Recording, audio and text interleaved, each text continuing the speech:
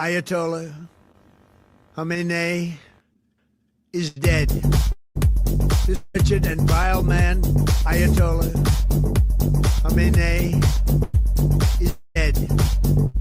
This wretched and vile man, Ayatollah Khamenei, is dead. This wretched and vile man, Ayatollah Khamenei, is dead. This wretched and vile man, Ayatollah Khamenei, is dead. This wretched and vile man, Ayatollah Khamenei, is dead. This wretched and vile man, Ayatollah Khamenei, is dead.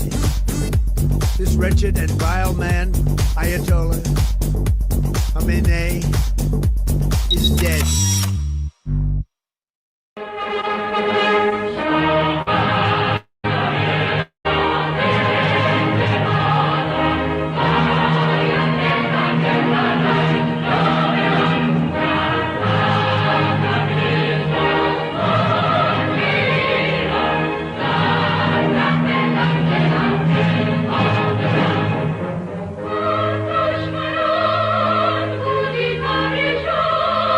No!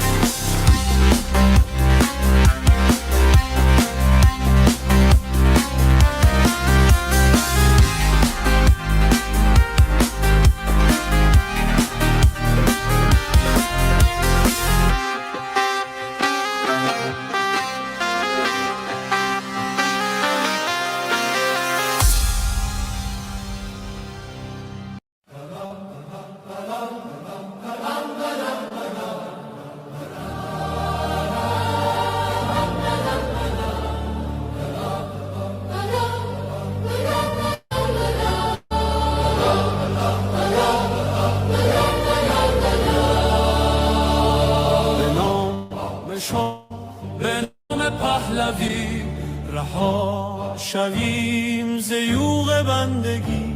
شب سیاه ما ز نور شاه سپید دم شود ز فر پادشاه. به نام شاه همه صدا شویم برای میهنم من و تو ما شویم.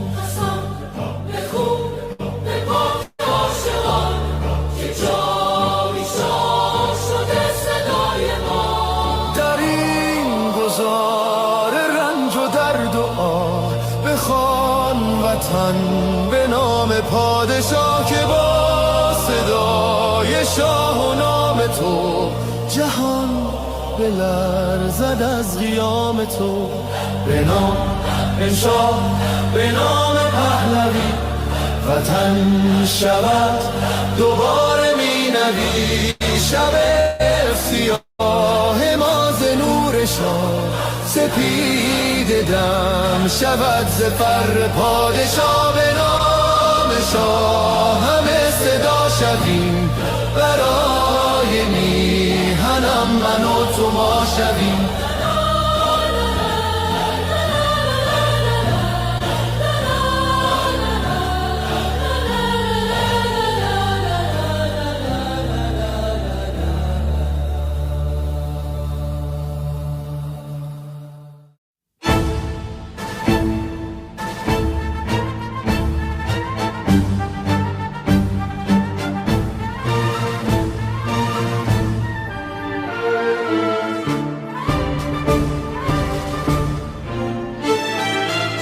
نام جاویده وطن صبح امید وطن جلوه کن در آسمان همچو مهر جاودان.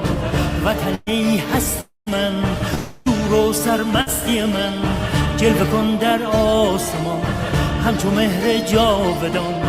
بشنو سوز سخنم که هم آواز تو منم همه جان و تنم وطنم وطنم وطنم وطنم. بشنو سوز سخنم که نواگر این چمنم همه جان و تنم وطنم وطنم وطنم وطنم.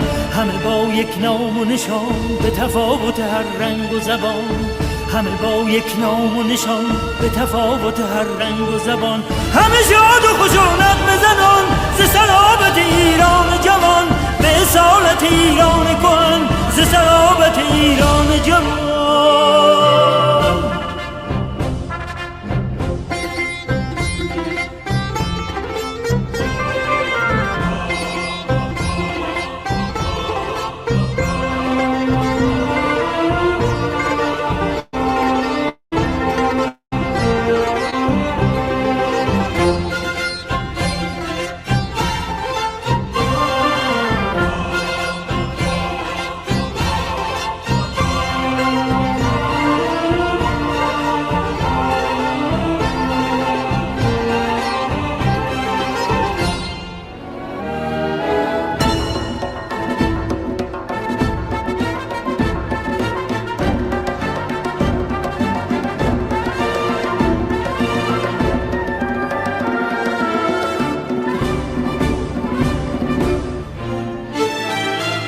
نام جاویده وطن صبح امید وطن جلوه کن در آسمان همچو مهر جاودان.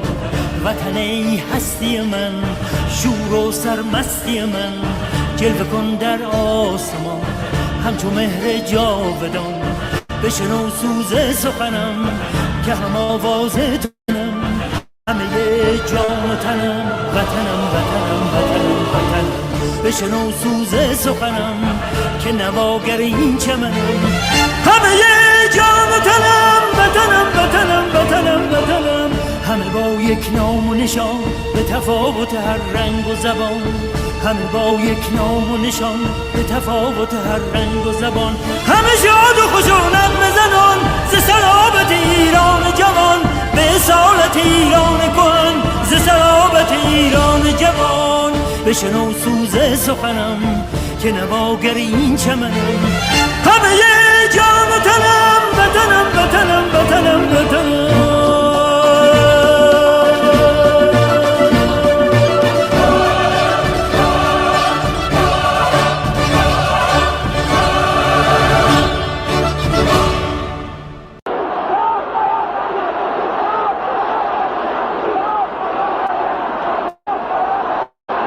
When you look at the crowds today, you have maybe 5,000-6,000 people here. On the streets yesterday, 1 million people, 1 million Iranians in the street for the Ayatollah Khomeini. Does that not give you concern? Does that not make you afraid? Because they are afraid, yeah, that's right. And most of the people don't say anything because they are afraid. And they are in silence, you know, they don't say anything. Is this the silent majority of Iran out here now? Yes, that's right. Do you want the Shah to return? Yes, Shah, return to the country.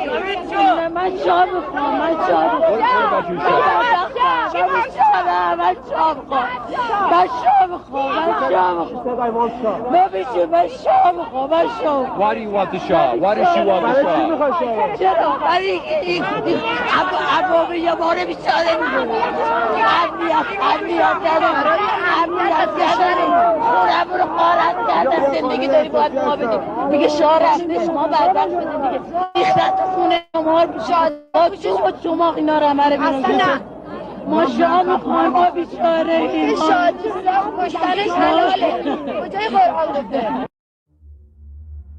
Across Iran, ordinary people took to the streets in peaceful protest.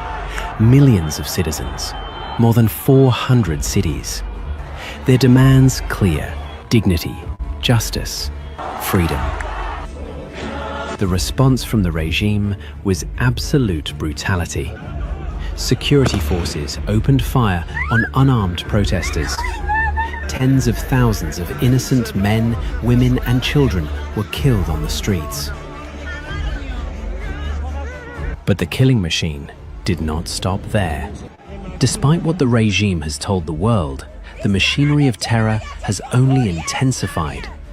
Dozens of detainees, many of them children, are being forced to confess to crimes they never committed. چه حکمی به شما دادن؟ چه حکمی؟ حکم شما محاربه است. خب میشه بگید محاربه چیه لطفا؟ من نمیدونم چیه بابا. اعدام. تو رو خدا آقا. تو رو خدا اعدام بده. آقا من غلط کردم. گو خوردم. تو رو خدا آقا. با غلط کردن تو چیزی درست میشه؟ به خدا من اونجا بیکار بودم. من از جامعه به خدا خطری ندارم. آقا من غلط کردم. گو خوردم. Right now, at least 8 people are at risk of imminent execution. Their lives can be taken at any moment. These are not criminals. They are peaceful citizens who dared to hope for a better future. The world must not look away. The world must not negotiate with a regime that has an insatiable lust for blood. The world has a moral obligation to stop this cycle of terror, now and for good.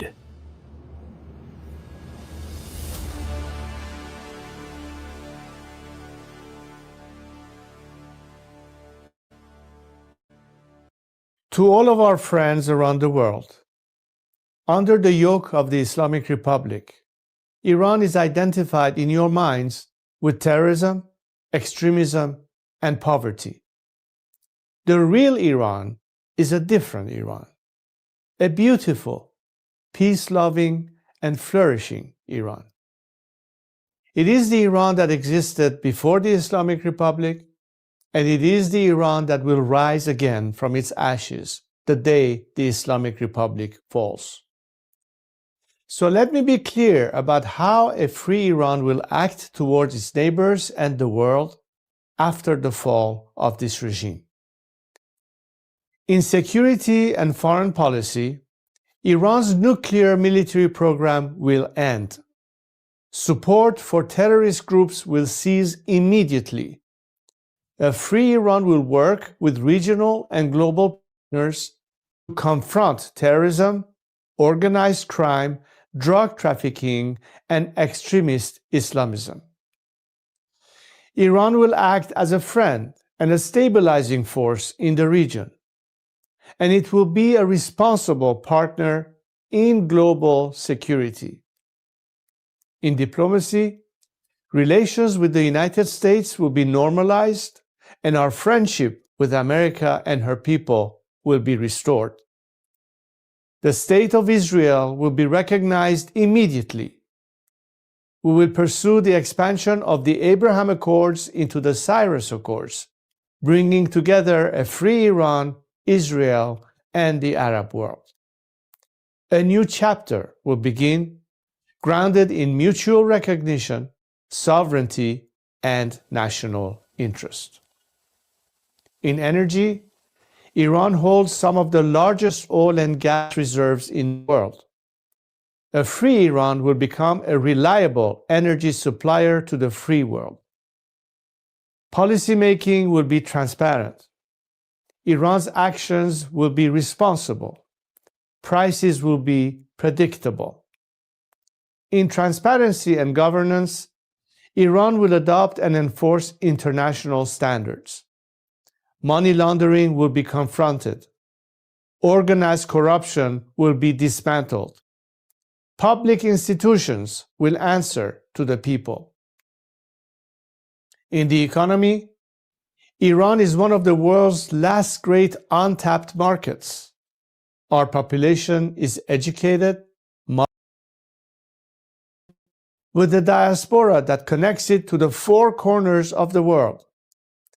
A democratic Iran will open its economy to trade, investment, and innovation, and Iran will seek to invest in the world. Opportunity will replace isolation. This is not an abstract vision. It is a practical one, grounded in national interest, stability, and cooperation. To achieve this, now is the time to stand with the Iranian people. The fall of the Islamic Republic and the establishment of a secular, democratic government in Iran will not only restore dignity to my people, it will benefit the region and the world. A free Iran will be a force for peace, for prosperity, and for partnership.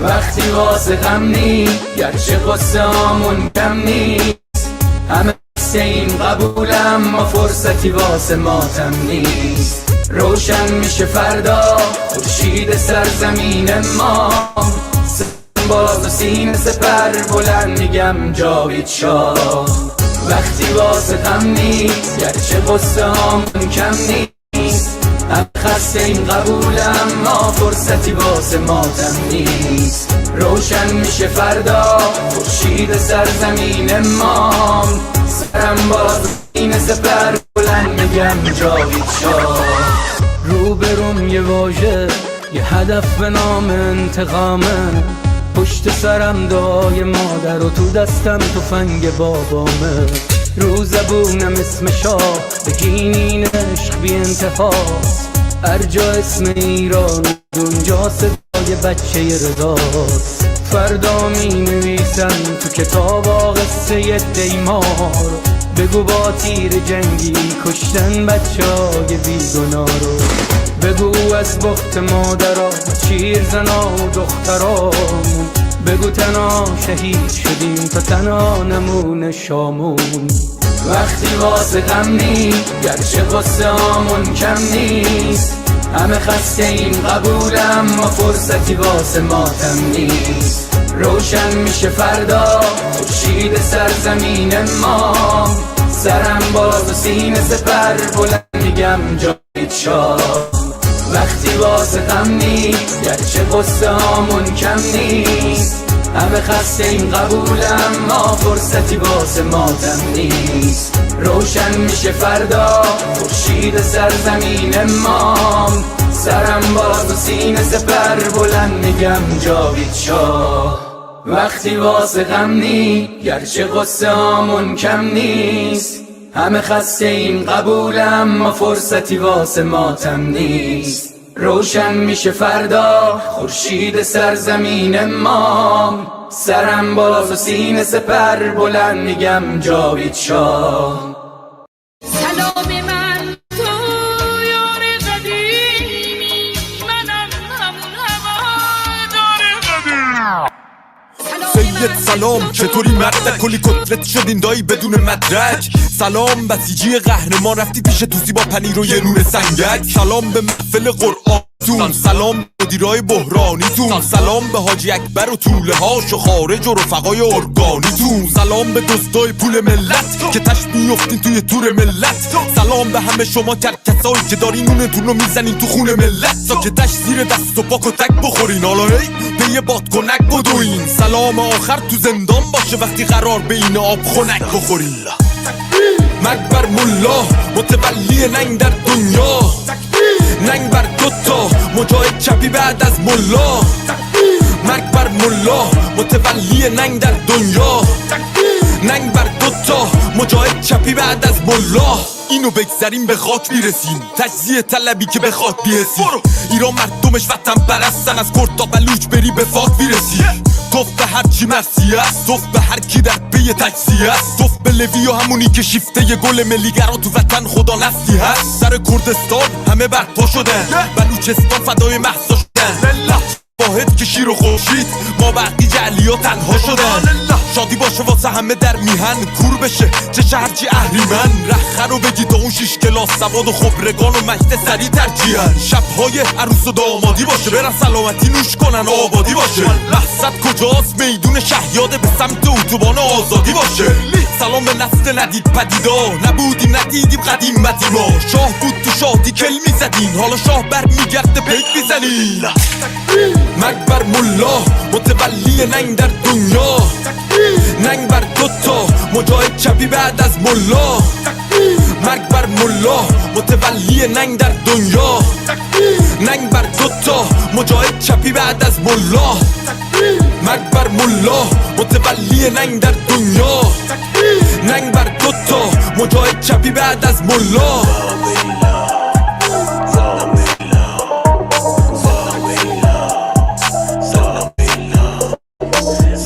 اگه به این خوشگلی با نو آیده بود اسم این مشخواهن رو توش بیاریم، ولی خب لازم بود دیگه. فکر کنم با نو آیده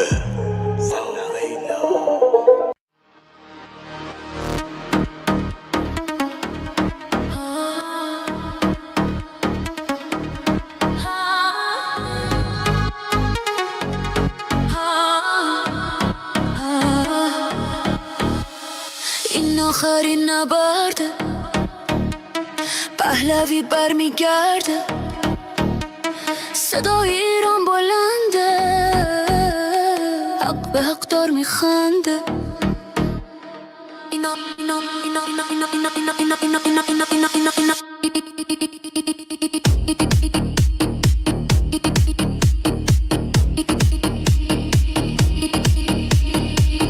تو خیابون رکبا شلیکه، آینده این جانی ها تاریکه. فقط برای حقمون خواستیم داد بزنیم، نمیذاریم این کشور رو به فنا بدیم.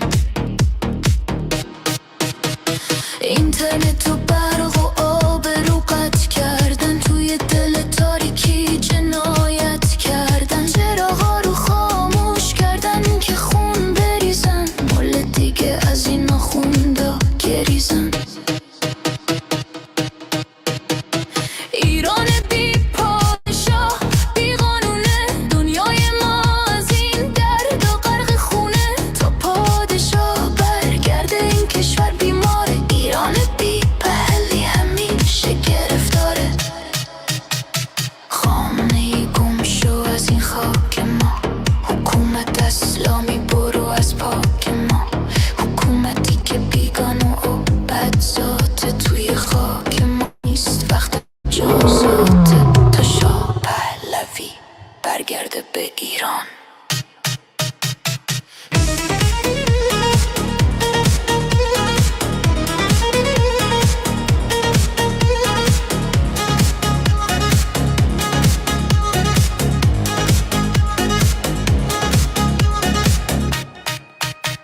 شما تروریست و قاتل و دزدید، گلوی ملت رو با بیرحمی جزید. با خون ما این کشور رو دزدیدید، از خشم این ملت مگه نترسیدید؟ ما یه زندگی ساده و آزاد میخوایم، صبح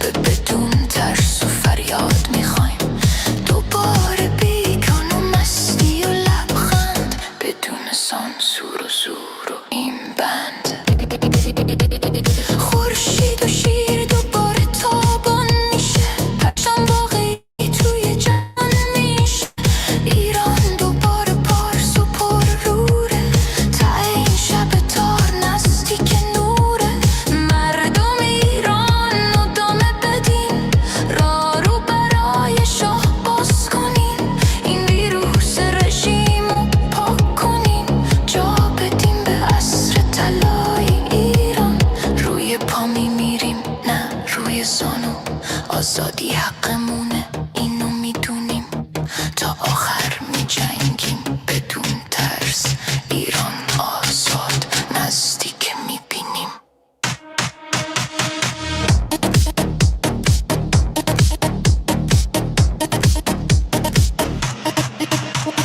این آخرین نبرده پهلوی برمیگرده صدای ایران بلنده پهلوی برمیگرده با باز شاه ایران بهش میشه تقدیر ما از نو نوشته میشه عدالت و افتخار زنده میشه دشمن ایران شرمنده میشه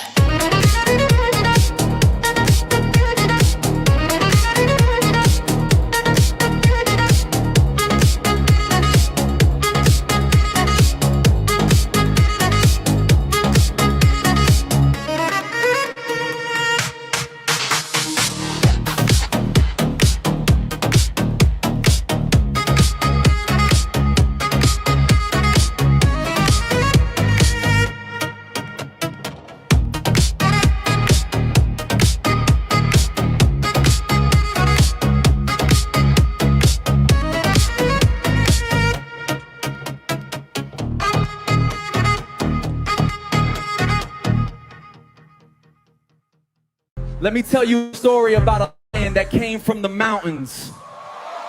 These mountains right behind you. Our lion, the lion of freedom, can only roam free and strong. But one day, some 47 years ago, liberal socialists had a different plans. Free healthcare and free speech was not good enough for them. The same lie you can see today in New York. They wanted everything for free, believing a bloodthirsty vulture is better than a majestic lion. The vulture placed his claws on the Quran, swearing he was God sent. Both liberal socialists and religion fanatics joined forces, believed he's the Messiah. The vulture promised them prosperity, but instead took their dignity, stole all their resources to sponsor terror, and disconnected them from the world, living our nation poor, isolated, and thirsty for water. But now our lion is back, and he's bringing help with him. While history repeats itself in New York and Minnesota, we gathered here today to turn the page on history and claim our lion back. Yeah, Azadi Square, let me see you make some noise. We came here to make history tonight. Azadi standing tall, we breaking down the walls. Everybody jumping now, answering the call. Look where we are right now, making history in my hometown. Screaming loud, let me hear the sound. Put your hands up and watch the world go round. Tehran, stand up, make some noise right now. We came here to rock the spot. This is Azadi, yeah, we made it to the stage. Put your hands up, let them feel the rage. Tehran, show me what you got. Inflation, inflation just we said an excuse, we came to uproot it. Breaking the chains, say it with me louder, till the oppression ends today. Azadi's underground sound, breaking through the silence. We ignite the streets, turn the stage into a riot. This is our moment now, feel the power rising. We end oppression now. Santa brought a New Year's gift from Jerusalem, wrapped up with a cherry gift from Washington. Shout out to Lion Elon Musk for the internet saving the people. Shout out to the Zionizer turning lionizer today. We love you, man. Shout out to Tommy, he's in the house. Shout out to Armin Navabi, the fighter of truth. Shout out to Nas Daily for upgrading our skills. Shout out to Erica LeBon, the brave lioness, standing brave and beautiful. We love you, Erica. Shout out to Goldie Gamari, the lioness, golden heart of our nation. Welcome home. Also, Amjad Taha is in the house, the man who fears nothing but God and the truth. Shout out to Emily Schrader, never giving up on us. Now internet is back in the house. Let's block Bushra Sheikh and BBC, because you know what they stand for. Put your hearts together for the return of the lion, the Shah of Iran. The future is ours. Together we rise, reaching for the stars.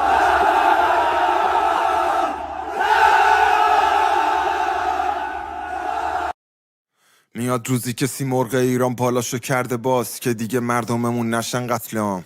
میشکنه طلسم نسل ما، پیش ما خالی جای همشون، جزو خوبای تاریخن همه رفته ها. رو تخت بیمارستان میزنن تیر خلاص، هیلگر و سیب طلا نشون میدن زیر عبا، رگ آدم و حفا رو میزنن با تیغ حلال. 72 ملت رو کشتن کجای سینه زن، لای داده مردم گم میشه آژیر گشت، مامورا تو پاره میشن زیر ماشین خشم.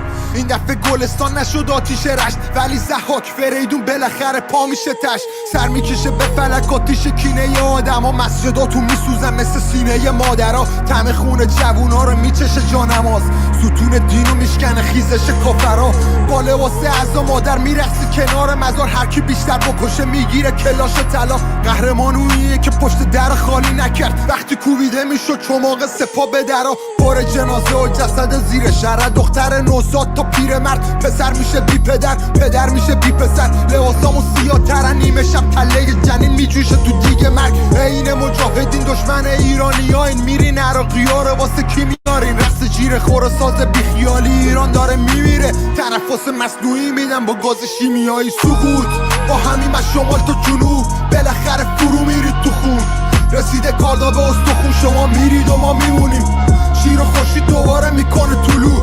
سقوط با همین از شمال تا جنوب، بالاخره فرو میرید تو خون، رسیده کاردا به استخون، شما میرید و ما میمونیم، شیر و خورشید دوباره میکنه طلوع.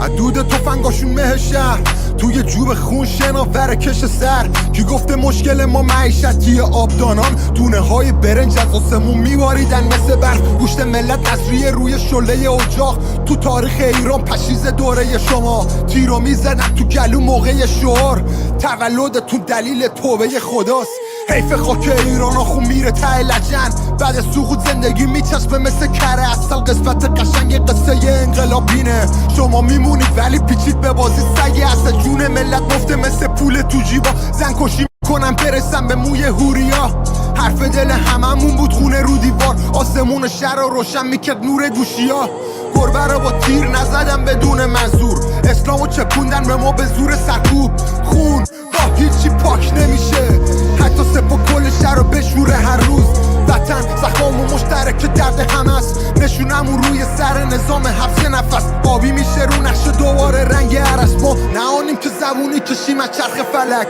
سقوط با همین از شمال تا جنوب، بالاخره فرو میرید تو خون، رسیده کاردا به استخون، شما میرید و ما میمونیم، شیر و خورشید دوباره میکنه طلوع. سقوط با همین از شمال تا جنوب، بالاخره فرو میرید تو خون، رسیده کاردا به استخون، شما میرید و ما میمونیم، شیر و خورشید دوباره میکنه طلوع. مامان من میرم، مامان من میرم، اما همیشه با تو هم، پروانه بنفشی دیدی منم، ابرهایی در آسمان دیدی منم، گلی که بر سر راحت افتاد منم.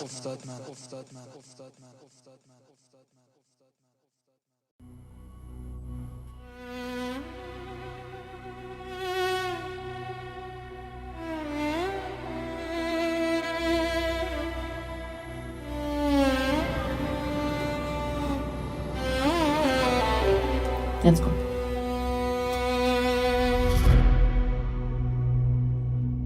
میخوام بگم از دلم، از عشق به این میهنم، به امید روز شکست دشمن، شاه برمیگرده به وطن.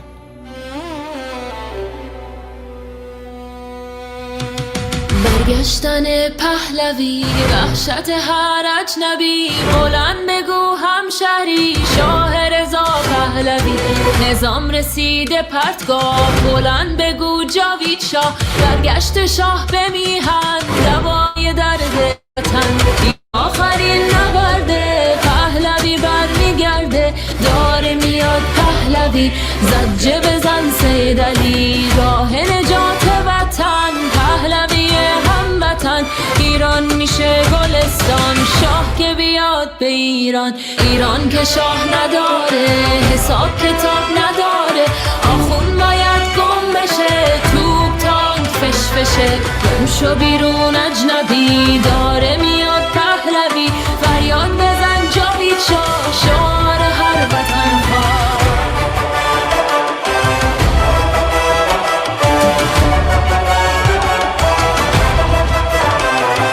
ما شاه میخوایم نه ملا، بذار بشنوه دنیا، ایرانی داد بزن، شاه تو فریاد بزن برگشتن پهلوی وحشت هر اجنبی بلند بگو هموطن شاه رضا پهلوی فریاد بزن شاه شعار هر وطن خواه بلند بگو جاوید شاه شعار هر وطن خواه فریاد بزن جاوید شاه شعار هر وطن خواه بلند بگو جاوید شاه شعار هر وطن خواه فریاد بزن جاوید شاه شعار هر وطن خواه بلند بگو جاوید شاه شعار هر وطن خواه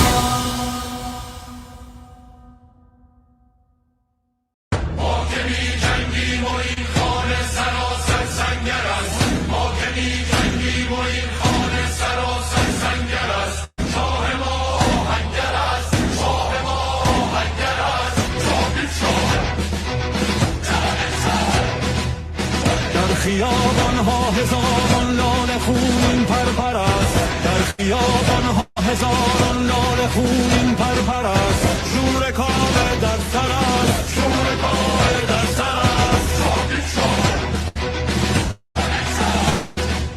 مرگ بر سرخاب گویی فاسدترین فاسدان مرگ بر سرخاب گویی فاسدترین فاسدان مرگ بر بنیادتان مرگ بر بنیادتان ما که بی جنگیم و این خانه سلاسل سنگر است ما که بی جنگیم و این خانه سلاسل سنگر است شاه ما آهنگر است شاه ما آهنگر است ما که بی جنگیم و این خانه سلاسل سنگر است ما که بی جنگیم و این خانه سلاسل سنگر است شاه ما آهنگر است شاه ما آهنگر است در خیابان‌ها هزاران لاله خونین پرپر است در خیابان‌ها هزاران لاله خونین پرپر است شور کاوه در سر است شور کاوه در سر است مرگ بر سرخاب گویی فاسدترین فاسدان مرگ بر سرخاب گویی فاسدترین فاسدان مرگ بر بنیادتان مرگ بر بنیادتان ما که بی جنگیم و این خانه سلاسل سنگر است ما که بی جنگیم و این خانه سلاسل سنگر است شاه ما آهنگر است شاه ما آهنگر است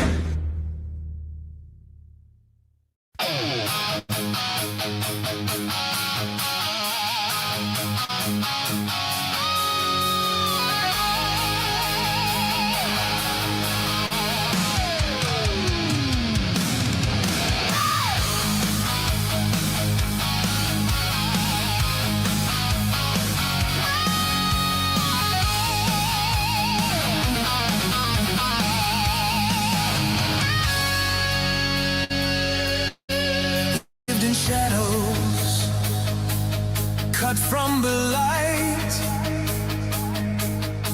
sirens and gunfire in the dead of night. They took our voices, they shut the net, the not our will, not our regret. Now hear us say, without any apology, America, send your angels of liberty. Angels of liberty, unleash your fire, and the Islamic regime lift us higher. Angels of liberty, hear our cry. Freedom is born when you fill our sky. Angels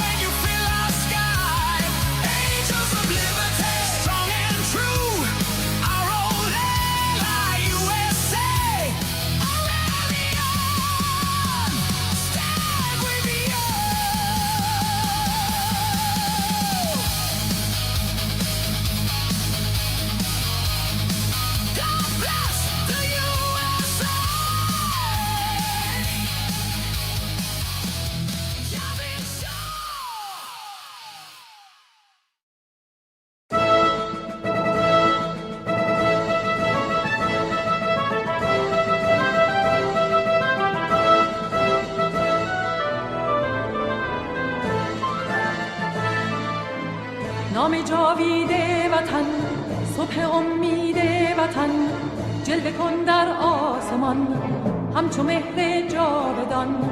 وطن ای هستی من، شور و سرمستی من، جلوه کن در آسمان همچو مهر جاودان. بشنو سوز سخنم که هم آواز تو منم، همه جان و تنم وطنم وطنم وطنم وطنم. بشنو سوز سخنم که نواگر این چمنم، همه جان و تنم وطنم وطنم وطنم وطنم. همه با یک نام و نشان به تفاوت هر رنگ و زبان، همه با یک نام و نشان به تفاوت هر رنگ و زبان. همه شاد و خوش و نغمه زنان ز صلابت ایران جوان، ز صلابت ایران جوان، ز صلابت ایران جوان. من به نام فرماندهی این شاهنشاهی جاودان با تاریخ ایران پیمان می‌بندم که این حماسه زرین ایران نو تا پیروزی کامل ادامه خواهد یافت و هیچ نیرویی در جهان یارای برابری با پیوند فولادین شاه و ملت را نخواهد داشت. دیگر شبیخونی نابهنگام ما را غافلگیر نخواهد کرد، زیرا که ملت ایران و نیروهای مسلح آن که از ملت برخاسته‌اند و از قدرت لایزال ملی نیرو می‌گیرند، برای پاسداری سرزمین مقدس خویش روز و شب بیدارند. دیگر بیگانه و بیگانه پرست را امکان رخنه در بنای استوار حاکمیت ملی ما نخواهد بود. نام جاوید وطن، صبح امید وطن، جلوه کن در آسمان همچو مهر جاودان. وطن ای هستی من، شور و سرمستی من، جلوه کن در آسمان همچو مهر جاودان. بشنو سوز سخنم که نواگر این چمنم، همه جان و تنم وطنم وطنم وطنم وطنم. همه با یک نام و نشان به تفاوت هر رنگ و زبان، همه با یک نام و نشان به تفاوت هر رنگ و زبان. همه شاد و خوش و نغمه زنان ز صلابت ایران جوان، ز صلابت ایران جوان، ز صلابت ایران جوان. بشنو سوز سخنم که نواگر این چمنم، همه جان و تنم وطنم وطنم وطنم وطنم.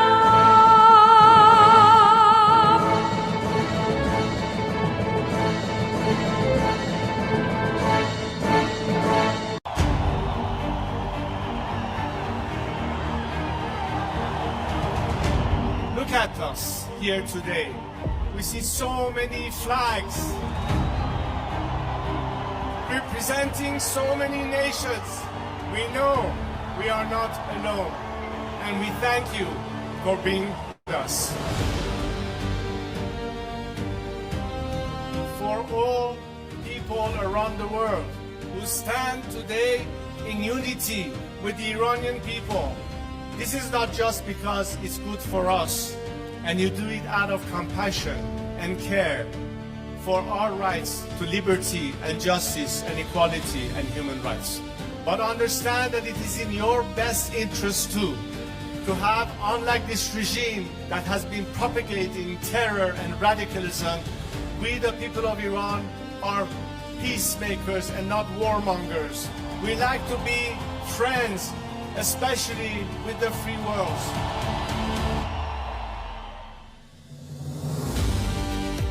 We'd like to be able to have the best neighborly relationship with the people of our area and the region, with the Arab countries, with Israel, and all our other neighbors.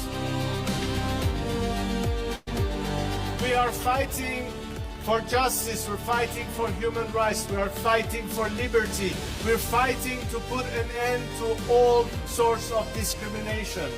Because as an Iranian, I stand here to tell you that I've dedicated 47 years of my life because I think that my country deserves far better than what we have right now.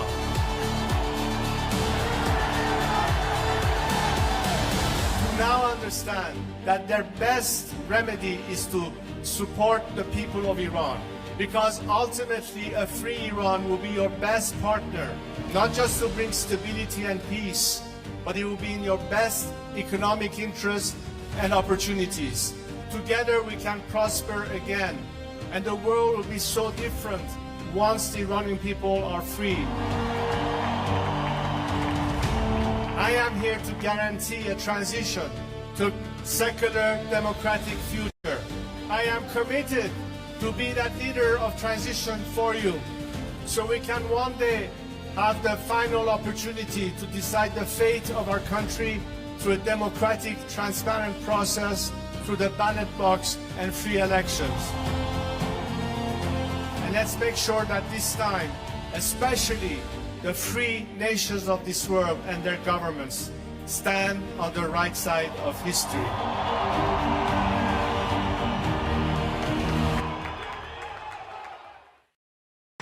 Ayatollah Khamenei is dead.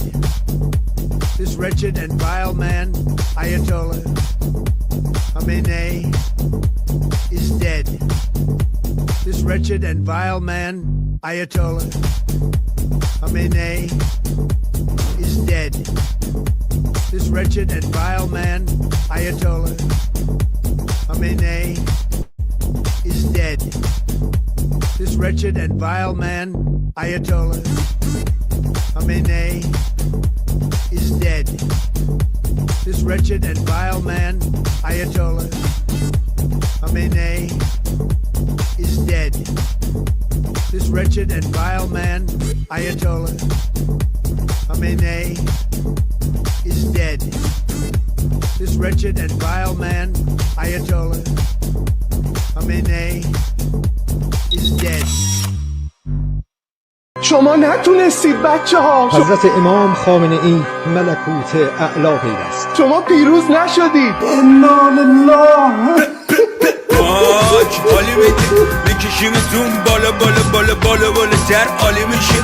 ماشین پر میاد خالی میری جانی دیگه ساقی کی همه چی که داره قاطی میشه.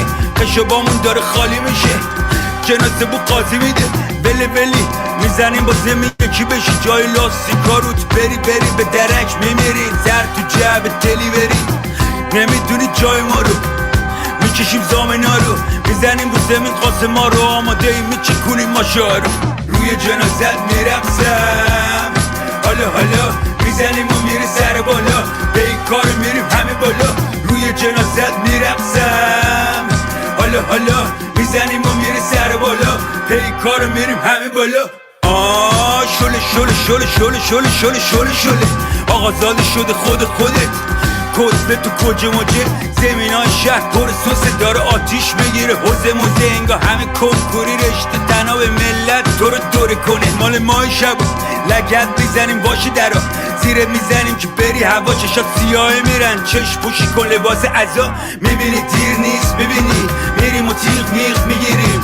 میکنیم تیز میز میشینیم میکنیم ریز ریز میمیریم روی جنازت میرقصم حالا حالا میزنیم و میره سر بالا به این کار میریم همه بالا روی جنازت میرقصم حالا حالا میزنیم و میره سر بالا به این کار میریم همه بالا چقدر سر حالم از من تک شما همه با هم کت تا چقدر تر تا زن جمع ما جمع همه پاین صف میکنیم تن و بارم رفیقاتم همه پک و پارن فواره کر رگ پارد برو خونیمونی نشه پاچه میکنیم شب و صفا میگیرین شب و عزا میریزه سر تو بلا ملا بدنا میشه از سر و سوا دوا موا چیه ادا مدا مپا ساس فتا متا باجا ماجا ناجا ماجا بسیجی و برادرم میرن همه هوا روی جنازت میرقصم حالا حالا میزنیم و میره سر بالا به این کار میریم همه بالا روی جنازت میرقصم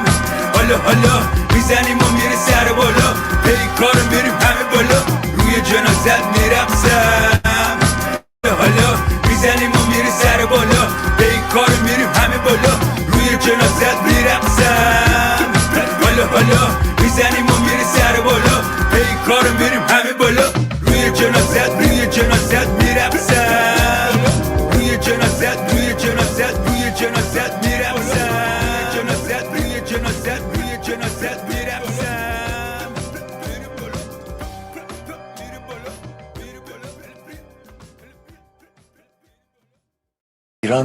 غرق انقلاب است.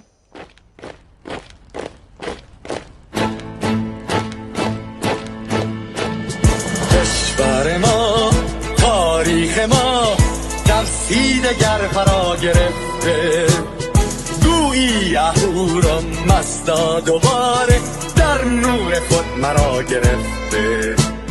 اکنون سرودی سر میدهم باز فارغ از رنج و تشویش. ایران غرق انقلاب است، به پیش به پیش به پیش. ایران غرق انقلاب است، به پیش به پیش به پیش. هن ای پدر، هن ای پسر، برخیز و با ما شو همگام، تا درد آن تجربه تلخ ما را نکشیده در آب. بگذار هر دم بغرند گرگ‌ها دم لباس میش. ایران غرق انقلاب است، به پیش به پیش به پیش. ایران غرق انقلاب است، به پیش به پیش به پیش. ای کارگر، ای برزگر، راحت کنون ادامه دارد در این زمان که پرتاب یزدان از هر سو بر تو میبارد. پس پیش به سوی آزادی از بحر خزر تا کیش. ایران غرق انقلاب است، به پیش به پیش به پیش. ایران غرق انقلاب است، به پیش به پیش به پیش. خلقا به پا بهر دفاع از استقلال و آزادی، تا بشکنیم پشت ارتجاع تیریزی ویران آبادی. تا زنده سازیم سنت‌های می از بر بالین و کیش.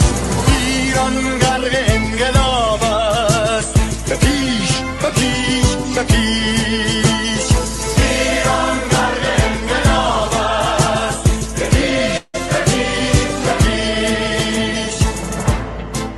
با امید روزی که تمام این دلبشور و انقلاب تموم بشه و ما در روشنایی، نور و سعادت مردم کشورمون غرق بشیم. نه خارجی نه بیگانه، نه مستشارهای ویرانی، نه چیر خاران نه کاسلیسان، فقط هم رزمان ایرانی. تا با شرافت میهنی بسازی بهر فرزندان خویش. ایران غرق انقلاب است، به پیش به پیش به پیش. ایران غرق انقلاب است، به پیش به پیش به پیش. مردان بیایی داخل صف ما، اکنون که آغاز رویاست. دشمنان بدانید ما زنده هستی، بعد از ما هم ایران پابرجاست. آن روح شیطان ما را فریب داد با صد شعار مردمیش. ایران غرق انقلاب است، به پیش به پیش به پیش. ایران غرق انقلاب است، به پیش به پیش به پیش. پرچم ما، پرچم ایران غرق خون شهیدان، روی شانه هامان حمل میکنیمش در هر خیابان و میدان. تا ماسک دلغکان را برداری از روی تسبیح و ریش. ایران غرق انقلاب است، به پیش به پیش به پیش. ایران انقلاب است، به پیش به پیش به پیش.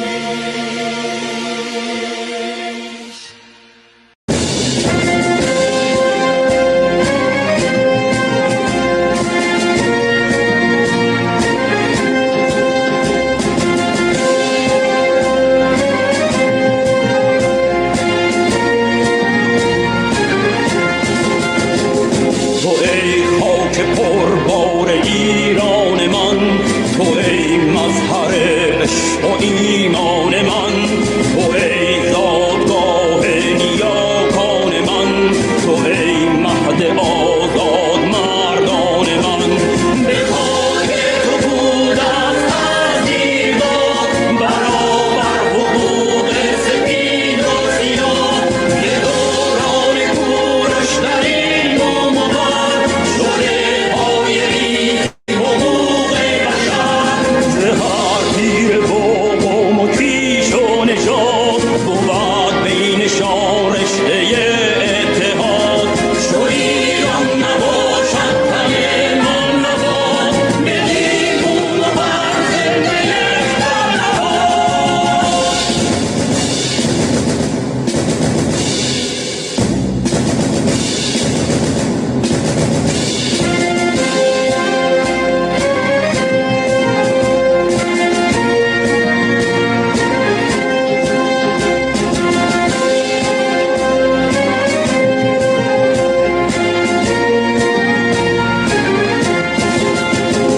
جهان آفرین تا جهان آفرین، نیاورد جز مهر و نیکی پدید.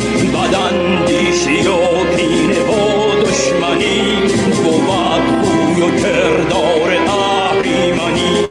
زمیندار گفتار و کردار نیک، همیشه پدید آید آزارنی. چو ایران ما مهد زیبایی است، مهین سرزمین اهورایی است. دلم می‌کند هر دم آهنگ تو، که ننگ است ماتم به فرهنگ تو. چو ایران نباشد تن من نباد، بدین بوم و بر زنده یک نهاد.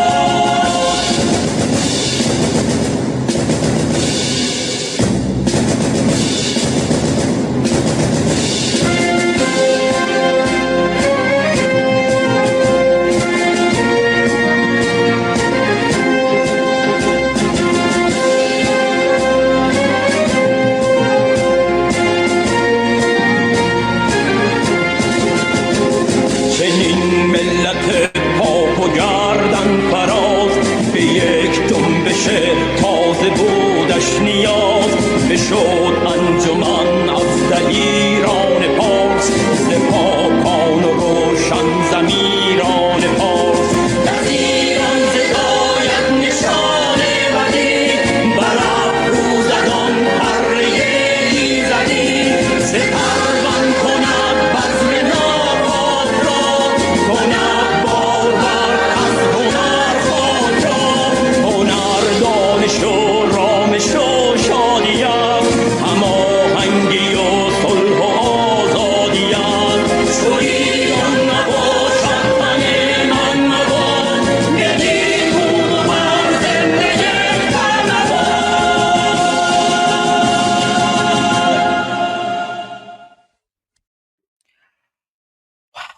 Durud, patriots, Durud, our Hamihans from all around the world. Good morning, good afternoon, good evening, wherever you are. Welcome to day 66 of Iran Revolution Live. Guys, we have been doing this for 66 days now, and it's an honor for me to introduce your wonderful and amazing host, Armin Navabi. Oh my God, and it's my honor to introduce our amazing host, Goldie Qamari, the wonderful, amazing Goldie Qamari. Armin, how are you doing? I'm doing so good. Every day better than the day before. Can't get any better. Armin, so this is day four of the humanitarian intervention. I don't call it a war, so we can call it a targeted strike, limited strike, I like to call it a humanitarian intervention. Based on the doctrine of the responsibility to protect. So we're in day four. And they just boomed all the akhunds. They boom boom. Oh my God, yes, they did. They boom boomed. The akhunds on Ramadan. Oh my. Oh my god. I can't believe it. Oh my god. Why are they still meeting with each other, by the way? Don't they know that they're gonna go? It's a No. Oh, Patipta is here as well. درود. تو Hi, چشمت Patipta. روشن. شنیدم همه آخوندا رو بوم بوم کردن. شاد درود باش، درود. شاد باش، پتیپتا، شاد شاد باش باش. به شما. درود. آره مثل اینکه Oh my god. That's so Islamophobic, by the way. Sohail is saying this shit. Why? That is very Islamophobic. Sohail, come join us. We want to hear you say how Islamophobic that is. Remember Ilhan Omar and all these other people were like, oh, you can't attack during Ramadan because that's Islamophobic. And we're like, what are you talking about? Iran's not a Muslim country. Like, we don't care about that nonsense. Oh, this is better than I could have ever. imagined. And not only they're boom booming mullahs, they're boom booming them while they're picking the next supreme leader. That is the beauty of it, which means that the most important mullahs were gathered in the same place. And those were the ones who were the most important mullahs were sitting next to each other, picking the next supreme leader, and they targeted that. That means the highest ranking mullahs were they just went to smithereens. Well, Armin, so they're not just the highest ranking mullahs. Oh, there we go. Sohail is here. Welcome, Sohail. Yes. Armin, Hi, they're not just the highest ranking mullahs. They are the Islamic regime. They are the Islamic regime. And the Basij and all those other people, they're the Islamic Revolutionary Guard Corps. They were created for the purpose of protecting and preserving the Islamic regime. But now the Islamic regime is gone. Yeah. 7 people left. These 7 people gone, there will be nothing left. Just only 7, in my opinion. 7. We have a lot of news to go through, starting with like the king's speech and the queen. The queen put out a statement. Yes, I have that ready. Yeah. So we'll go to the king and the queen, but why don't we just, Potipto, hello, welcome. I'd love to hear from you, maybe a few words and thoughts on what's going on, and then we'll hear from Sohail, and then we'll go straight to the news. Potipto, what's it like in Iran? you know what? It feels great in Iran. What it could be.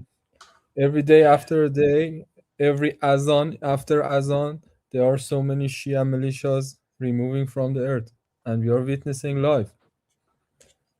It's not a lie. You can smell burned ashes of them in the street when you walking in the street, and Is it's everyone truly- making toilet?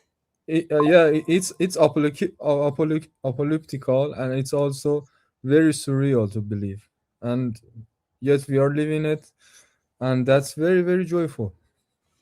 So, Potipto, I have a question for you really quickly, because a lot of people are asking, do you feel safe? Because, there's a lot of like lefties, there's a lot of like Democrats, there's a lot of like communists and jihadis, and they're like, hands off Iran, right? Like, you are in occupied Iran right now. And so, you're wherever you are, there's lots of boom booms going on. How do you feel? What's the news that you're getting? Are people scared? Are they angry? Like, what's going on? First of all, thank you for asking this matter. It's a very important matter, and I have a very, very short answer for this matter. And what's going to happen in Iran? It's belong to Iranian people to choice. So no one from other worlds or other sides, especially them who are actually our enemies, cannot decide from us or cannot be voice of us in Iran. So this is the main answer. And if I want to talk about the mood we are experiencing here, it's like for everyone in Iran, it's like being in a prison for a long time. You even forget about freedom. And these boom booms are rings of the bells of the freedom. So people hearing them and get excited when they are hearing these booms. And to be fair, the attacks are very very surgical, and do not know nobody in Iranian streets or Iranian patriots who are fighting for Iran freedom that contains about 80 to 90% of people, as you saw what happened in the streets. So believe no one of them are going to be terrified or going to be feared of these boom booms, because we saw much worse than this in the streets for about last month or last 2 months or last years. So the conclusion is people are here with brave personals and people in arm of Israeli army and Israel and United States army, and very very very thankful and very grateful for them to in fact put their lives in danger in this matter. So we are even looking to همونجوری که خودمون میگیم جبران کنیم براشون. So Potipto says, so you know the analogy that Potipto gave. Let me give you like a similar one. So basically, I actually saw another Iranian post this on X.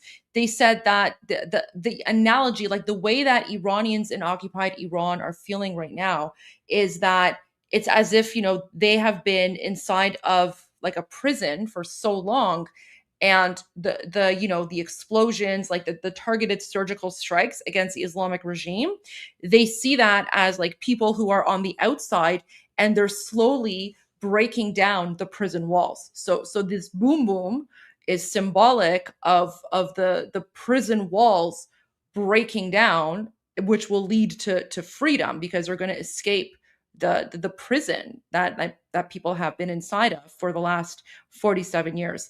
Potipta, sorry, super quick, my apologies. Someone in the chat is very, very concerned about the situation in Rasht. They haven't heard anything from their family. Do you have any news about Rasht? Is everything okay there? I know a lot of like the من بهشون internet. فارسی جواب میدم دیگه، چون خانواده‌شون توی رشت هستن و میخوام بگم که با اطمینان خیلی زیاد میتونم بگم که برای کسی اتفاقی نیفتاده، چون چندین نفر دیگه هم هستن توی رشت، صومعه، سرا، لاهیجان که خانواده‌هاشون من پیگیر شدم، همشون حرفشون این بود که ما جامون امنه و به حرف پرزیدنت گوش کردیم، به حرف شاهزاده گوش کردیم، توی خونه‌ها میمونیم تا بگذره. Perfect. Thank you so much, Potipto. All right, Sohail, welcome. Maybe a few words from you, and then we'll go to the news. درود.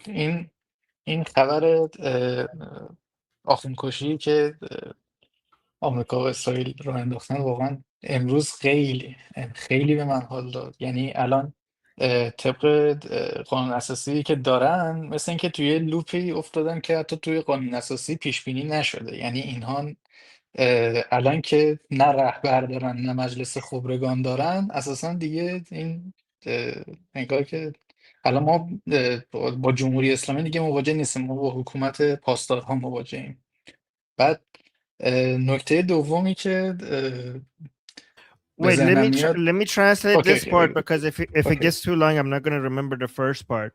So Sohail is saying, first of all, these mullahs being taken out is such a good news to us. Like, it's giving us a lot of positive, energy and everything. Like they're overjoyed, and also he's saying that, guys, there's a Majlis al-Khobragan, or the Council of the Wise. Yeah, the Wise Council is supposed to pick the next supreme leader. And Sohail is saying that the current situation is that they don't have any supreme leader, but Israel just also took out the Wise Council. That means we're in a situation that under the Constitution of the Islamic Republic has never been predicted. So we're in a situation that they don't even have a solution for. Not only they don't have a supreme leader, the body that picks a supreme leader also just was blown up as well. So Sohail is saying this is a very bizarre situation for the Islamic Republic that they have never, they don't have a solution for. And Sohail is saying that means that right now we're not dealing with the Islamic Republic anymore. We're dealing with maybe just the ruling of IRGC, but not Islamic Republic. So Hell is saying Islamic Republic is gone. We still have IRGC, but there's nothing left of the Islamic Republic. All right. بعد نکته دوم راجع به اینه که قطر که هدف حمله قرار گرفت و خیلی کشور عربی توی منطقه، به نظر من این حملاتی که بهش از طرف جمهوری، از طرف سپاه شد، قطر رو کم کم دیگه داره به این سمت میبره که دیگه یه سریا رو توی غرب که انزواگرایی رو تبلیغ میکردن، اینا رو اینجور چیزا رو تبلیغ میکردن، دیگه از اینا حمایت نکنه. و من چیزایی که دارم Wow, good میبینم، point. من چیزایی که دارم میبینم از آنا کاسپاریان و چنک اویغورو تا کارسون اینه که خب این یه جوری دارن جیغ و داد میکنن، میزنن تو سر خودشون که به نظر من طبیعی نیستش. So Did you see me on Pierce Morgan yesterday? آره دیگه I بودم. should آره دیگه translate this before I forget what Sohail said. So let me just translate it because I might forget what he said.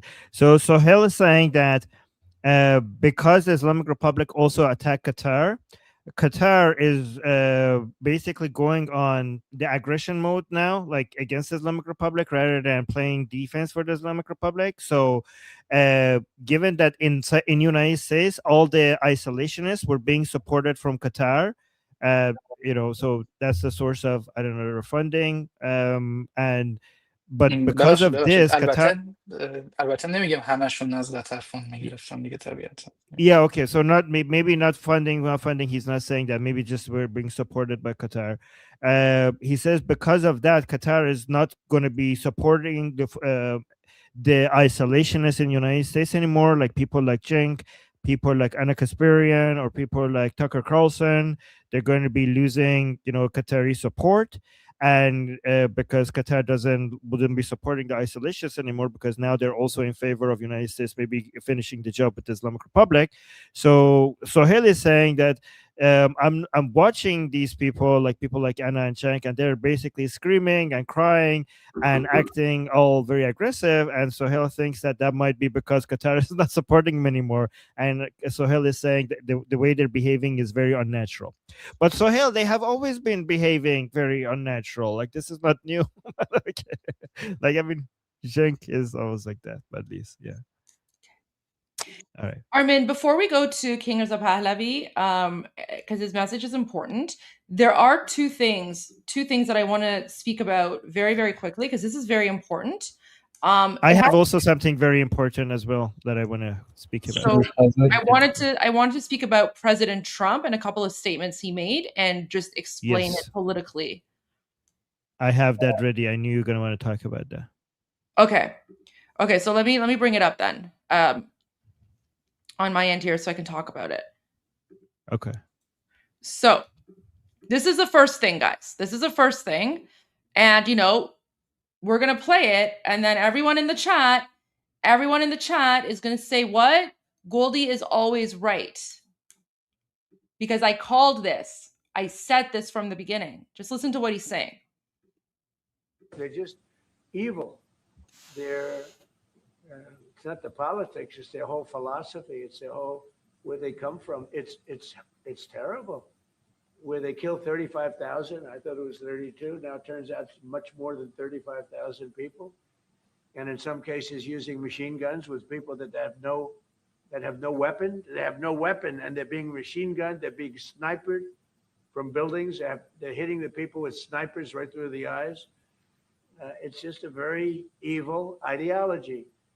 And nobody's really seen anything like it.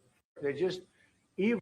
So remember when everyone was getting upset when President Trump was saying, we've heard it's like 3,000 people who've been assassinated. He never mentioned the machine guns. He never mentioned the violence. He never spoke about that. He just kind of pretended like he didn't really know what was going on. And a lot of people were like, how can he not know what's going on? How can he not know? Like the pictures. And remember, even at one point, he made a statement where he's like, well, I don't even know if, if the deaths are due to the regime. I've heard that there was a stampede. You know, people remember Armin? He was like, people were running through the crowd and there was a stampede, and and then everyone was like, Yeah. what are you talking about? There's no evidence of that. And I was like, people, President Trump knows exactly what's going on. He's trying to catch the Islamic regime off guard. So here's my analysis of that really quickly. I said from the beginning that President Trump was downplaying the horrific massacre of the terrorist Islamic Republic because he wanted the Muslim Nazis to think he didn't know what was going on. He wanted to lower their guard while he was preparing to attack. And I was right. Right? So President Trump wasn't downplaying the violence or anything like that because he didn't know what was going on.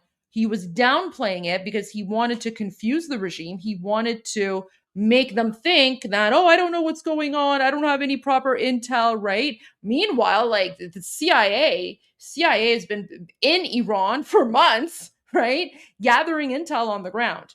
Okay, so President Trump was deflecting. He was deflecting because he didn't want the regime to know how much he knows or how much the United States is in there, right? So that's the first thing.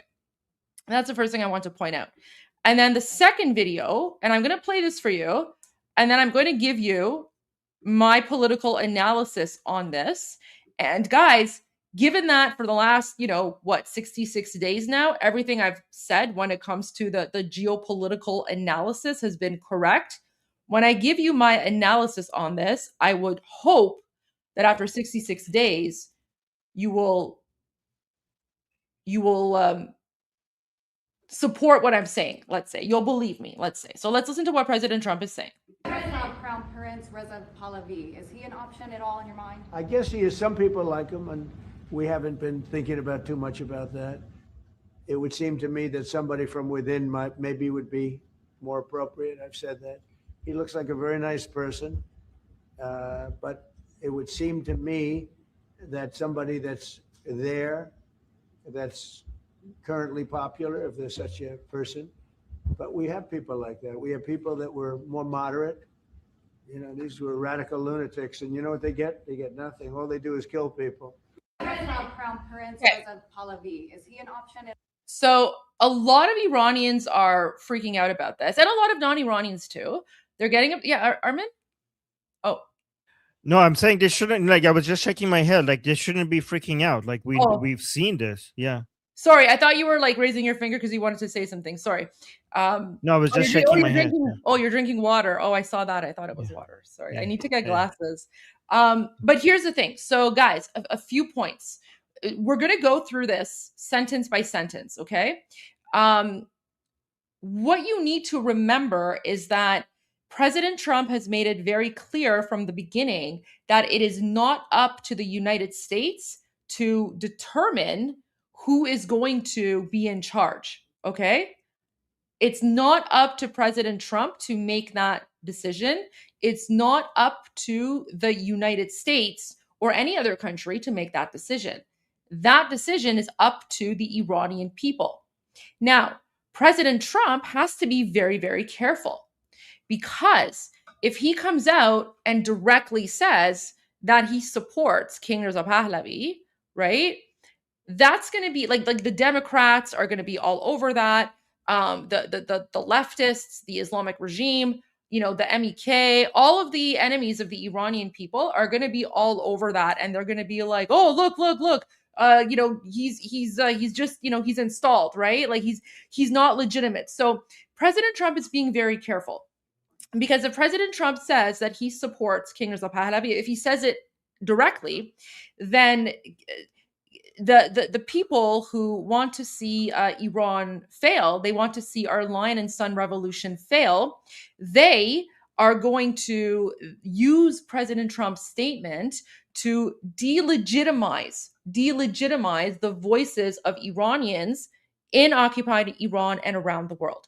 So what President Trump is saying here, he is actually respecting the right of Iranian people to self-determination, right? Self-determination means that we are the ones who determine who comes to lead us, right?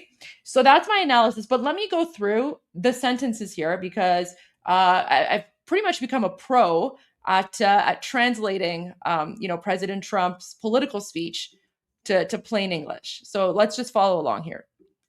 Crown Prince Reza Pahlavi, is he an option at all in your mind? I guess he is. Some people like him. So he's like, I guess he is, right?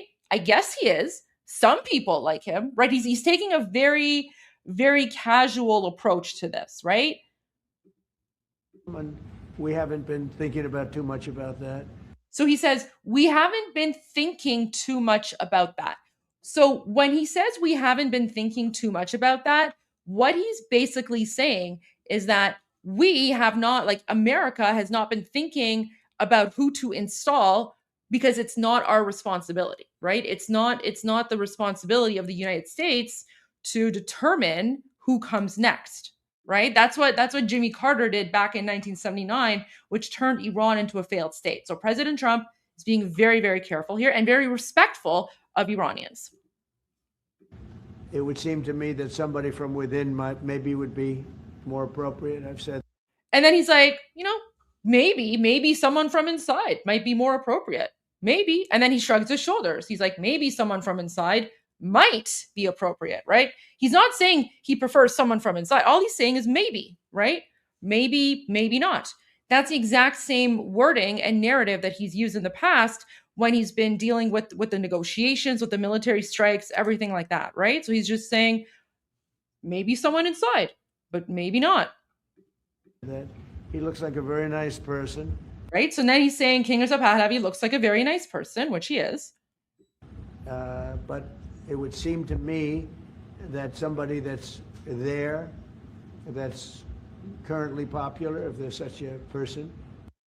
Guys, that's the key word. That's the key word. So what President Trump is saying is that if there's someone already in Iran, if they're already there, and then, if they're popular, right? But then he says, if there's such a person, right? So he's saying, he's bringing about it into question, right? Is there even someone in Iran that is popular enough? Does that person even exist? Right? That's why he says, if there is even such a person, right? Which we all know there isn't. We all know there isn't, right? So listen to this again, because he says the key word is if there is such a person. Currently popular, if there's such a person. But we have people like that. We have people that were more moderate. These were radical lunatics, and you know what they get? They get nothing. All they do is kill people. There you go. Excuse me, can I interrupt? Yeah, we're done. I have a comment on this matter. In fact, these are exact words of Princess of Pahlavi. We are looking for a ballot box, and ballot box have different possibilities.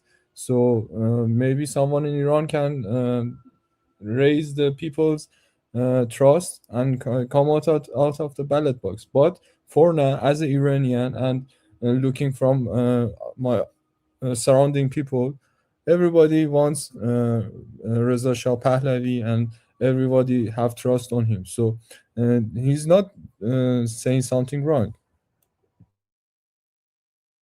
Well, 100%, I agree, because Crown Prince Reza Pahlavi, or as I call him, King Reza Pahlavi, he's not coming in as the leader. He's coming in as a transitional leader to prepare Iran for the ballot box. And we Iranians, we only trust him to lead us through that transition.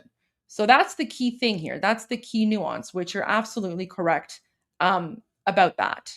So that's very, very important. And guys, right now we're in the war, so we have a lot of war updates. But Armin and I, for the last 60 days, we've also been speaking a lot about the Iran Prosperity Project and the transition plan. So we actually do have a transition plan that is peer-reviewed, published. Millions of Iranians provided feedback and comment on it, and it is publicly available online. And that transition plan is the plan that's going to transition Iran from an Islamic dictatorship to a functioning secular democratic society. So, once the war is over, and well, not the war, I shouldn't say war. Once the military strikes are over, we'll definitely be spending a lot of time going through the transition plan. We've spoken about it before. I'm happy to give a few elements of it here and there, just to give you guys some input into that. But guys, we already have a plan, and the plan has been around since the summer. And by the way, don't forget, Senator Lindsey Graham right now is in the process of creating, I guess, a bipartisan committee or something that will actually introduce this transitional plan to Congress, right? So President Trump can't say anything. Senator Lindsey Graham is working on introducing this transition plan into Congress. So we have a lot going on. Okay, Armin, those are my two really quick updates that I wanted to provide. So I wanted to add something to this. Of course. For anybody who might not be convinced by the fact that President Trump has been doing this for a while, basically confusing the Islamic Republic, and then basically using that as a way to surprise them. And now we have seen this since the 12-day war, right? First of all, one thing that why you might ask yourself, why would we need to play these games with the Islamic Republic anyways, given that the Islamic Republic is so weakened by now? They don't have any leverage anymore. They can't do anything anymore. So why even confuse them? Why even play these games with them?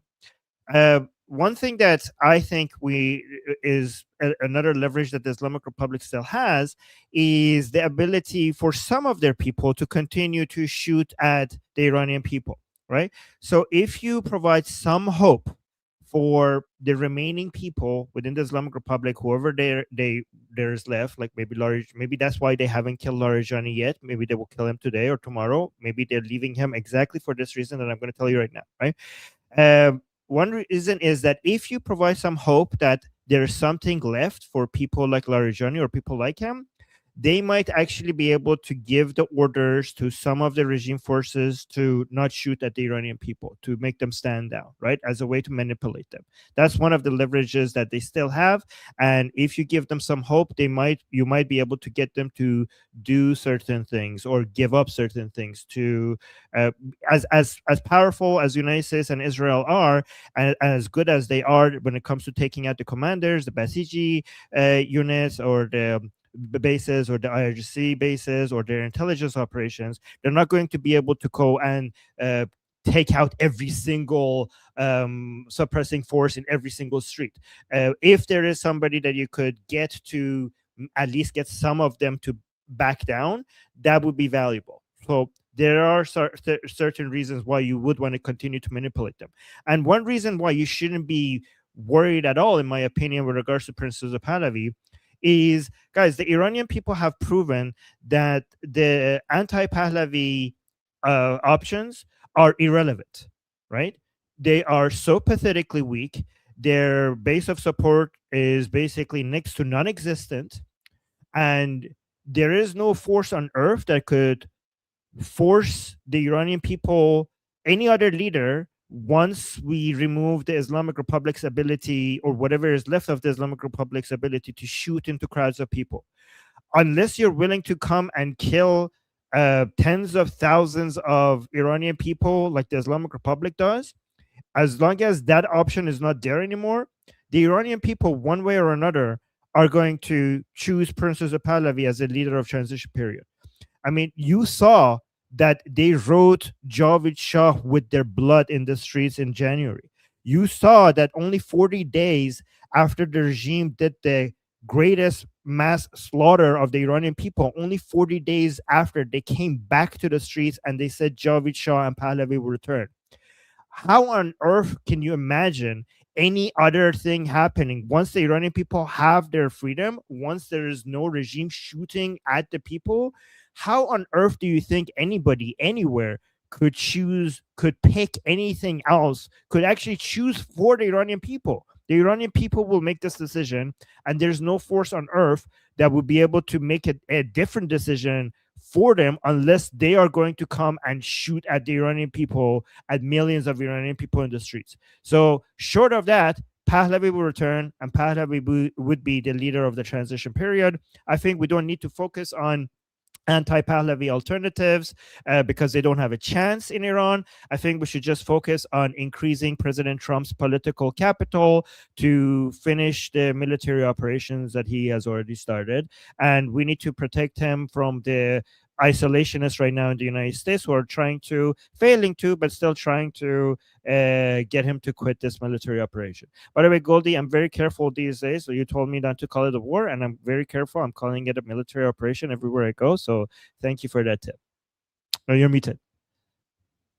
You're muted. I'm muted. Sorry, I was going to say I appreciate that. Sometimes I call it a war, and then I have to catch myself because it's a like I like to refer to it as like a liberation or humanitarian intervention based on the doctrine of responsibility to protect, and it is quite a one-sided war. I mean, yes, there have been some casualties, and it's very devastating and sad, but the Islamic regime is not as powerful as people thought it was, right? Like President Trump basically destroyed their entire navy. There's okay, one more quick video. I know President Trump did a whole media thing on this, but there's just one more video that I want to share really quickly, and then we'll go to the message from King Reza Pahlavi. Armin, I think you have those ready to go from the King and the Queen. Just Armin, yes. Listen to this. This is so funny. Do you have someone in mind right now? Because you said all the people you did have in mind have been taken out. What do you think? Well, most of the people we had in mind are dead. So, we had some in mind. Yeah. And now we have another group. They may be dead also, based on reports. So I guess you have a third wave coming in. Pretty soon we're not going to know anybody. This is so amazing. نکته داشت آرمین، این نکته داشت. از دو تا گروه نام برد که گفتش اینا جفتشون ممکنه مرده باشن. گروه دوم به نظرت اصلاح طلبات باید باشن؟ آره. کیان؟ آره. ببین. I don't know yet because Rouhani is still alive, I think, but we don't know. But go on, Goldie. Here's the thing, guys. Why are they dead?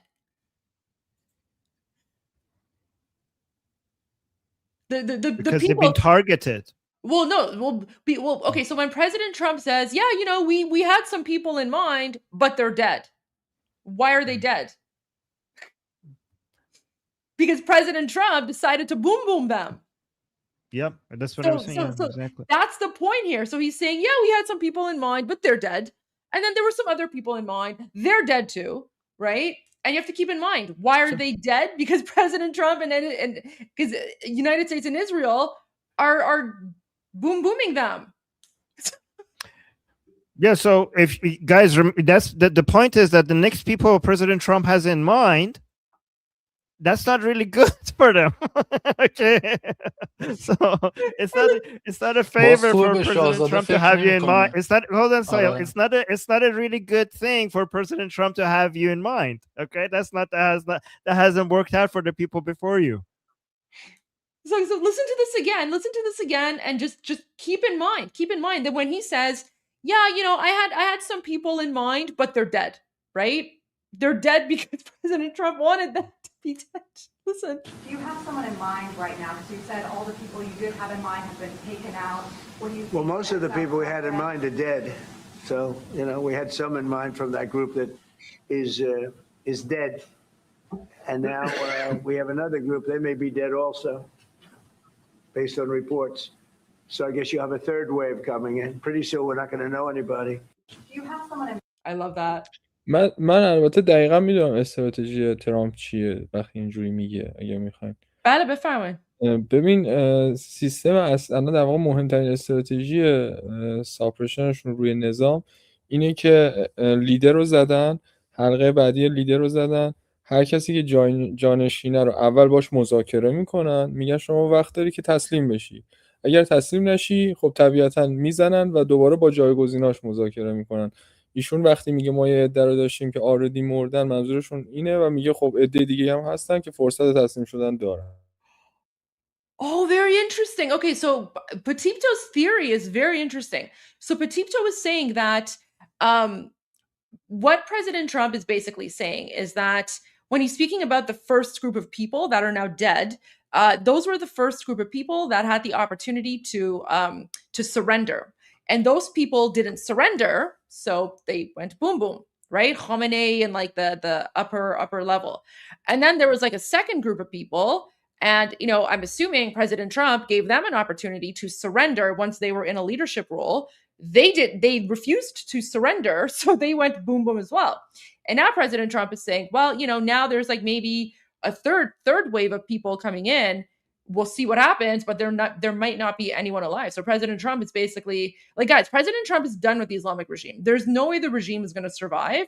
President Trump is just, you know, being very diplomatic about it. And he's basically saying you have an opportunity to surrender, and if you don't, we will destroy you. That's a very good analysis, Petito. I definitely agree with that. Thanks. Wow. So yeah, that means that the only negotiation that is happening is the term of surrender if they're talking to any of them. That's why I also, Petito, this is why I'm also saying that the reason why some people like Larijani are still alive is to negotiate a surrender. And if you do not surrender, then we will kill you, and then we will talk to somebody else that might want to surrender. And if they don't surrender, then we will kill them until somebody could tell the remaining forces, come announce to the remaining forces like, guys, we have surrendered. Like they just need some guy to come and tell the remaining forces that it's game over. They just want like, who's gonna do this for? Like, guys, from the people within the Islamic Republic, who's gonna do this or do us a solid and come out and announce to give up your weapons? Okay, that's what they want. And anybody who doesn't do that are like, okay, bye, next. Okay.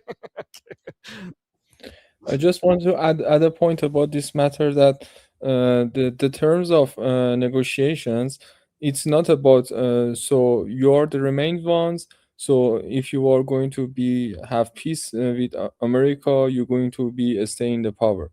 The main of this responsibility to protect and military acts we are witnessing now, it's about, as President Trump said earlier so many times, it's to give freedom to the people.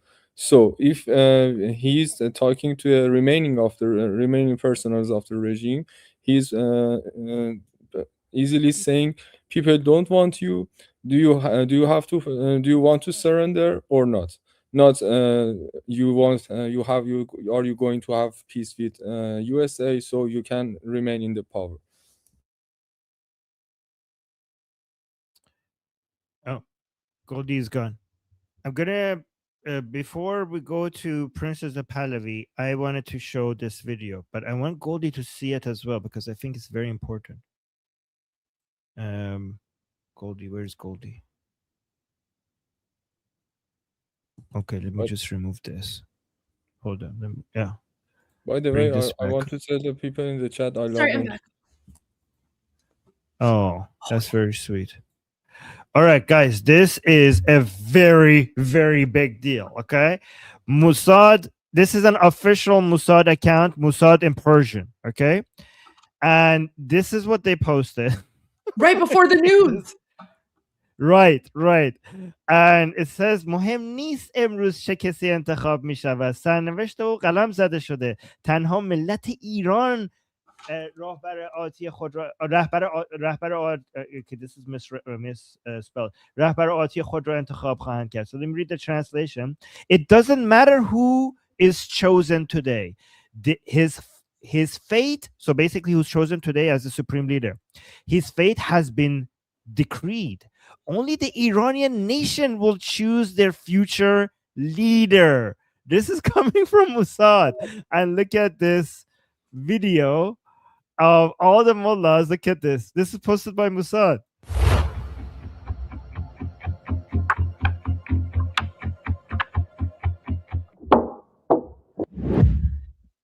And then the text says تنها مردم ایران باید درباره آینده خود و آینده سازان کشورشون تصمیم میگیرن. Saying only the Iranian people should choose for their future and for the people and choose the people who will build the future of their country. Actually, exactly that what I was saying before you played the video.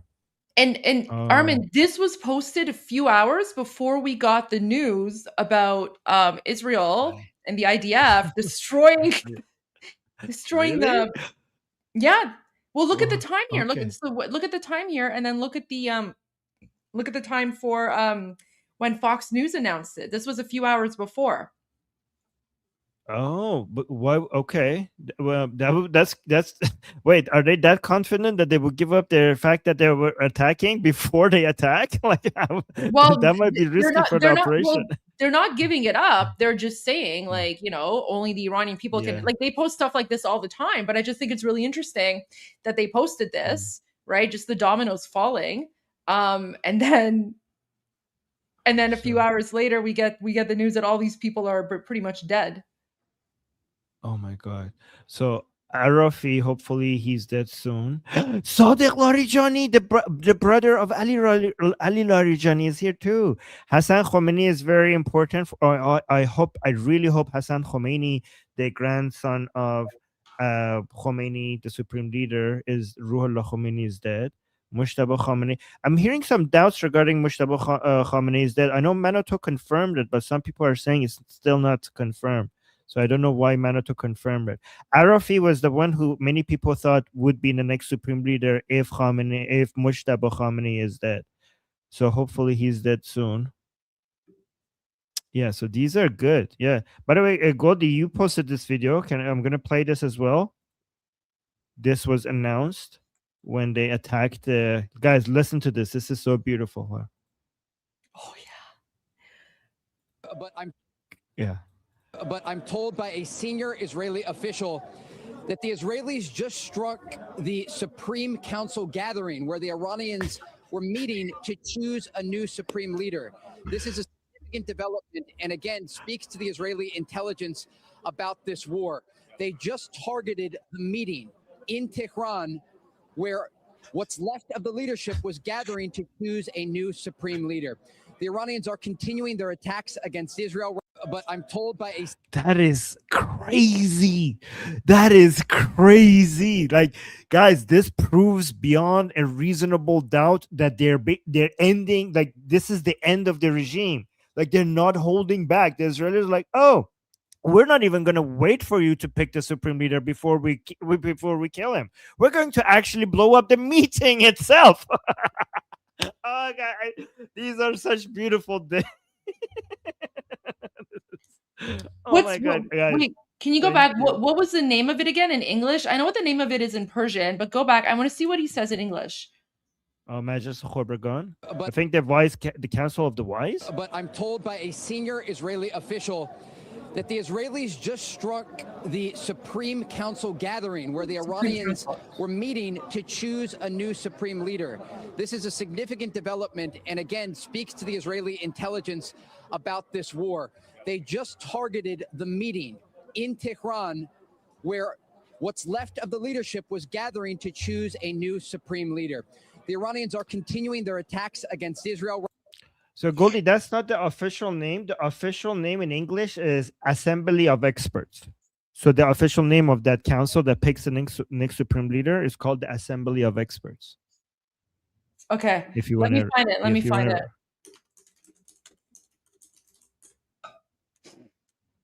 I want to see something. Okay. So guys, this is why this is a big deal. I want to like, okay, so Wikipedia is not like very reliable, but in this case, I mean it's decent, it's okay. But so guys, so the Assembly of Experts مجلس خبرگان Khobregan. رهبری. Khobregan, yes. That's the one, right? Okay, so Assembly of Experts on the Leadership. So this is basically a group of like 88 like jihadi mullahs. One of them more than 100 years old. Yeah, one of them is like Jannati. super old. Jannati. Yeah, so this is basically like the old evil like jihadi mullahs, right? Like these are all the Allahu Akbar Durkas that have basically controlled and occupied Iran for the last 47 years, right? So they're the ones like all the old men with like the warty faces and stuff. And some of them you saw in the Mossad video. Anyway, so this body was created when the Islamic dictatorship took over. And the purpose is to appoint, supervise, and discharge a supreme leader. And then, like, so it's basically 88 mullahs. Yeah, so like this is a big deal. This is a big deal. So these people are supposed to like pick the next supreme dictator of the Islamic regime. And while they were meeting to pick the leader, Israel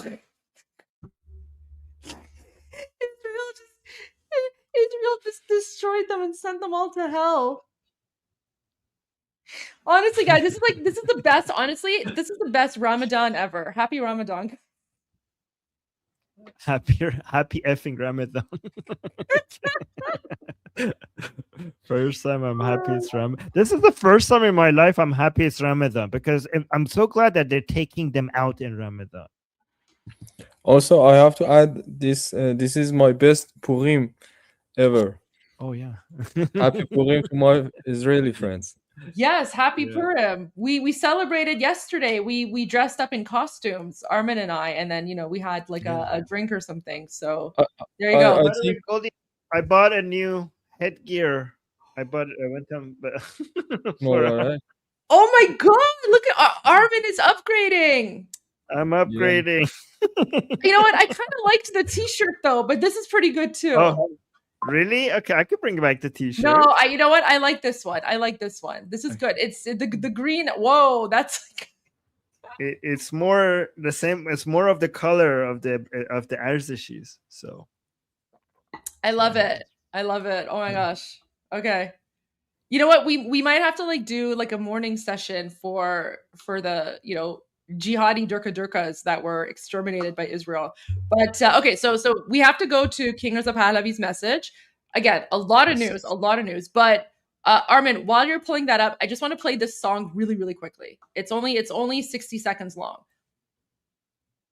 It's honestly, I've been listening to this song on repeat all day, and it just doesn't get old. It's good. Ayatollah Khamenei is dead.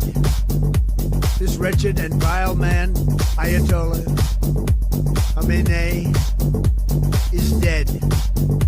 This wretched and vile man, Ayatollah Khamenei, is dead.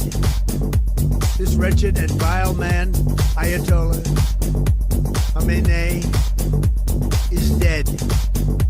This wretched and vile man, Ayatollah Khamenei, is dead. This wretched and vile man, Ayatollah Khamenei, is dead. This wretched and vile man, Ayatollah Khamenei, is dead. This wretched and vile man, Ayatollah Khamenei, is dead. Honestly, I can't get enough of that song. I literally cannot get enough of that song. Have you seen the CENTCOM? The video that CENTCOM put out? No. Okay, I have to play this. I'm sorry. I have to play this really, really quickly. Wait, it's like where's is it this one? Shoot. Where was it? They put one out. It was like, was it this one? They had a video. They just put out a video. It was a long one. Wait. Okay, you know what? I have it in my videos. Let me add it here for my videos until I find the right one on X. But I downloaded the videos. It's so good. It's so good.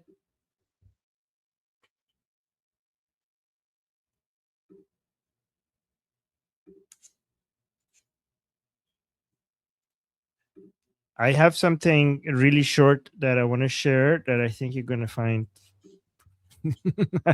I think you're gonna like, but after this. So this is not that long, but guys, there's no audio, so I have to add audio to this, okay? So CENTCOM released these like footage of them destroying Islamic regime military targets. So let's watch this beautiful and amazing video, and I'm gonna add some music to it. Ayatollah Khamenei is dead. This wretched and vile man, Ayatollah Khamenei, is dead. This wretched and vile man, Ayatollah Khamenei, is dead. This wretched and vile man, Ayatollah Khamenei, is dead. This wretched and vile man, Ayatollah Khamenei, is dead. This wretched and vile man, Ayatollah Khamenei, is dead. This wretched and vile man, Ayatollah Khamenei, is dead. This wretched and vile man, Ayatollah Khamenei, is dead. Ayatollah Khamenei is dead. This wretched and vile man, Ayatollah Khamenei, is dead. This wretched and vile man, There you go. Ayatollah. Okay. Good. That was good. All right, Goldie, can I show you a 16-second video? It's very short. Yes, Let me and then show we'll go to this. King of the Pahlavi after. All right. Okay, so you want to remove, let's remove this. Oh, yeah. And then here. So this is the new Iranian lullaby.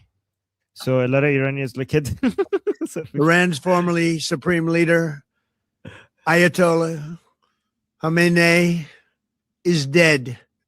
Iran's formerly supreme leader, Ayatollah Khamenei, is dead.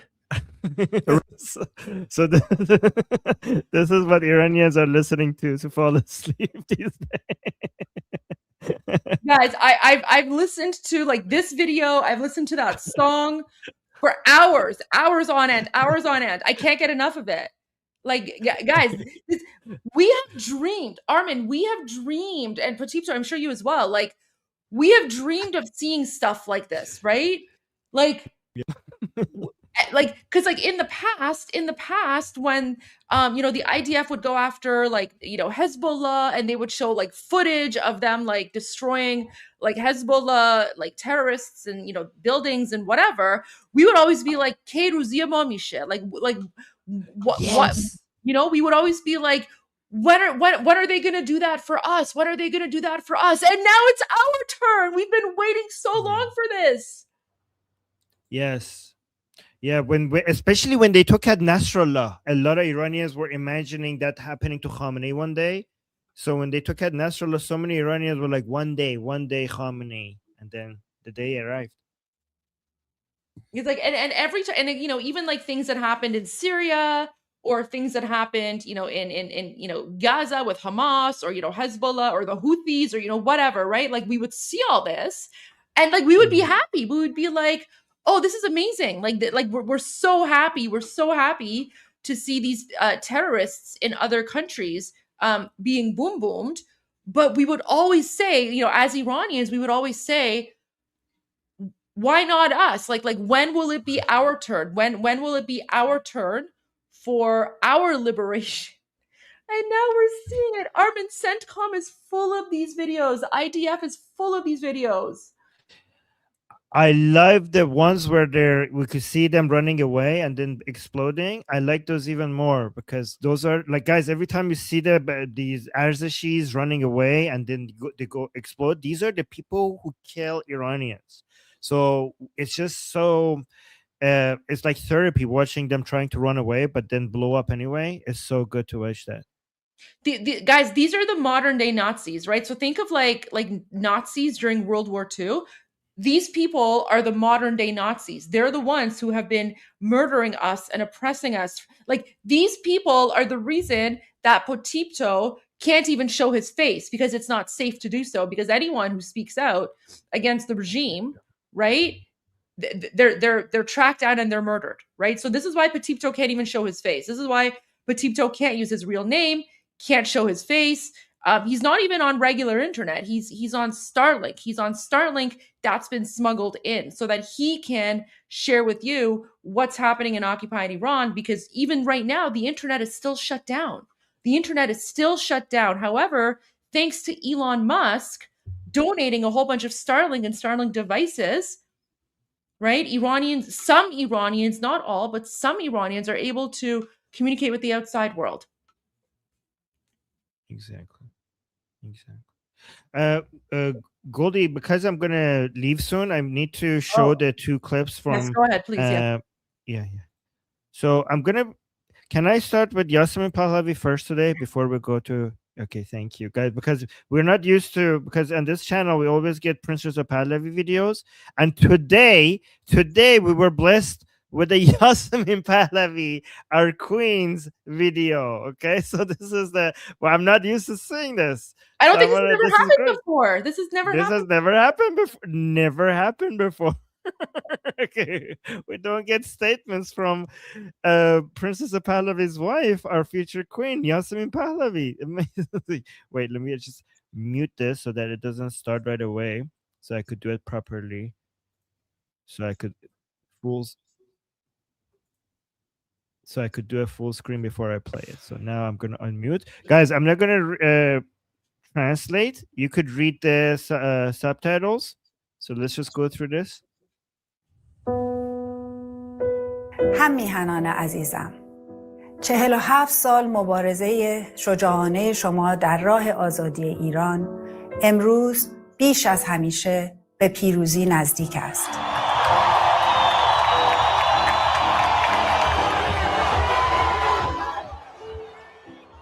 جمهوری اسلامی با کشتار بی‌سابقه مردم بی‌دفاع و حمایت بی‌پایان از تروریسم جهانی، راه دیگری را جز مداخله نظامی بشردوستانه برای ملت صلح‌دوست ایران باقی نگذاشت.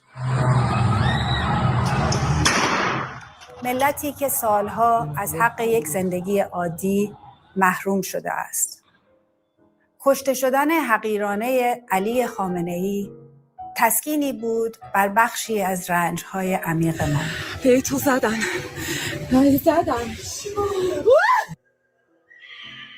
اما پایان مبارزه نیست. ما هرگز فراموش نمی‌کنیم که مسیر رسیدن به آزادی را مدیون خون پاک فرزندان ایران، زنان و مردان شریف و آگاه دربند و خانواده‌های دادخواه رنج دیده هستیم.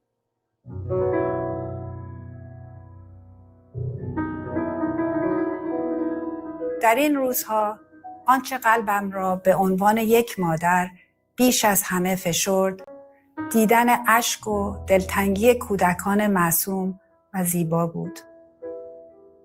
بر سر مزار پدر یا مادرشان، اما همان کودکان با سخنرانی‌های پرقدرت و پرامیدشان نور در دلم روشن کردند.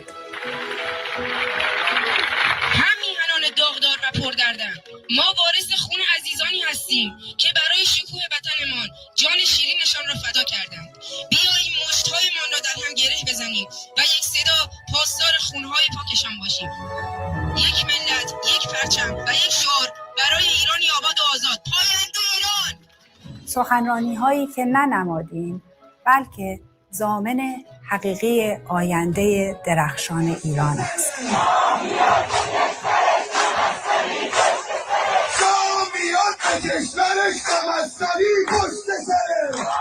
در این لحظات تاریخ ساز قلبم در گوشه گوشه ایران با شما هم میهنانم، به ویژه خانواده‌های بزرگوار جاویدنامان راه آزادی است.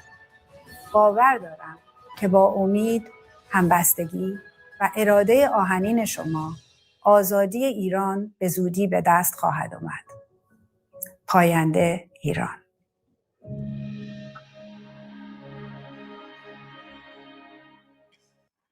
You know something, Armin? It was literally a week ago that we were sharing funeral videos.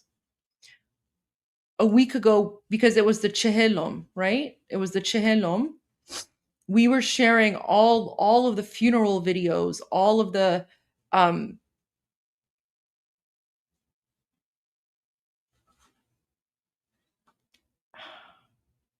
even up to Friday, we were sharing funeral videos, all of the videos of people who are angry and they're saying, you know, we want revenge. We're going to avenge our murdered people. And now look where we are. You know what I think, Goldie? I think that we couldn't have asked for a more beautiful Genesis story for the beginning of a new Iran. Not even the most epic movies and the greatest writers could have come up with this story, this level of sacrifice, this level of unity, this obvious difference between good and evil and light and darkness it's like the greatest movie ever. It's like the greatest story ever written, but it's real, and it's the story of our new free Iran. It's the story of our rebirth. And imagine how amazing our new Iran is going to be if this is how it starts. I just think of that, Armin, I think of that 10-year-old boy, the one who was like, دیگه زندگیم تموم شده. من مادرم مرد. I just think of him and like, you know, we were playing his video last week. And he was 10 years old and he was saying my life is over.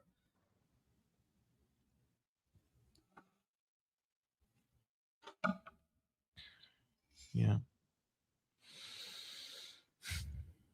We're really lucky to have someone, you know, as educated and fierce and elegant as Queen Yasmin. She is. We're so lucky to have her. We're so lucky to have her. Yeah.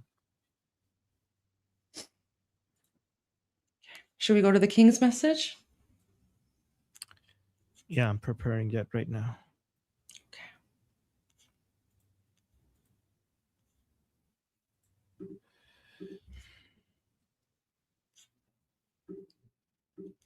هم‌میهنان عزیزم در استان‌های خوزستان، ایلام، کرمانشاه، کردستان و آذربایجان غربی، آذری‌ها، کردها و لرهای دلیر و وطن پرست ایران، جامعه شریف یارسان، ایلات و طوایف جاف، کلهر، سنجابی و بختیاری، شما از روز اول روی کار آمدن جمهوری اسلامی تا کنون مورد غضب و اذیت و آزار این رژیم استبدادی و جنایتکار بوده اید، بی آنکه حاضر به تسلیم شده باشید. شما در تمام 47 سال گذشته، به ویژه در انقلاب ملی شیر و خورشید، ده‌ها جاویدنام تقدیم راه آزادی و بازپسگیری کشورمان کرده اید. من به شما اطمینان می‌دهم که نهایت کوشش خود را به کار گیرم تا در فردای آزادی ایران با استقرار حکومتی مبتنی بر جدایی دین از حکومت، بر پایه حاکمیت قانون و حقوق شهروندی برابر، دیگر مورد تبعیض قرار نگیرید. بتوانید به مانند هر ایرانی دیگری آزادانه و با حفظ هویتی که دارید زندگی کنید و از مواهب ایران آزاد به طور عادلانه بهره مند شوید. شما از بدنه ایران تاریخی و فرهنگی هستید که همواره حافظ تمامیت ارضی کشور و عزت و سرافرازی ملت بوده است. اطمینان دارم که همواره بر سر این پیمان باقی خواهید ماند. ما در آستانه سقوط این نظام هستیم، اما باید هوشیار و آماده باشیم و به نیروهای فرصت طلبی که همیشه چشم طمع به خاک ایران داشته‌اند اجازه سوء استفاده از شرایط را ندهیم. باور دارم که با عزم و اتحاد ملی فردای روشنی در انتظار شما و هر ایرانی دیگر است. پاینده ایران.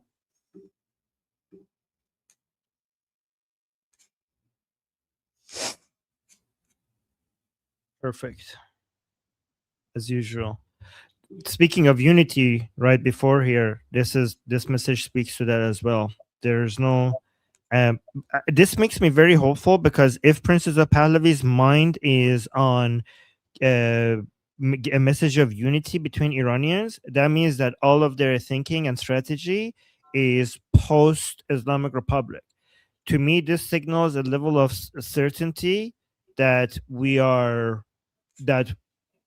have the Islamic Republic right now is not the issue. Is not going to be the issue pretty soon, and we're going to be moving to the phase that we need to rebuild Iran. These types of messages, that's what it means to me. It means that Princess of Pahlavi's team is already planning the transitional phase, which gives me a lot of confidence in the direction that we're going. Yeah.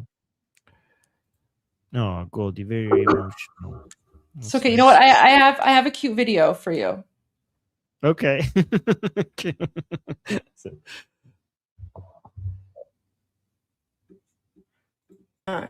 La la la la la President Rom, God bless you. President Rom, thank you to you. You very good man, oh, number one president. You very good man, oh, number one president. Nobel Prize just for you. Nobel Prize just for you. Iranian people say always, always. Iranian people say always, always. God bless you and your government. God bless you and your government. We love USA, always, always. We love USA, always, always. We love USA, always, always. We love USA, always, always. Since you That played was perfect. That was amazing. Yeah, Oh, wow. it's very perfect. I already vibing with this man 24 hours a day.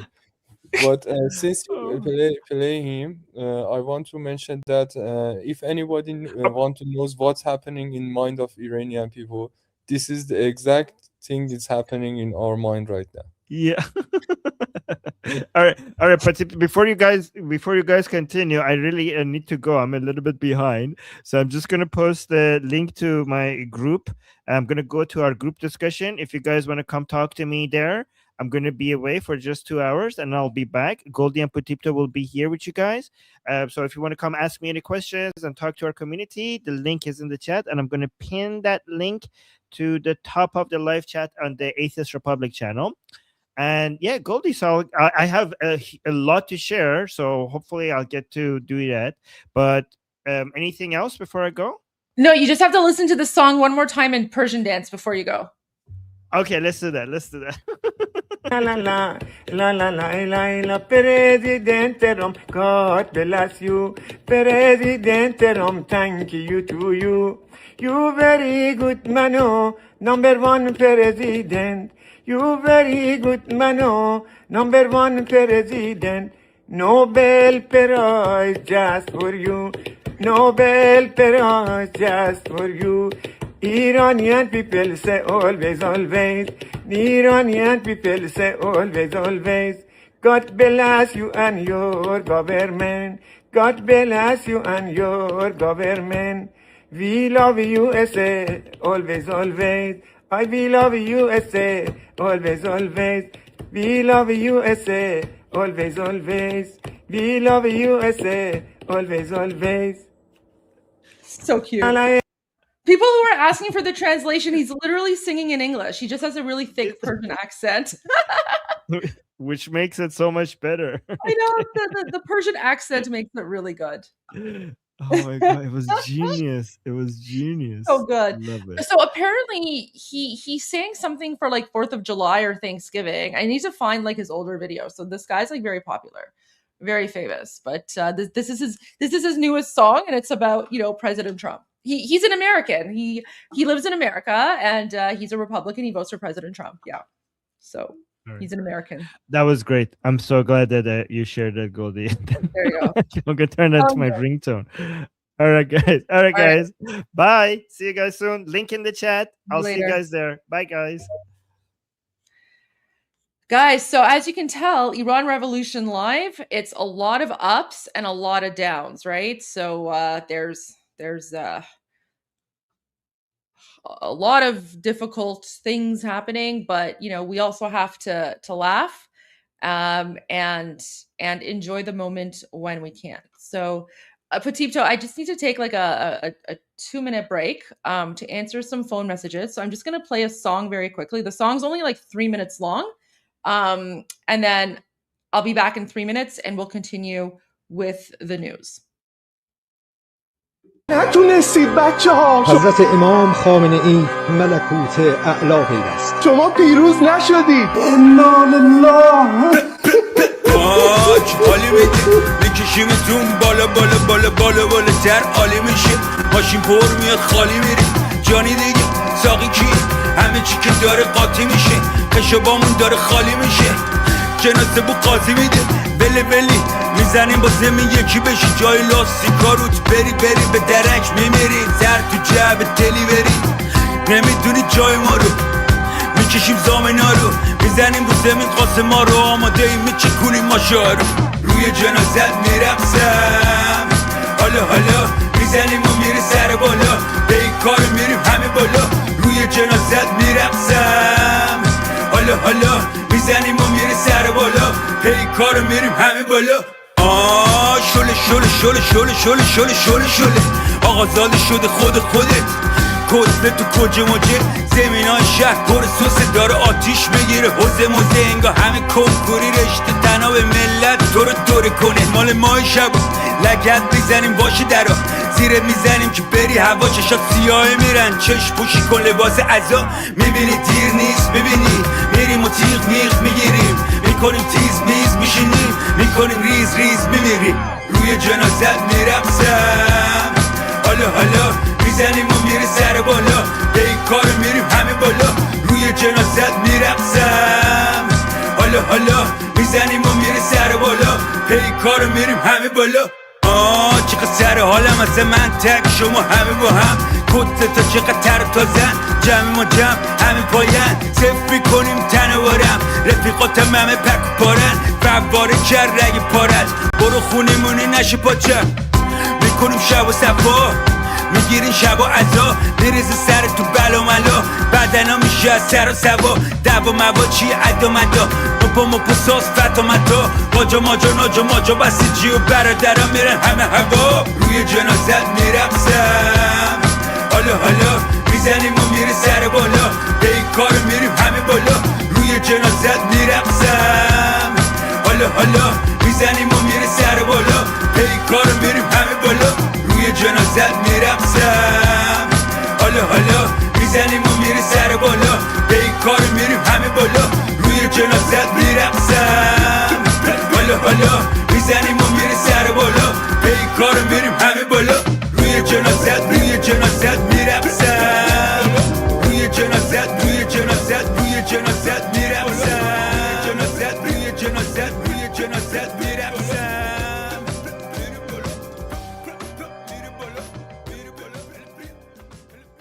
I cannot get enough of these songs.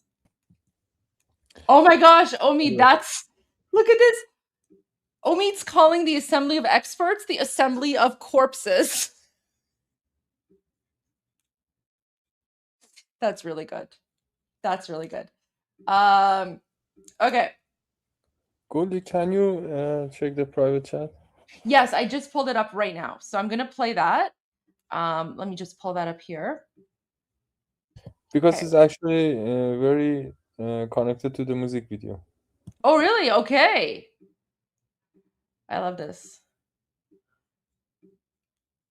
Some چی نوشته اینجا. Oh, wait, I lost audio.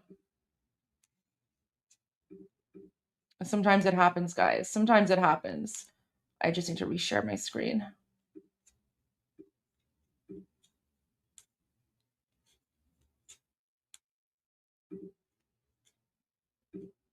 Okay. All right, let's watch this. Let's watch this. I haven't seen this one, so let's see what's happening here. I've never been, look, I've done a lot of good things. So many people said, thank you, thank you, thank you. You see it in the streets of Los Angeles. They have thousands of people. I saw it the other day, pictures of Donald Trump. And I'm looking, I'm on the phone, probably talking to you. And I'm looking, and I see my picture. I say, oh no, it's another, protest. I see my, and then I started saying, boy, they were very friendly people. And then I saw a woman hugging the picture of me.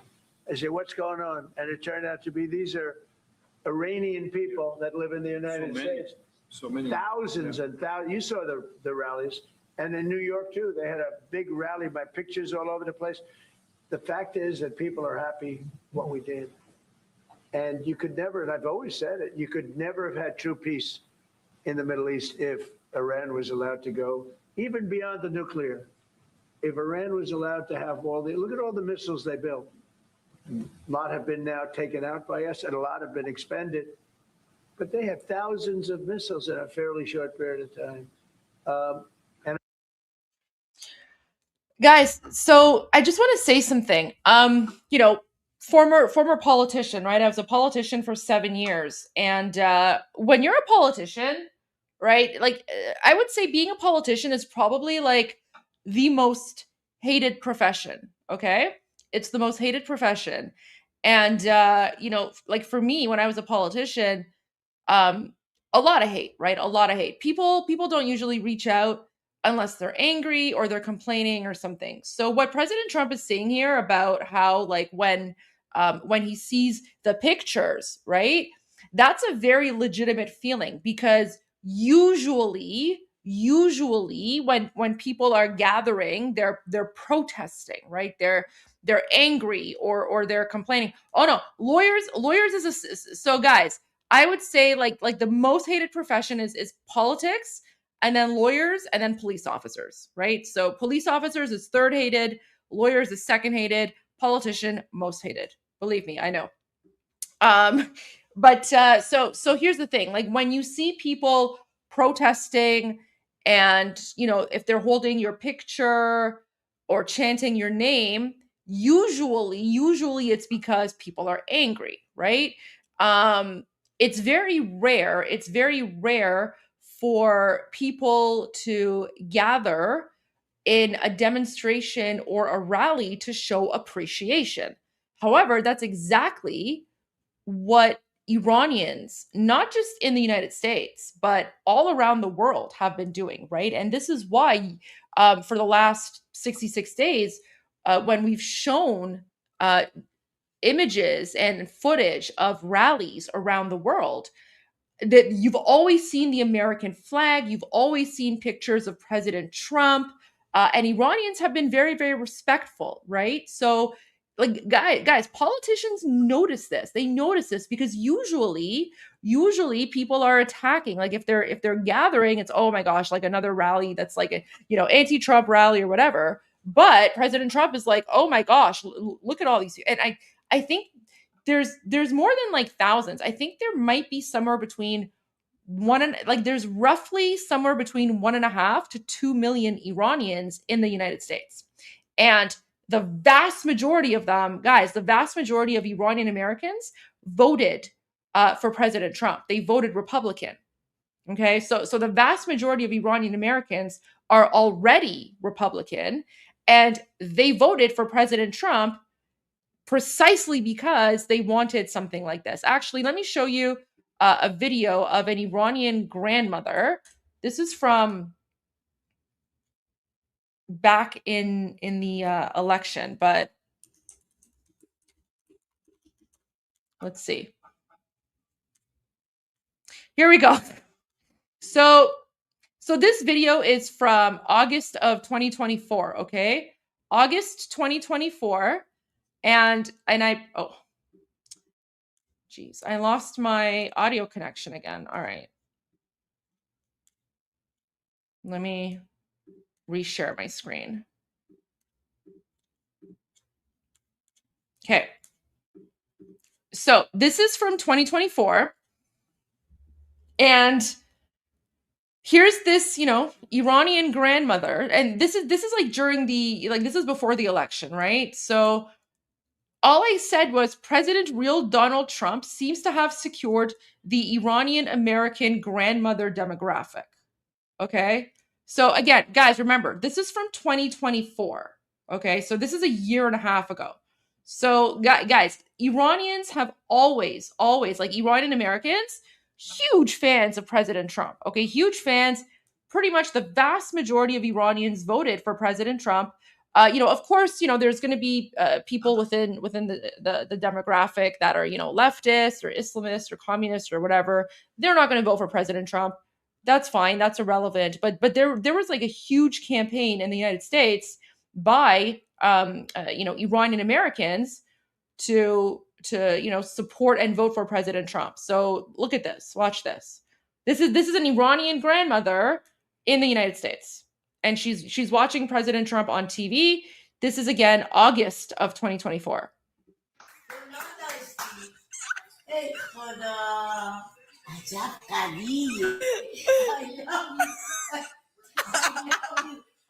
ببین خدا تو رو نگه داشته اگه اینجا رفته بود رفته بودی حیف تو بود اگرم رئیس جمهور نمیشدی حیف زندگیت بود و خیف خونی یاد بود گناه داشتی I love you خدا نگهدار.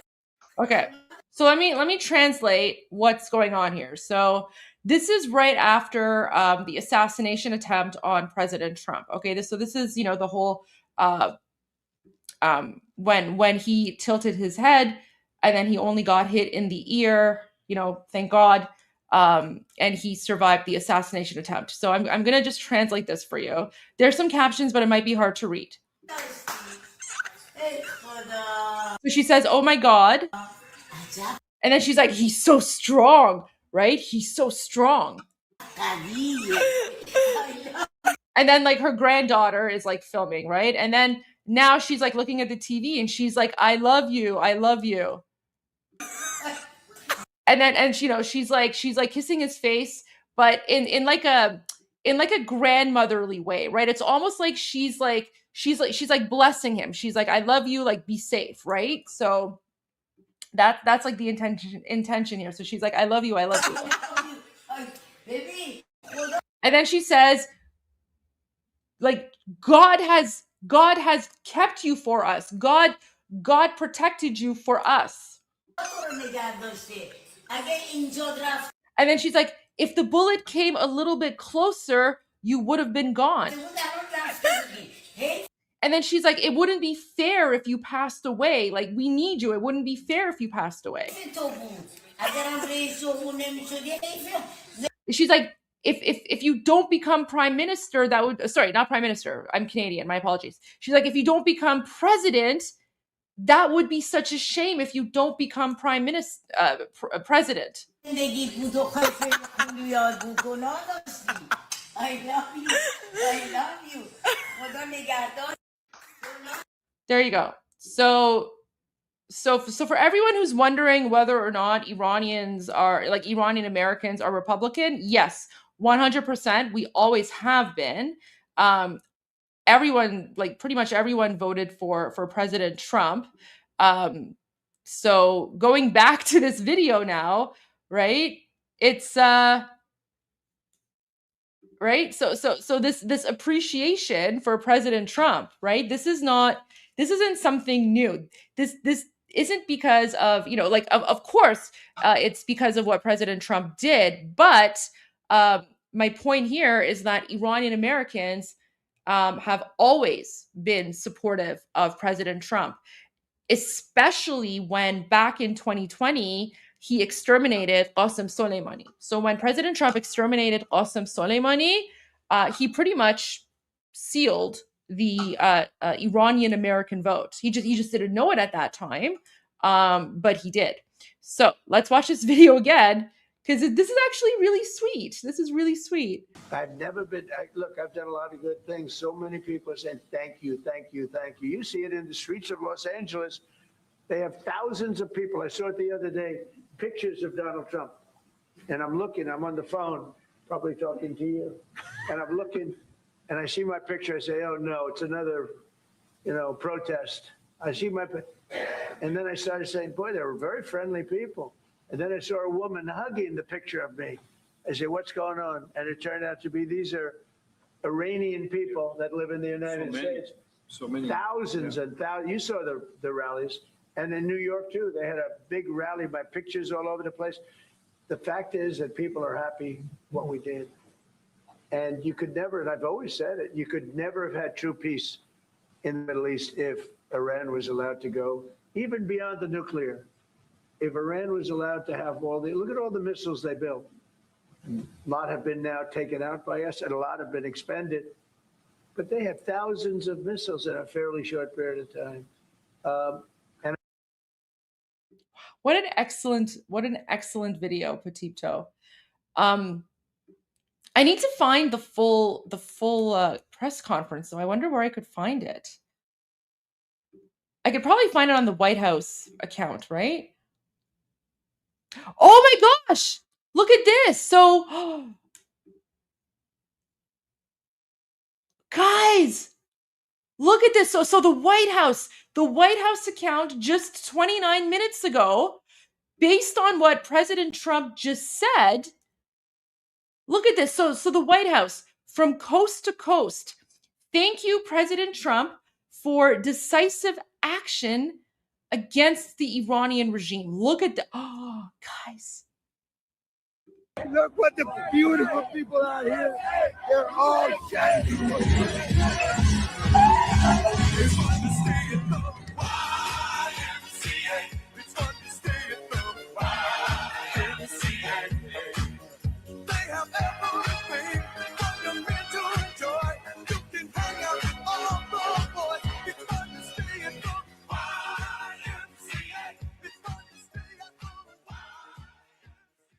Look what the beautiful people. Wow.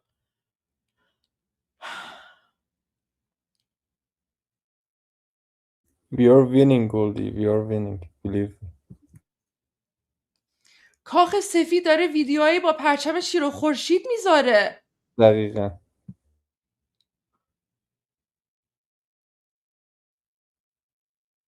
هیچ وقت تو عمرم فکر نمی‌کردم یه چیزی اینجوری ببینم.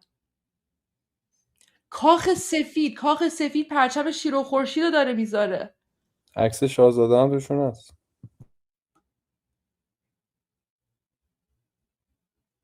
یکم جلوتر بری عکس شاهزاده هم هست.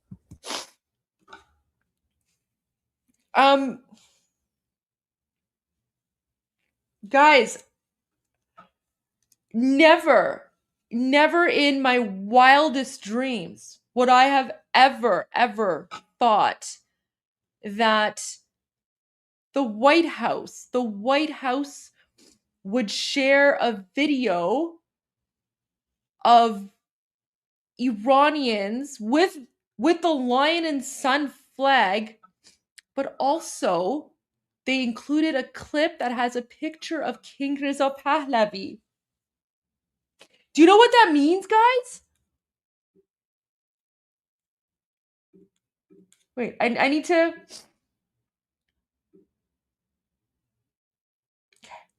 Do you know what it means when the White House includes footage that has the picture of King Reza Pahlavi? That's not by accident, guys. That's not by accident. The comms team, the presidential communications team knows exactly what they're doing. That's a message, guys. That's a signal. اون یه پیام برای ببین وقتی که کاخ سفید یه ویدیویی درست میکنه و تو همون ویدیو داره عکس پهلوی رو میذارن، اون دیگه خودش یه پیامیه به مردم ایران. یعنی ما باید همین راه ادامه بدیم، چون که اونا الکی نمیان یه چیزی رو همینجوری درست بکنن، یه تیم دارن. خب من نماینده مجلس بودم، من میدونم پشت صحنه چی جوریه.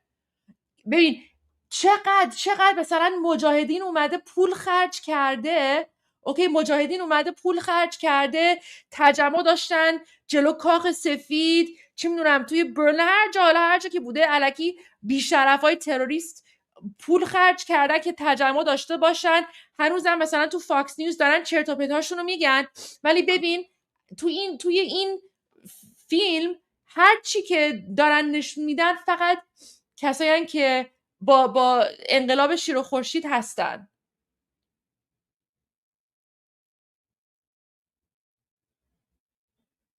و چقدر مهمه که ما پیام صلح بفرستیم توی دقیقاً من و آرمینم همین رو میگفتیم، همیشه میگفتیم هیچ وقت چیز نکن، مثلا عصبانی نباشین، فقط خوشحالی و با احترام.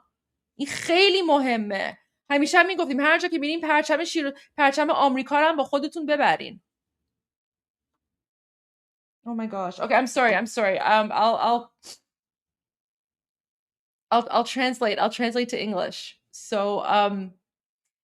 I was just explaining to Iranians whose English might not be the greatest that as a former politician of 7 years, I know what it's like on the inside, right? And so the comms teams are very, very professional, and they are very aware. Okay, so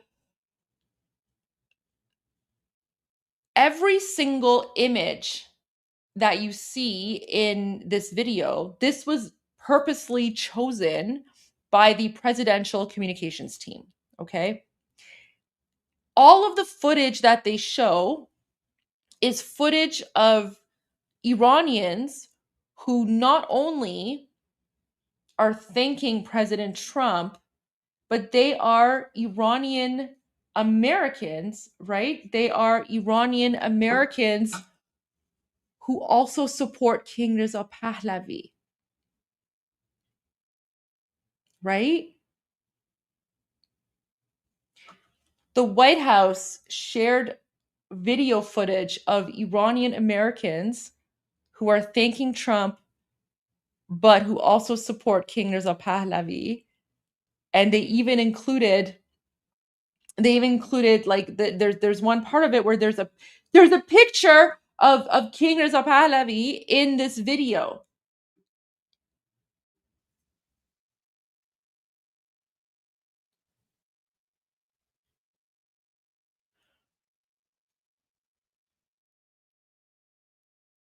This is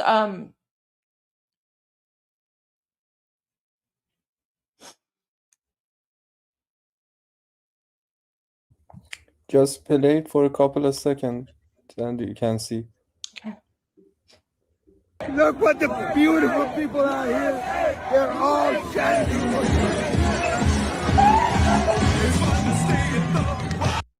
This is the moment.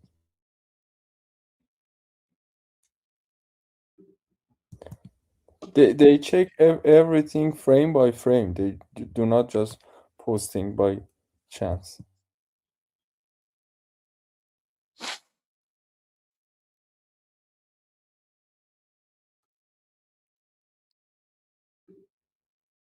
And you know what, Goldie? The best is yet to come. I just saw I just got the link. I just got the post for Lara Trump's post, and I'll play that as well. But I just look at this.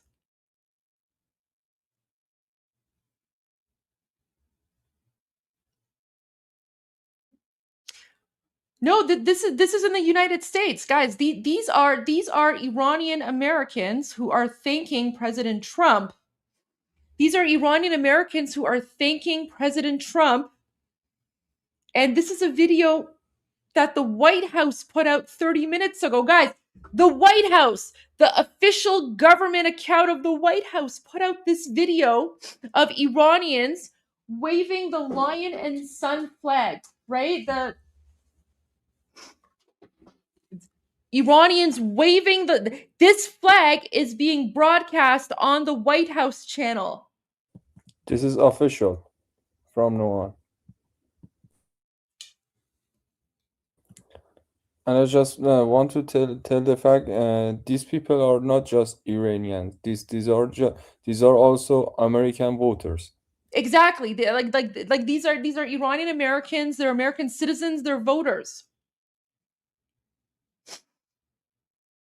And they included this giant image of King Reza Pahlavi, right?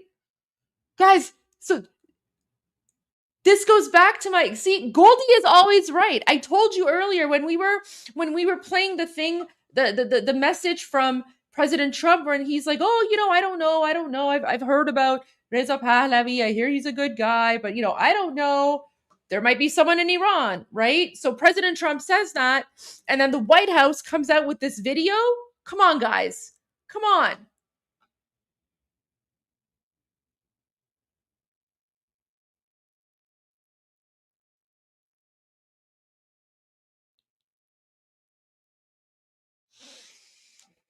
Oh my gosh.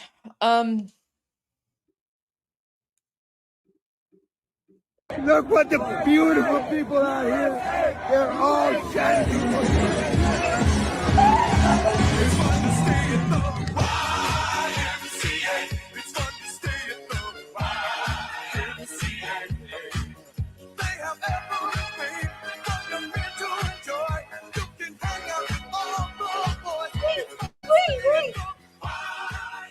Guys, I think the White House. So okay. Of course, this video is edited by the White House. Look at this.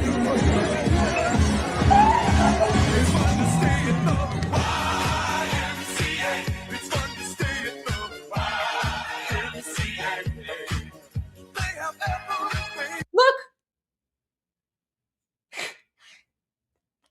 This is a White House edit. Guys, the White House included like a dancing GIF. They included like a dancing GIF of President Trump, and they're like, all Iranians RN be like. That's in reference to the Iranian girl who was dancing, right? So the White House added this themselves on top of the video. And then they added this here. They added this square. Look at this. This is not Iranians. This is a White House edit. This is a White House edit. Look at this. That's a White House edit.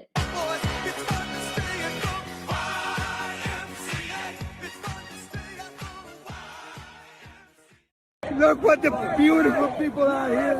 They're all shining.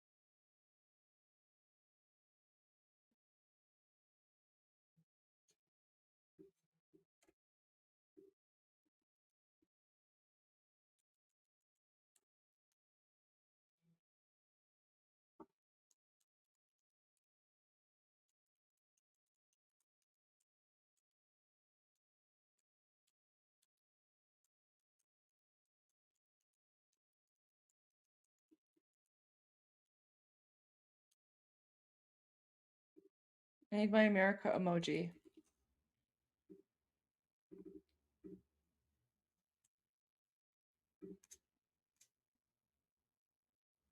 Okay. Oh my gosh, that all right, let's go to Lara Trump's. Oh, I don't follow her. Okay, now I'm following her.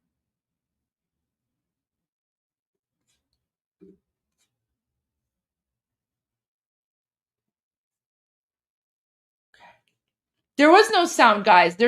Sound is gone because there was no sound. I was posting something on X.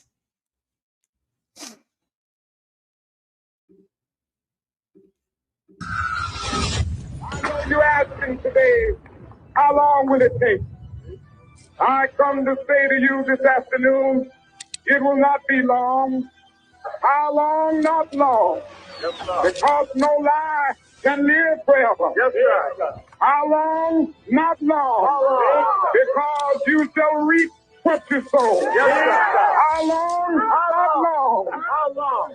Because the arc of the moral universe is long, but it's in short suffering. Yes, sir. How long? Not long. Not long. Glory, hallelujah. Not so. Glory, hallelujah. Glory, hallelujah.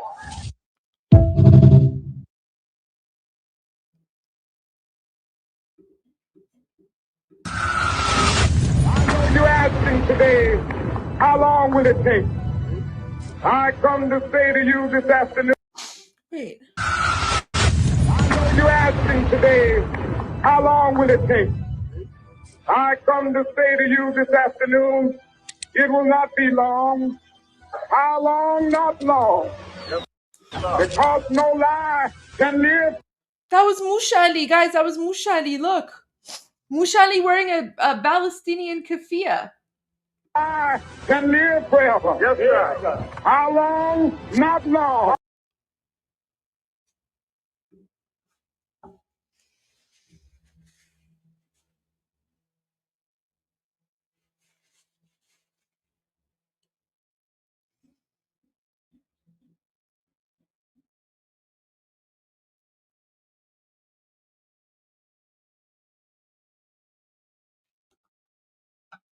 Not long.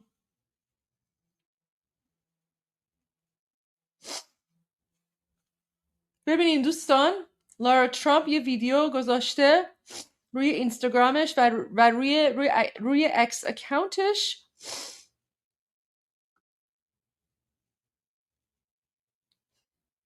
She could have picked any video, any footage to put behind the words not long.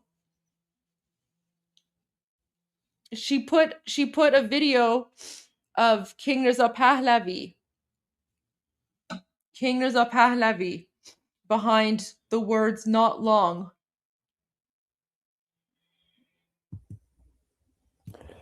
Goldie, can I clarify something from my opinion?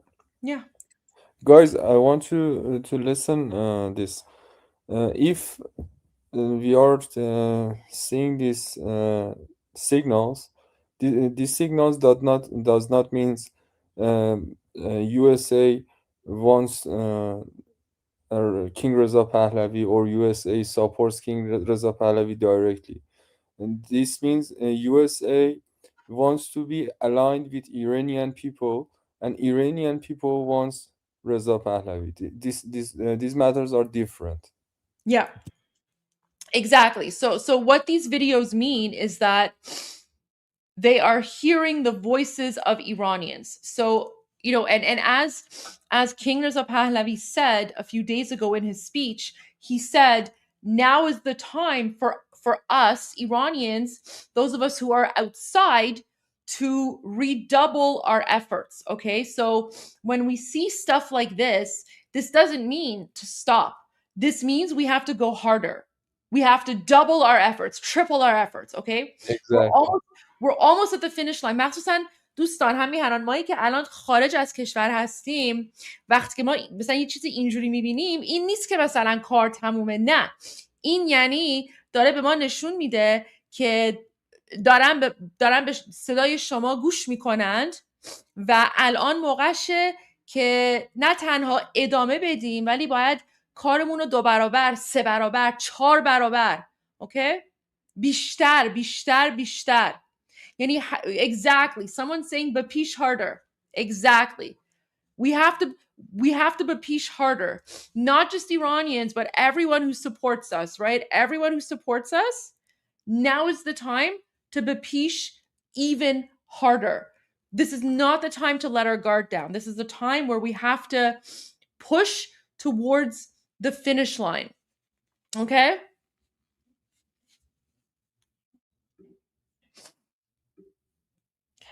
Let me just... You're asking today, how long will it take? I come to say to you this afternoon, it will not be long. How long? Not long. Yes, sir. Because no lie can live forever. Yes, sir. How long? Not long. How long? Because you shall reap what you sow. Yes, sir. How long? Not long. How long? Because the arc of the moral universe is long, but it's in short suffering. Yes, sir. How long? Not long. Not long. Glory, hallelujah. Not so. Glory, hallelujah. Hallelujah. Wow. Hallelujah. You're asking today. ببخشید. I just said hallelujah. Hallelujah. God bless America.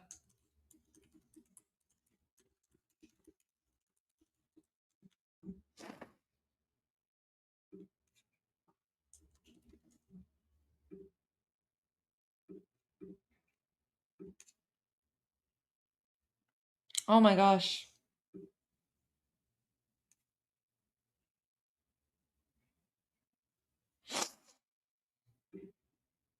I still can't get over the fact that oh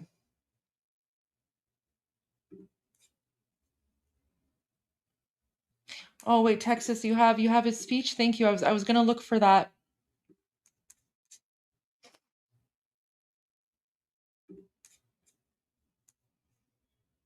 Oh, Martin Luther King's speech. Okay.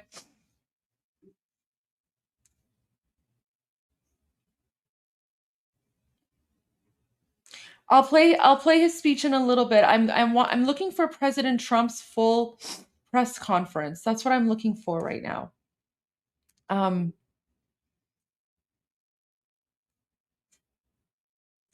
me see if I can find his press conference.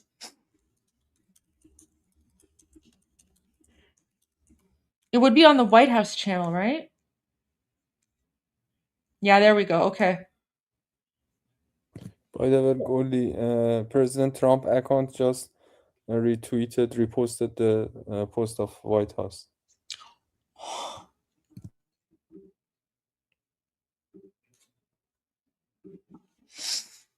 Really? Yeah.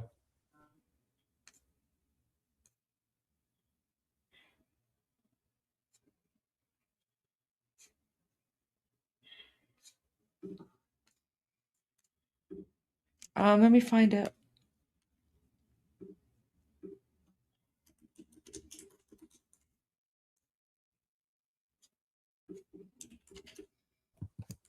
I just send you a link to a screenshot in private chat. Oh, thank you.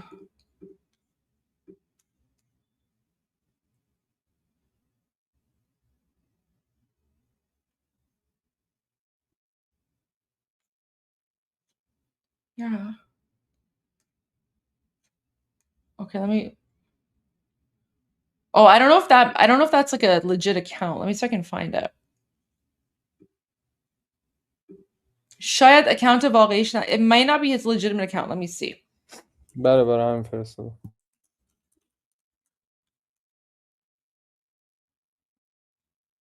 Oh no, it is. Oh no, it is.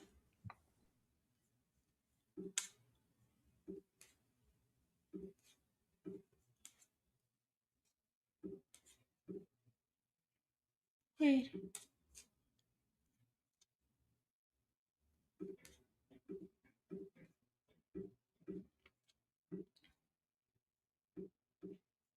Okay.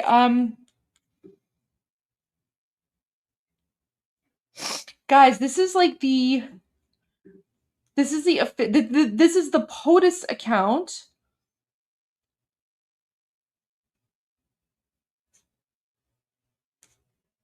And he retweeted the video.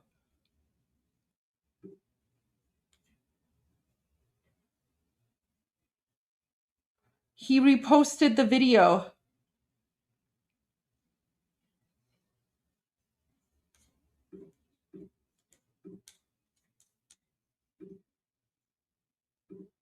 Look what the beautiful people out here.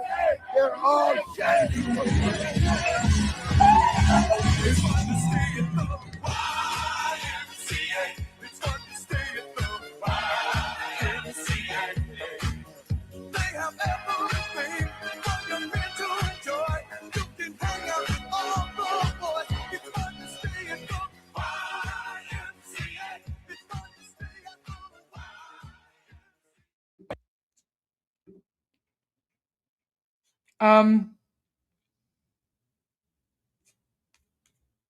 Wow. Okay.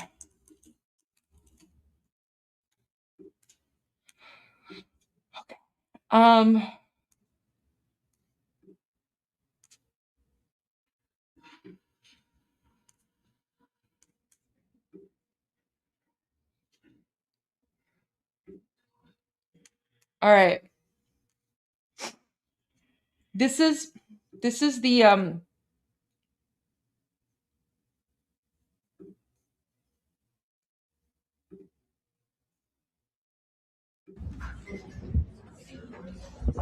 I'm gonna fast forward a little bit because we want to get to the part about Iran, okay?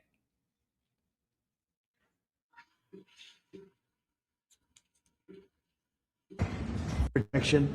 They no longer have they're missing.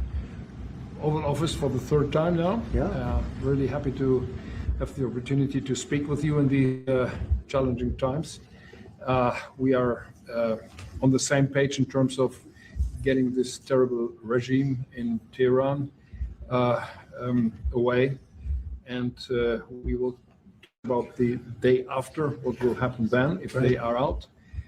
We have to talk about our trade agreement. All right, let's go to the beginning because we're talking about Iran.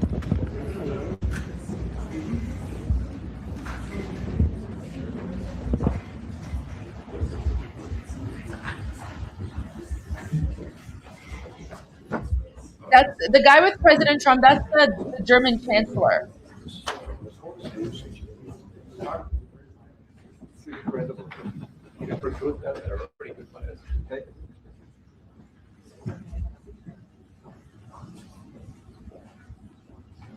Well, thank you very much, everybody. We have a meeting with a man who's become a friend of mine, and we've known each other for a little while and some very interesting times.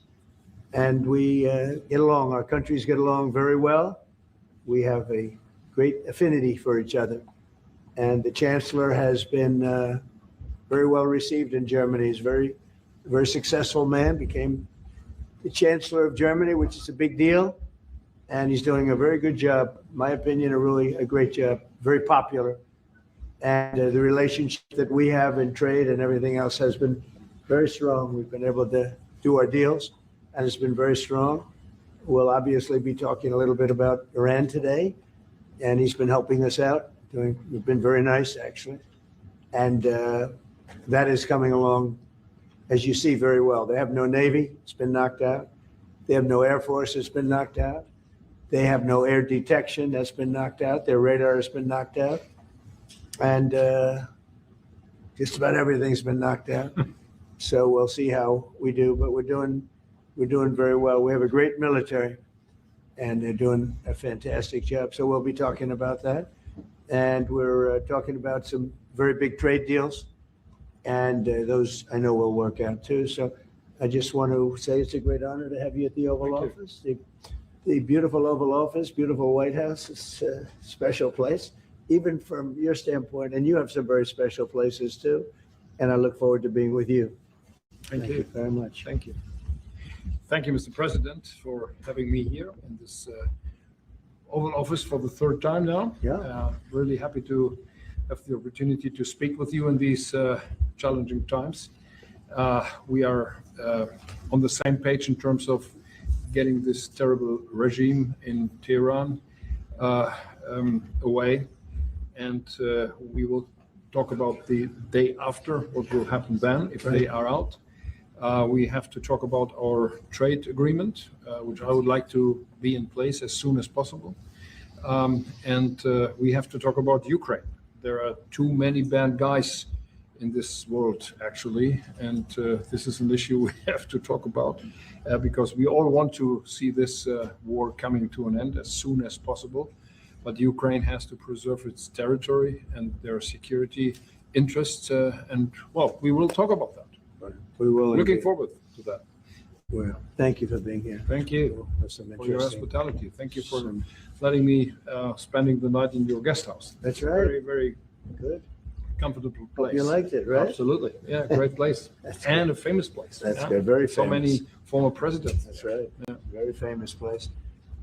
Any questions, please? Mr. President, did Israel force your hand to launch these strikes against Iran? Did Netanyahu pull the United States into this war? No, I might have forced their hand. You see, we were having negotiations with these lunatics, and it was my opinion that they were going to attack first. They were going to attack. If we didn't do it, they were going to attack first. I felt strongly about that. And we have great negotiators, great people, people that do this very successfully and have done it all their lives very successful. And based on the way the negotiation was going, I think they were going to attack first. And I didn't want that to happen. So if anything, I might have forced Israel's hand. But Israel was ready and we were ready. And we've had a very, very powerful impact because virtually everything they have has been knocked out now. Their missile count is going way down. Amazingly, they're hitting countries that were, let's call them neutral, right? They lived together for a long time. I think they were surprised. I was surprised. And now those countries are all fighting against them and fighting strongly against them.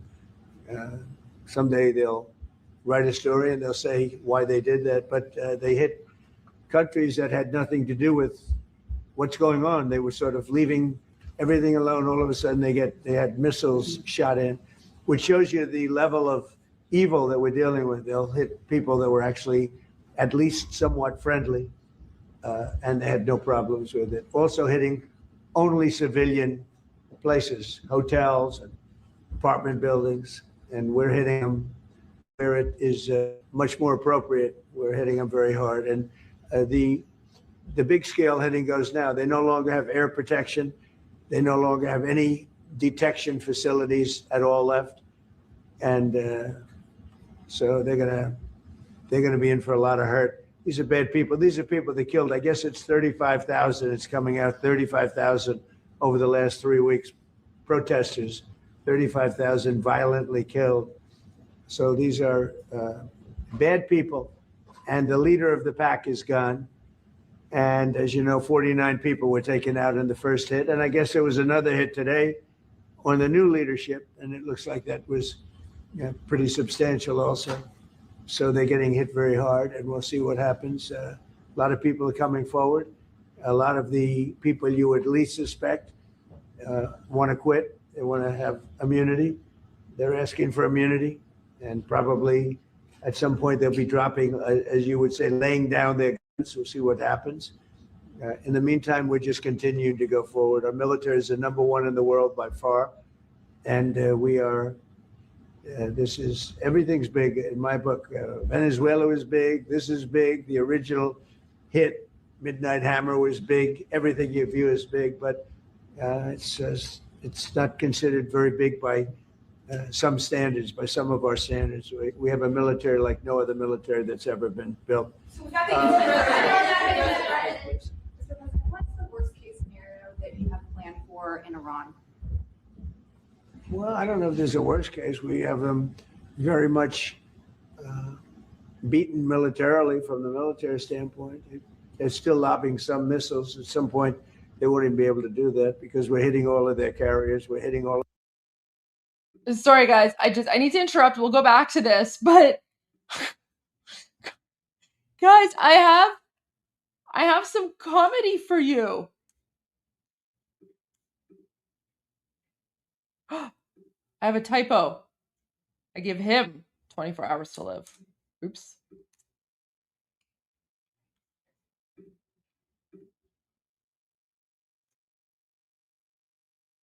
Guys, look. Khamenei's son has apparently been elected as the supreme dictator. What?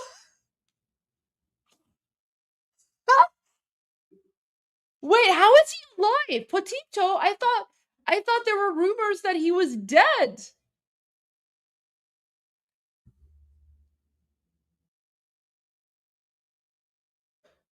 What is going on, guys? I thought he was dead.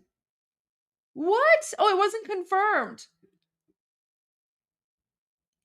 I thought he was dead.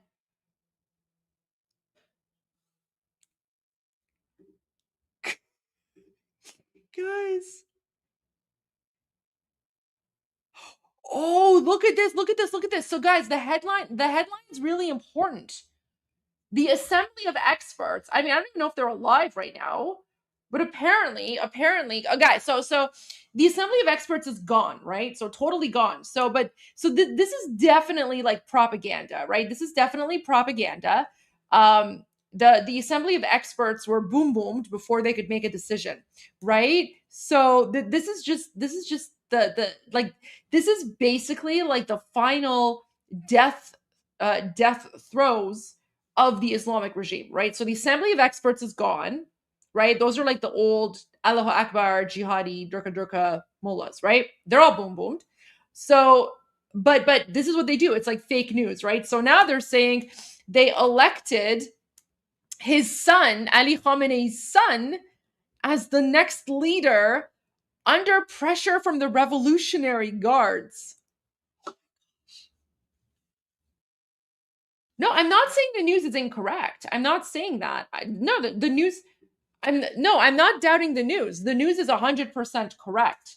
I'm not saying that Iran International is lying. I'm saying that someone in Iran is lying, right? Because the headline that they're giving to Iran International, right? Like these, and they're basically saying informed sources told Iran International. So no, Iran International isn't lying. But what I'm saying is that this is probably someone inside the regime who's panicking. Like, how could the Assembly of Experts elect Ali Khamenei when the entire building was destroyed? I have a question for you, Goldie, actually. Yeah. It's less than 24 hours. The leadership in Iran decided by a council of 3 persons called شورای رهبری. Yeah. Pezeshkian, Larijani, and the other mullah that I don't even know his name. Right? Yeah. So what's happened to them in this last 24 hours? We don't know. But I just retweeted this. I just reposted this and I said, I give this guy 24 hours to live. Yeah, that's a good point. So officially they were going to be in head of decisions for less than 24 hours and not even talking about them in the news after a day. What happened to the other guy? Remember, like the regime elected some other mullah to be the supreme leader. I forget his name. فامیلش با آ شروع میشد. نمیدونم میگفتن آیت الله نمیدونم چی آره رهبر. منم اسمشو فراموش کردم ولی مثلا همینه که اینا دیروز گفتن اون رهبرمونه. اگه الان یه رهبر دیگه دارن پس اونا مردن احتمالاً. Guys, so yesterday, the Islamic regime announced a different Ayatollah as the supreme dictator. I can't remember his. Oh yeah, Arafi. Okay, there we go. Yeah, we were trying to remember his name. We literally we had no idea who he was. Potito couldn't even remember. Okay, Ali Reza Arafi. Okay, there you go. So guys, yesterday they announced Arafi as the new supreme dictator. And now today they're announcing this guy, which means Arafi is probably dead, right? Let's see if I can find it. Guys, so yesterday they announced, or 2 days ago, the acting supreme leader of Iran is now Ayatollah Ali Reza Arafi. Here's him in 2019 leading the crowd chanting death to America, death to England, death to the hypocrites and infidels, death to Israel. I don't think he's going to last very long. Okay. Look at this, guys. So this is the guy. This is a guy that was the supreme dictator 2 days ago. سید مقاومت گفت ما با فرزند امام حسین و ولی فقیه زمان پیمان می‌بندیم که با او تا پایان کار خواهیم بود.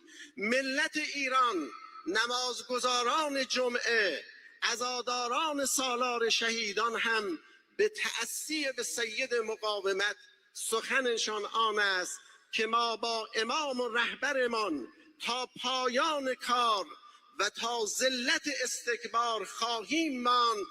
Oh, look, so he's there and he's saying we're going to humiliate the global arrogance. Basically, so he's there like doing his Allahu Akbar Muslim Jihad Durka nonsense, and he's like, we're going to humiliate America. We're going to humiliate Israel.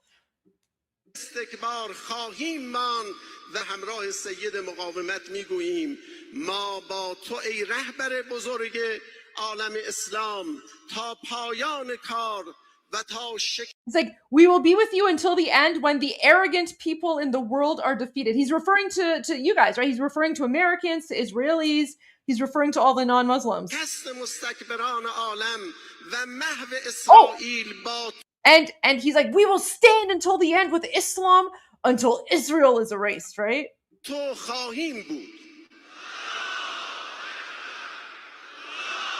Yep.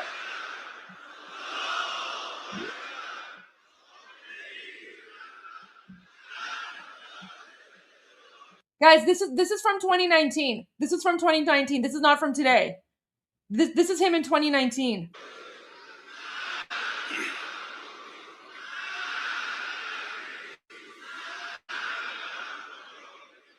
Whoop.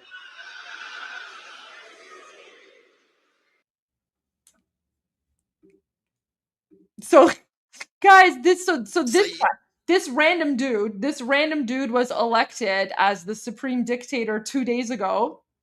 But Tipto sent a very funny video as well. Let me share that. Oh my gosh.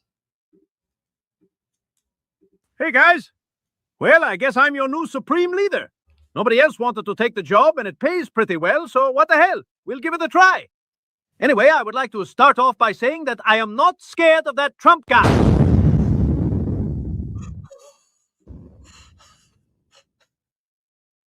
Hey guys. Oh, guys, do you see how guys, so Iranian humor is next level. We have very, very dark humor. Oh my gosh. He literally Sorry, that was his leadership in a nutshell. Oh my gosh, that was it. Hey guys, well, I guess I'm your new supreme leader. Nobody else wanted to take the job and it pays pretty well, so what the hell? We'll give it a try. Anyway, I would like to start off by saying that I am not scared of that Trump guy.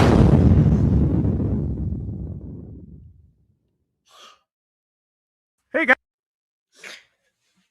I'm laughing. I'm not crying. Although, guys, I have I get allergies sometimes, so it's like my eye is like, oh my gosh.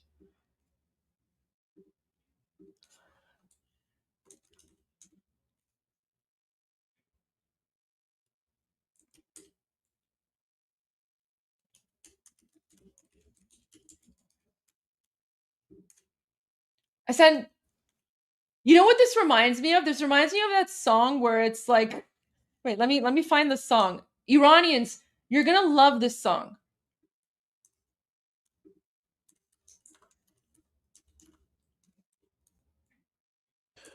Until you find the song, Goldie, I have some analysis and news about what happened in the last 24 hours.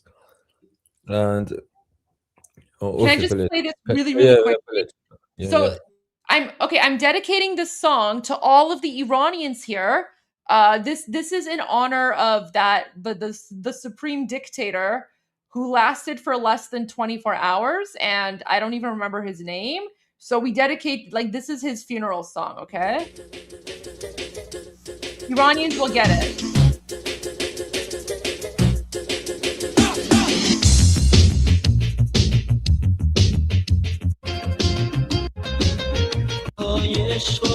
Wait, that's not it. Oh my gosh. Oh, here we go. It's this one. It's this one.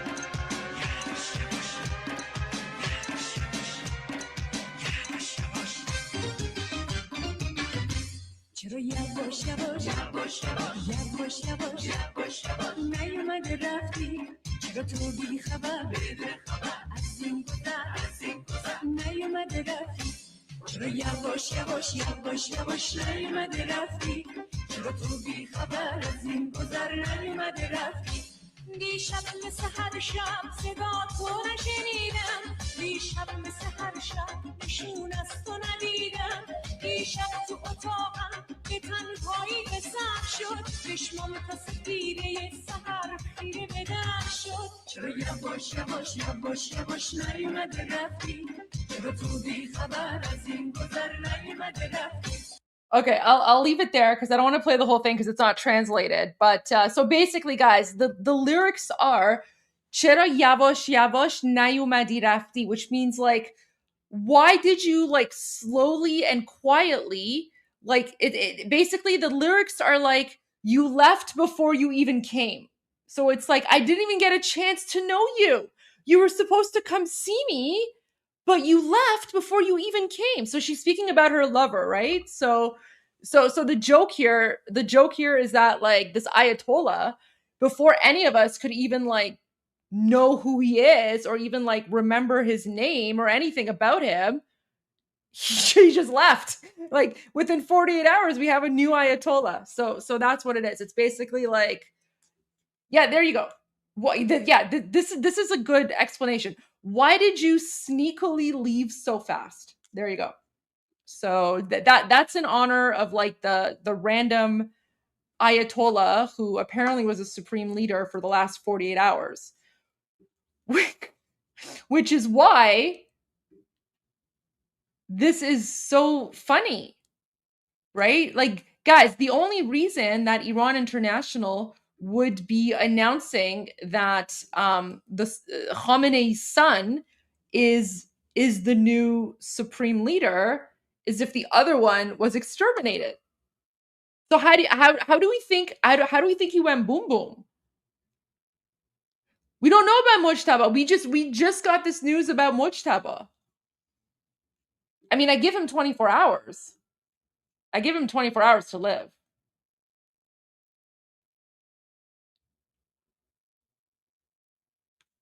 That's so strange. Oh my gosh.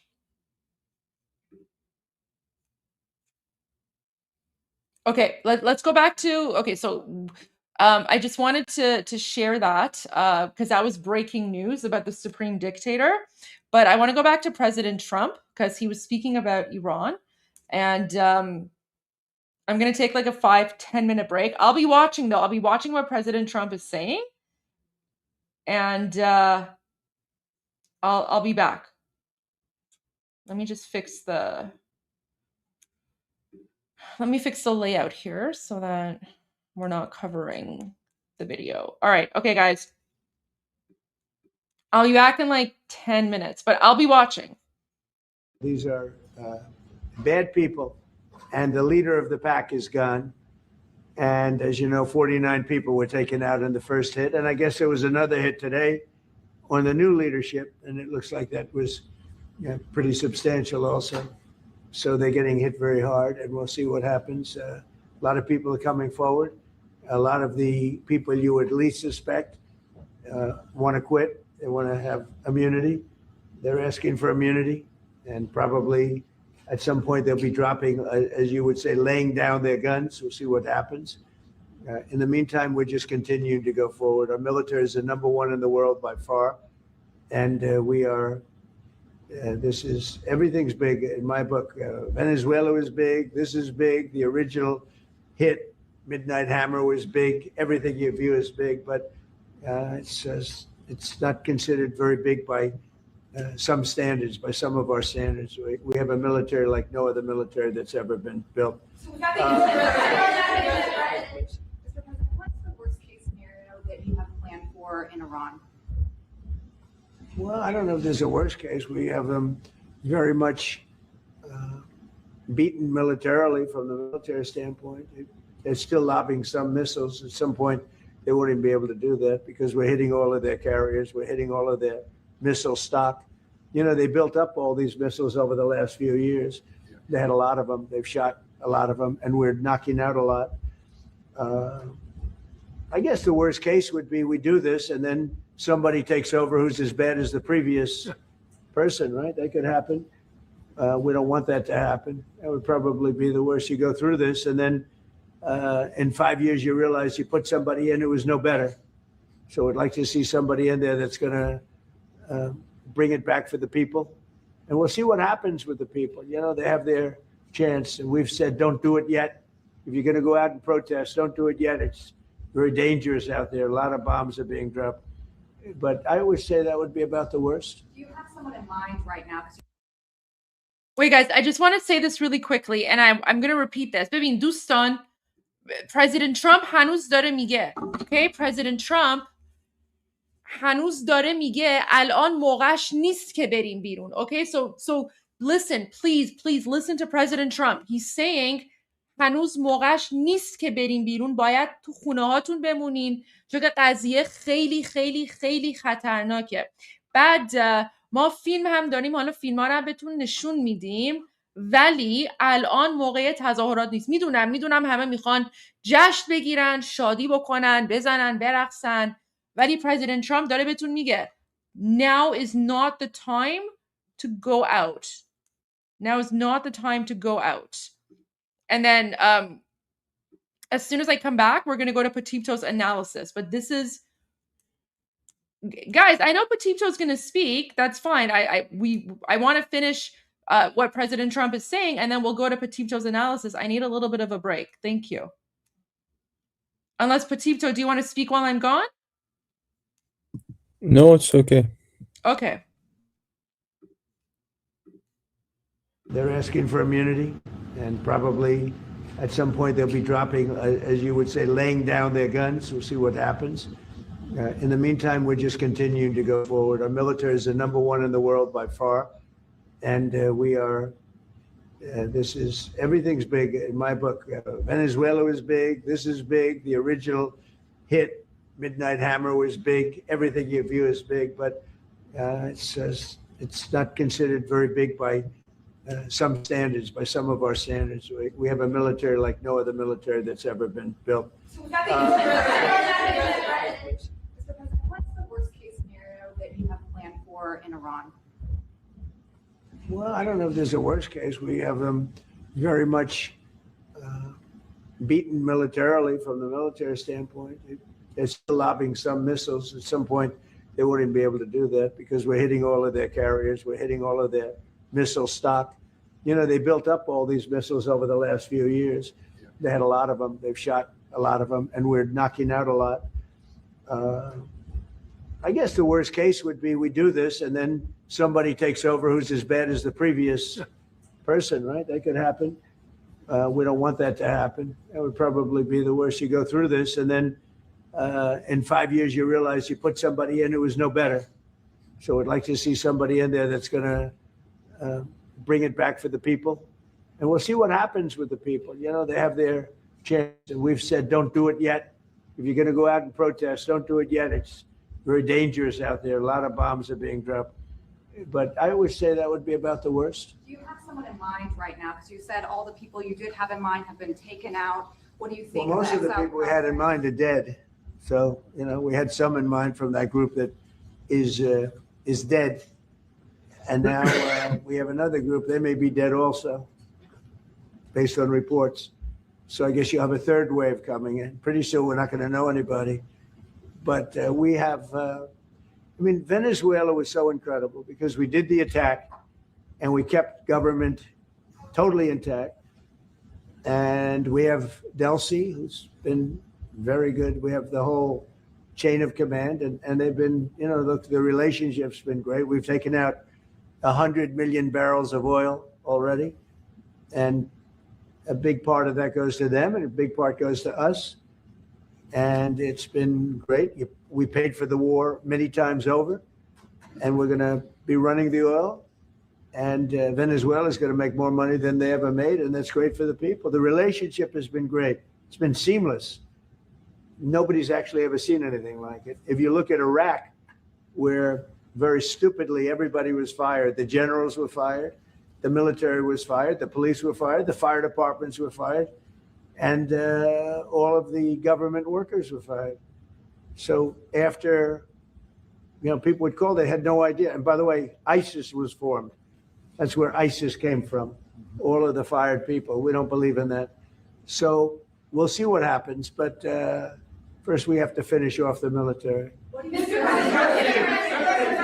Crown Prince Reza Pahlavi, is he an option at all in your mind? I guess he is. Some people like him, and we haven't been thinking about too much about that. It would seem to me that somebody from within maybe would be more appropriate. I've said that. He looks like a very nice person, but it would seem to me that somebody that's there, that's currently popular, if there's such a person. But we have people like that. We have people that were more moderate.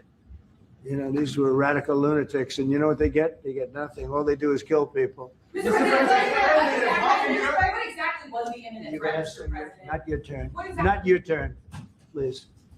Mr. President, are you going to take the heat off the Europeans to potentially help you? Mark Rutte called on the allies to also help you. What does that mean? Well, you have to ask Mark Rutte. He said not as part of NATO, but to be helpful to you in this. Well, some of the European nations have been helpful and some haven't.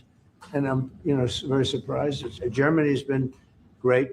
He's been terrific. Others have been very good, terrific. I think that the head of NATO, Mark, is fantastic. Okay, Yes. Rutte, I think he's fantastic. But some of the European, like Spain, has been terrible. In fact, I told Scott to cut off all dealings with Spain. Spain, first of all, it started when every European nation, at my request, paid 5%, which they should be doing. And everybody was enthusiastic about it. Germany, everybody. And Spain didn't do it. And now Spain actually said that we can't use their bases. And that's all right. We could use their base if we want. We could just fly in and use it. Nobody's going to tell us not to use it. But we don't have to. But they were unfriendly. And so I told him, we don't want to. Spain has absolutely nothing that we need other than great people. They have great people. But they don't have great leadership. And as you know, they were the only country that in NATO would not agree to go up to 5%. I don't think they would have agreed to go up to anything. They wanted to keep it at 2%, and they don't pay the 2%. So we're going to cut off all trade with Spain. We don't want anything to do with Spain. What is the expectation towards? And I'm not, by the way, I'm not happy with the UK either. That island that you read about, the lease, okay, he made it for whatever reason, he made a lease of the island. Somebody came and took it away from him. And it's taken 3-4 days for us to work out where we can land there. It would have been much more convenient landing there as opposed to flying many extra hours. So we are very surprised. This is not Winston Churchill that we're dealing with. Mr. President, what's your expectations towards Germany? What can Germany do and what should Germany do to help you in this conflict? Well, I think they're doing it. I mean, they're letting us land in certain areas, and we appreciate it. And they're just making it comfortable. We're not asking them to put boots on the ground or anything. I mean, we're just they're a respected country. I have a very good relationship with the country. We have, in particular now, with this leader, with this new leader. I think he's an excellent leader. I had my differences with Angela. I said, you're hurting your country with immigration and you're hurting your country with energy. And we have a man sitting on my right that is, I think, pretty much the opposite of her on energy and the opposite on immigration. And I think he's doing very well. Commercial air travel right now is severely restricted in the Middle East, and thousands of Americans are stranded. Why wasn't there an evacuation plan, and will you send planes to get people out? Well, because it happened all very quickly. We thought, and I thought maybe more so than most, I could ask Marco, but I thought we were going to have a situation where we were going to be attacked. They were getting ready to attack Israel. They were getting ready to attack others. You're seeing that right now. And a lot of those missiles that are hitting in, those are stationary. Those were aimed there for a long period of time at these other countries. So I think I was right about that. We attacked first. And if we didn't, it could have been, look, we're really decimating them. They're being decimated. And if we didn't, and by the way, we have massive amounts of ammunition. We have the high end. A lot of it was given away stupidly by Biden, very stupidly, for free. And I'm all for Ukraine, but they gave away a lot.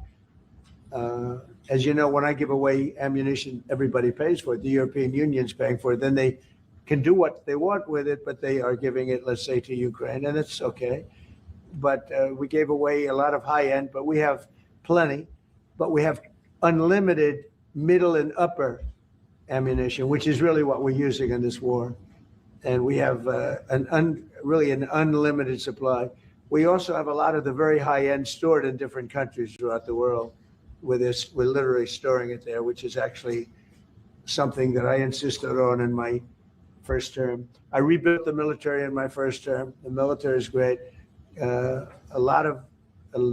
Unbelievable amount of ammunition or munitions, as they say, we're giving away to. The Wall Street Journal incorrectly covered the story when they said that it was given away to the Middle East. Not to the Middle East, it was given away to Ukraine. Very little was given to the Middle East. Middle East would buy a lot, and some of the nations, because they're rich, they have a lot, but it was given away to Ukraine. And it just should have been done. Look, it's a war that should have never happened.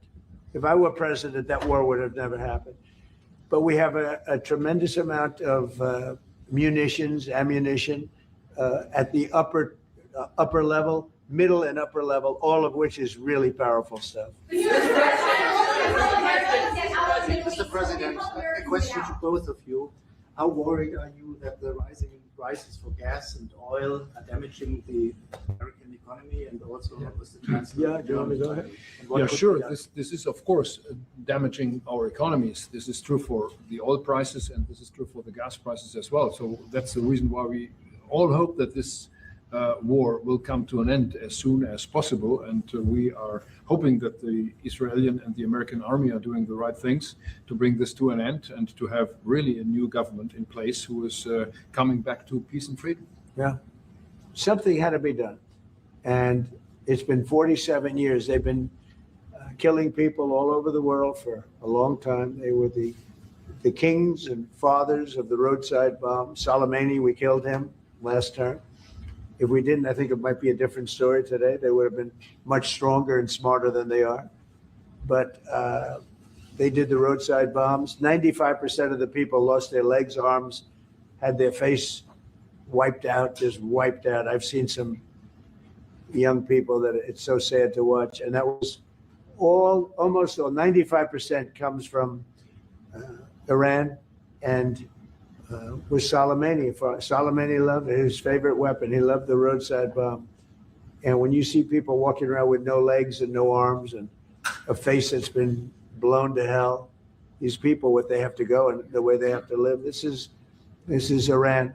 When you look at the barracks, the famous barracks, when you look at the hostages, when you look at a lot of hostages, when you look at all of the problems, they were really a purveyor of terror all over the world for many, many years. And it's something that had to be done, something. And I believe that if we didn't, because I see where Congress, if I didn't do this, guys like Schumer, who are losers, the Democrats, they're losers. That's why they're not here.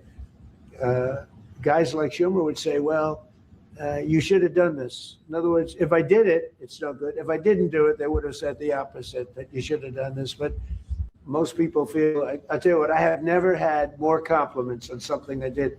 People felt it's something that had to be done. So if we have a little high oil prices for a little while, but as soon as this ends, those prices are going to drop, I believe, lower than even before. Go ahead, please. Mr. President. Yes. How do you want to solve the conflict on tariffs between the EU and the US? Between who? The conflict on tariffs between the EU and the US. How do you want to solve And US and who? EU. European Union. How do you want to Well, we won on tariffs, actually. Somebody said you actually won the case. We won on tariffs. We had a decision that was wrong. It was a very bad decision from certain standpoints. From other standpoints, a very powerful decision because it reaffirmed all the fact that we have all these various forms of tariffs that we felt right, but it totally reaffirmed it. It said you can use all of these tariffs. So we have all these vast menus of tariffs, and tariffs have made our country very rich. We have to charge tariffs to nations who play with their money. They move their money up and down like a yo-yo. We have to take care of nations that have been good to us and fair to us, and we're going to take care of them. Other nations, they haven't, and we haven't let them take advantage of us. But the whole thing with tariffs is we had a decision that, like as an example, we have a license situation, and the license is something that allows us to immediately stop all business with, nobody even knew we had this power, but we do now because of the decision. We have the right to stop all business having to do with a certain country. If a certain country is not treating us well, the president, without going to Congress, has the right to stop. Sort of interesting. I have the right to stop, but under that one law, I didn't have the right to charge them. So I have the right to license them, but I don't have the right to charge, which is frankly ridiculous. But the right was given to us by the Supreme Court. And we have the right, as an example, we talked about Spain. I could tomorrow stop, or today, even better, stop everything having to do with Spain. All business having to do with Spain. I have the right to stop it. Embargoes, do anything I want with it. And we may do that with Spain. What do you think? Well, sir, I think we're going to talk about it with you. I know that you have a strong power from the Supreme Court, clarified. We know you can use it, and if you need to use it to assure national and economic security, we'll do it. Scott, do you have an opinion? Sir, I agree. The Supreme Court reaffirmed your ability to implement an embargo, and as we've talked, from your first term, the Section 301s and the 232s have withheld more than 4,000 lawsuits, and USTR and Commerce are going to begin investigations, and we'll move forward with those. And we've instituted the 15% tariff on everybody, as you know, and just used. I'll tell you, we had a couple of paragraphs written in that opinion that were really incredible. Justice Kavanaugh wrote a fantastic dissent, but in his dissent, he said what we should do, and we knew that too. We just wanted to simplify it, and for some reason, I think, very, very foolishly, the courts decided no, but they said you can do it many other ways, and that's what we're doing. And what we've done is we've gone to a very simple, straight 15% tariff. We've taken in hundreds of billions of dollars in our country because of tariffs. So we've taken in all of this money, hundreds of billions of dollars, and honestly, it's made us very rich as a country, right? So it's been doing good. When will you have the full plan implemented? We have a 5-month period, up to 5 months, where we can go at 15%. And while we're doing that, as you know, we're doing the various studies and things, and we'll be coming out with different tariffs on different countries. You want to talk about that first? Yes, sir. By the time the 5-month period has elapsed, completed investigations under Section 301, which Secretary Besson talked about. We know there are countries out there with deals who are very interested in keeping the deals. We need to go through and investigate all these unfair trading practices, the kinds of things you talked about, and make sure that we're protecting U.S. economic security. We know there are countries. How are we going to treat Germany? Well, I think you should hit them very, very hard. Julia is right there. They have expressed an interest. Germany's been quite constructive in wanting to move forward and be helpful. The rest of you will talk to them as well. But obviously, I will say every country, every single country wants to make the deal they already have. In other words, a deal that we have using the other authority. Okay, I think that's pretty much all President Trump was speaking about with respect to Iran. We can finish watching the rest of this later. I want to go to Petito's analysis, but very, very quickly, I just want to share something really funny with you guys. So earlier today, I asked, I had a post in Persian, and I said, guys, I have a question for you. Khamenei was magbagged, right? Magbagged Khamenei. So Khamenei was magbagged, and the Islamic Republic is in the process of becoming magbagged too. So aside from Javid Shah and Kharin Nabard Pahlavi barmigarde, are there any other slogans? And of course the answer is no. However, I spoke too soon because the Islamic regime gave us an early, they gave us a quick present. So I just retweeted this, and because now Khamenei's son is the new supreme leader, guys, Iranians, we only have a limited amount of time to say Magbad Khamenei. We only have maybe 24 hours to say Magbad Khamenei before he's magbagged as well. So guys, appreciate it and enjoy it while you can, because we can reuse the slogan. We can use the same slogan we've been using for the last 37 years for only a little while longer. So guys, take advantage of the opportunity while you can. Magbad Khamenei. There you go. Okay, Petito, let's go to your analysis, please. First of all, I want to ask everybody about that. Don't let the news just entertain you, and I want to ask them, don't let the news just inform you. Read between the lines. The news are not here to guide us through the transition.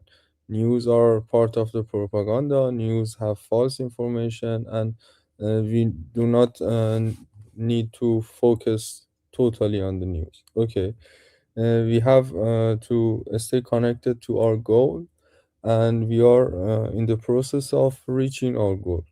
What is our goal? Our goal is making Iran free and prosperous again. Okay, and in this matter and in this road, a great bond has created between people and their own leader. That means King Reza Pahlavi. And what this bond means? Okay, this bond is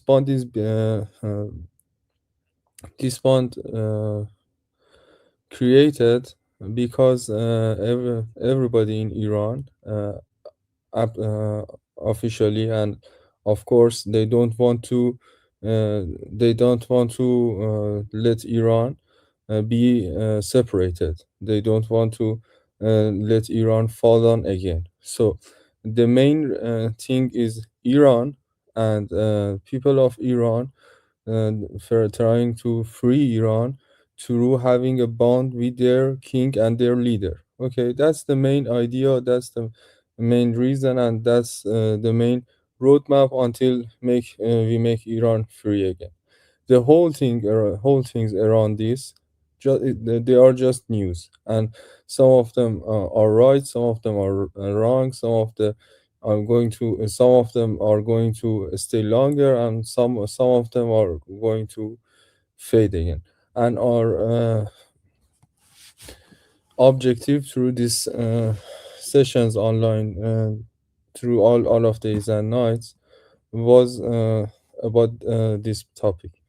What happened in last 24 hours was very very strategistic and very important uh, in our way to achieve success.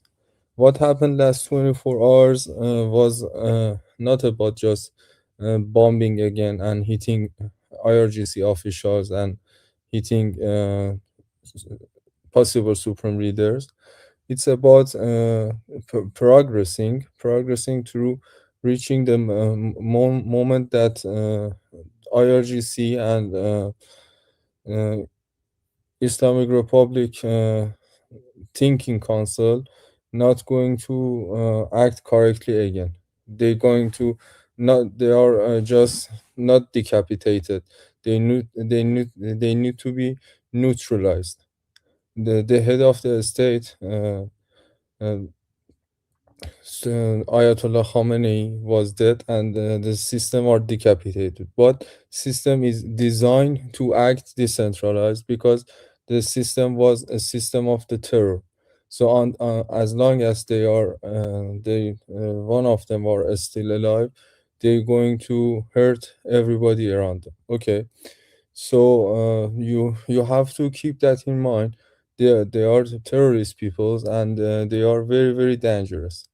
And with this fact, you are going to understand why the President Trump keeps telling about negotiating. So they have to think they're going to leave. If they believe no one of them are going to leave again tomorrow, they're going to be 100% more extremes, and they're going to act more violent. Okay, this is the roadmap for maybe next week or next 2 weeks.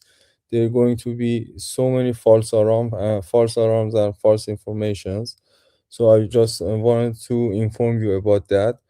But what happened in Iran through the eyes of the people was the strikes was getting very very hard, but people are going to have more hope to the future as the strikes is very hard.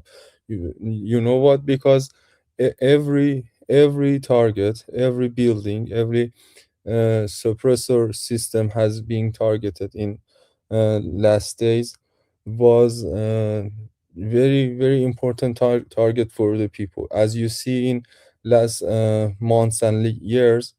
For each break of this system, for each break of these buildings, they killed thousands of peoples in Iran. So when you see 80% of suppression system just knocked down in one day, it means if we people we were going to do that as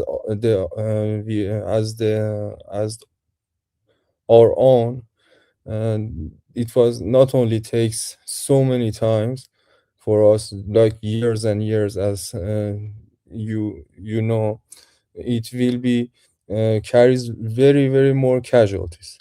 I see everybody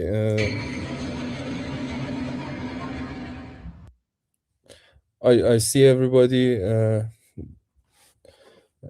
thinking about people and regular people casualties from the attacks and bombardments. But we the people believe if some of us also killed in these bombardments, will be very very very less in the case of we going to act alone. So that's the whole idea. And important news as me. May I just explain that again? So, because Yeah, that's yeah. really Sorry. important. So, guys, what Potipto is saying is that the sentiment in occupied Iran right now is that Iranians, right, because of the severe oppression. Oh, I think his internet cut out. Okay, he'll be back.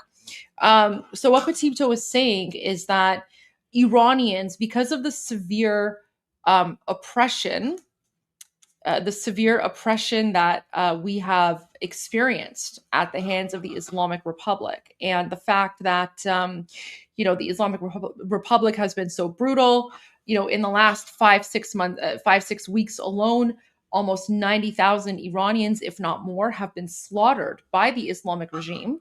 What Iranians like the mood and the sentiment for Iranians is that we welcome these targeted strikes, and we are willing to risk our lives, if it means, so like Iranians are saying, like, if I become collateral damage during these targeted strikes by Israel and the United States, that's worth it, because whatever sort of casualties that might happen during in terms of collateral damage, that would be worth it, because that would be much less in terms of numbers than what Iranians have been going through for the last 47 years. So, guys, I want you to think about that.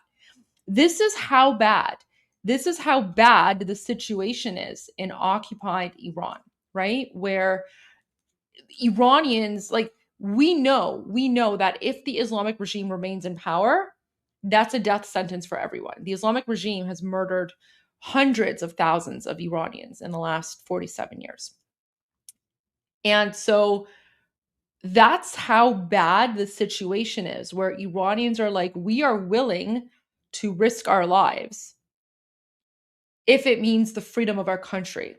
Now, thankfully, thank God, we have not heard of any casualties so far. But I mean, there might be some, but the sentiment among Iranians is that any potential civilian casualty, they're not blaming it on Israel or the United States. They're blaming it on the Islamic regime for not surrendering and for using Iranians as human shields. And in fact, right now there are reports, and I'll get to some of these posts, but there are reports that because the United States and Israel have destroyed all of the IRGC bases, they are now hiding in schools, they're hiding in hospitals, and they're hiding in mosques. So the Islamic regime is now using schools, hospitals, and mosques for military purposes, essentially trying to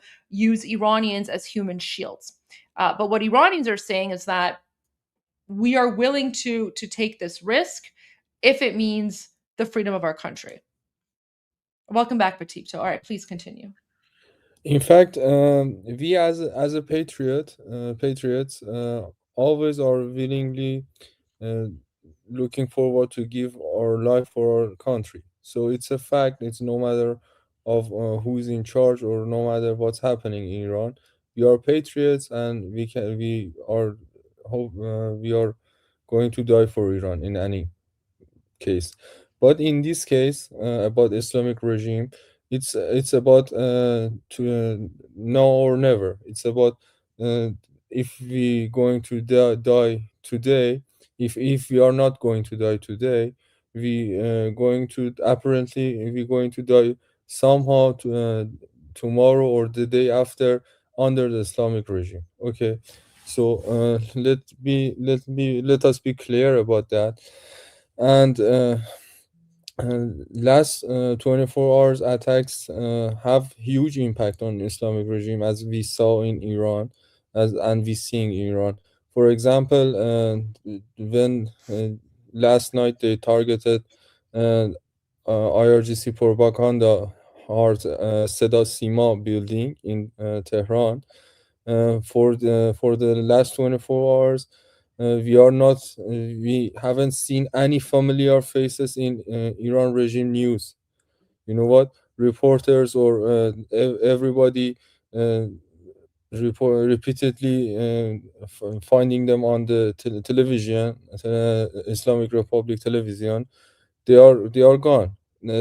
Actually, they are not officially telling some of them are dead or some of them are casualties, but we are seeing that the length of their propaganda or length of the system has to be renewed every 24 hours, and it's a very very important message. So not the regime has been decentralized, but they are not organized anymore. So it's about time, who are in charge or what are they doing, and they are not linked together. So it's the very very important thing we have to know and tell about this.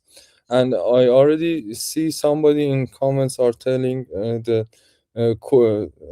separatist courts are going to be armed outside Iran. I think he's referring to the speech of President Trump about he's looking forward to helping militias getting armed. In fact, I was trying all of the people to tell about the news or trying to read between the lines. It's a simple of example of what I'm saying. President Trump says about that, but he's not says who's going to help them get armed. He just justifies about militias. So how do you know he's going to arm Iranian people against the separatist course? Okay, so just don't believe what are you seeing in the TV, and what your first going into your mind is not going to be right as always. گلی ازت خواهش میکنم چند تا لینک آخرم بذار، یکیش که فانه، دوتاش هم اشاره داره به حرفان، بعد من با اجازت برم. باش. جای امنی هستی شما؟ Because everyone always asks, are you safe? آره من عالیم، من از این بهتر نمیتونم باشم. Okay. Okay.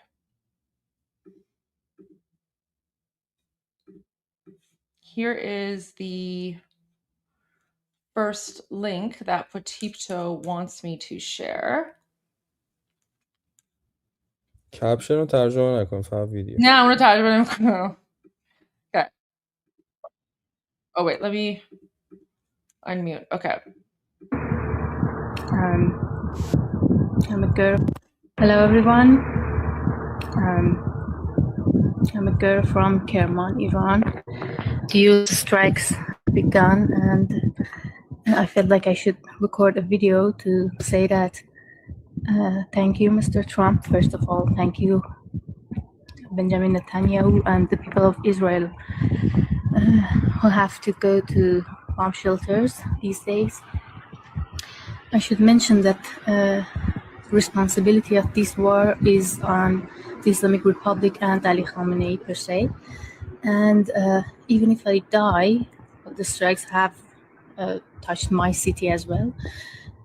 Even if I die in this war, the only one who's to blame is Ali Khamenei. And if that leads to the destruction of this regime, this terrorist, I'm okay with it.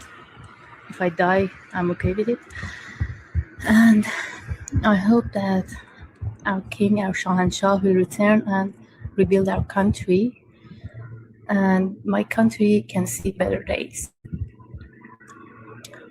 Javid Shah, Payande Iran.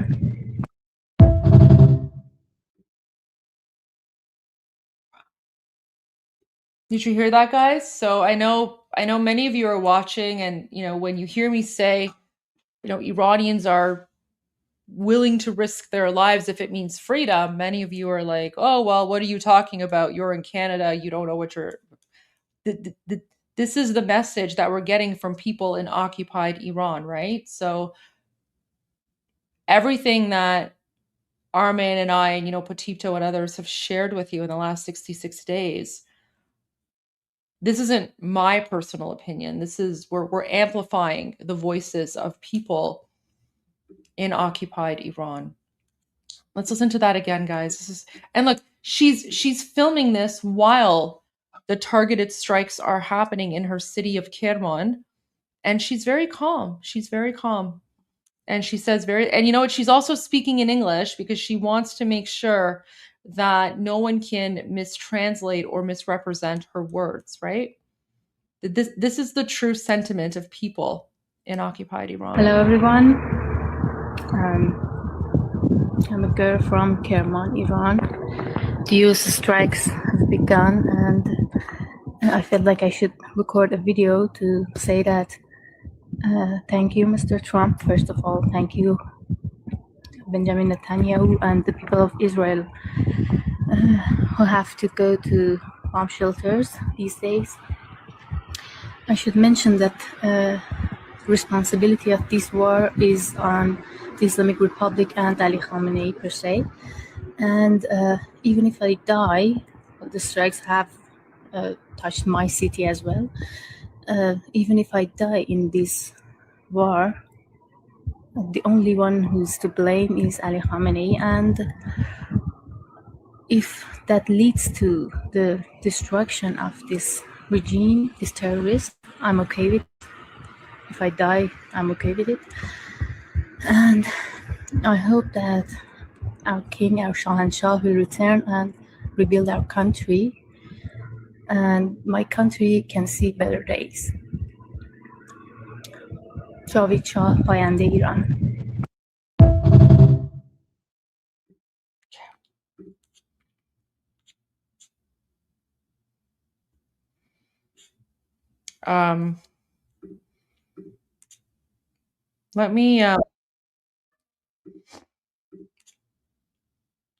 Let me just share this video really quickly. Let me download it so I can share it. Give me one moment, guys, please.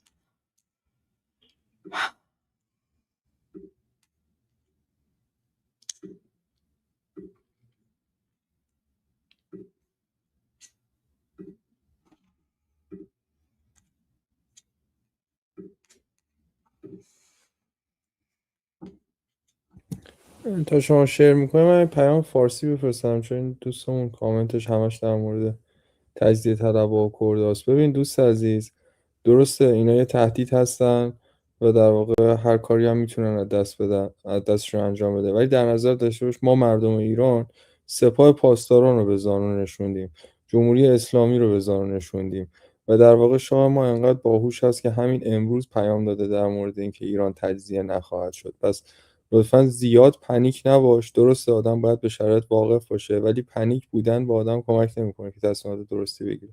در نظر داشته باش که هر چقدر هر کسی الان شامل این گروه ها میشه، اینا همچنان در اقلیتن و اگه قرار به حتی نبرد تن به تن باشه، توی همون مناطق آدم‌های از ایرانیایی هستن که وطن پرستن و اجازه نمیدن بخوام پیشروی بکنن. این دیگه جواب آخری بود که گفتم خیال راحت شد.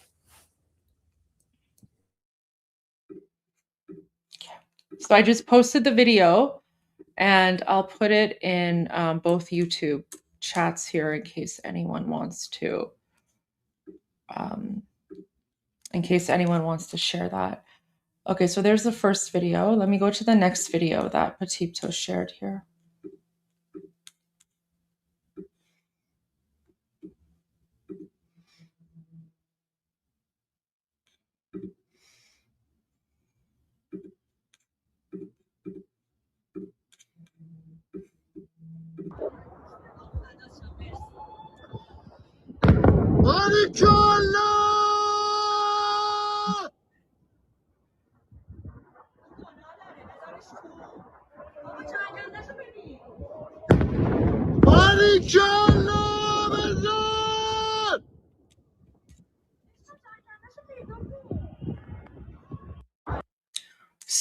So what's body kalla? How would you like translate that? Like great job? Well done, great job. Well done. Okay.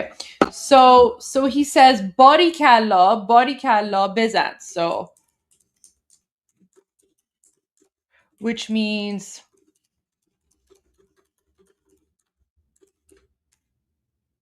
Bravo. yeah. Bravo. Sorry, YouTube. Wait, it didn't let me share the message. Thought it was spam.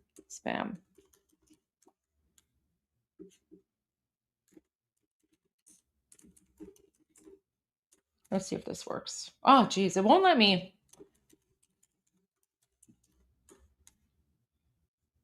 Okay, there we go. So for some reason, it won't let me include the English translation. So, okay, guys, so I'll play this again. So obviously this is a guy in occupied Iran. He's watching the IDF and United States, do the targeted military strikes, right? So he says, "Bari kalla." He's yelling. He's like, "Bari kalla," which means like, "Well done, great job, bravo," right? And then bizan means hit them, right? So watch this. This is the reaction of someone in Iran, right, who's surrounded by the targeted military strikes. Watch this. Hear the excitement in his voice, guys.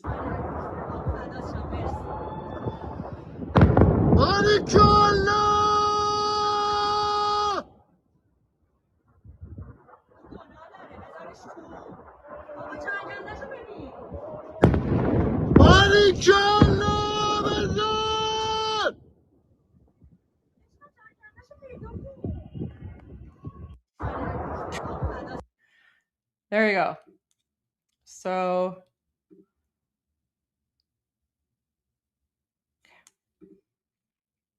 I'll have to share this one later. But do you see how brave Iranians are? Like, they're so excited and they're so brave. Like, Barikalla, well done, bravo. And then Bizan is like, hit them, right? So he's basically encouraging the United States and Israel to attack. Again, guys, think about that. Like, how horrible, how horrific does the government of your country have to be that you are actually welcoming a foreign army destroying them, right? This is how bad the situation is in occupied Iran, right? So this is literally humanitarian intervention.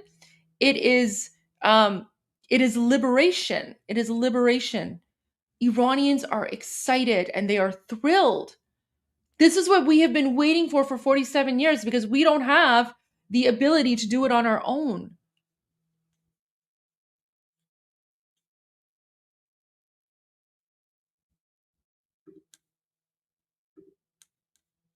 But just take a moment and think about the horrors. And I mean, we've shown you guys, in the past 66 days, we've shown a lot of the horrific things that the Islamic regime has done to us. This is why we are happy about what's going on, right? It's not that we are warmongers. It's not that we are violent. We Iranians, we're actually a very peaceful people. We're very peaceful. And as you know, all of our demonstrations outside of occupied Iran have been very peaceful, right? They've been peaceful. We've been thanking the police. We give flowers and candy. Even President Trump was very impressed, right? So we are inherently a peaceful nation. We don't want war with anyone. We don't want to fight with anyone. But this is what we've been dealing with. So this is why, like, the situation is so terrible that we view this as this is what we have been praying for. This is what we have been dreaming for the last 47 years. And Potipto, honestly, to see it happening, like, I'm still having difficulty processing this. Like, sometimes, like, بعضی وقتا مثلا بیدار میشم یا مثلا به خودم فکر میکنم میگم خامنه ای واقعا کشته شده، یعنی آمریکا واقعا داره حمله میکنه، اون چیزی که ما همه عمرمون میخواستیم واقعا داره اتفاق میفته الان. And it's happening.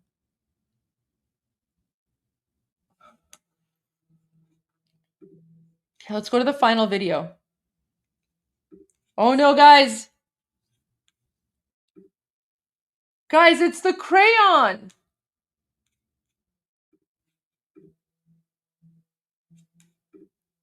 It's the crayon. Oh no, what's gonna happen? What do you think is gonna happen to the crayon?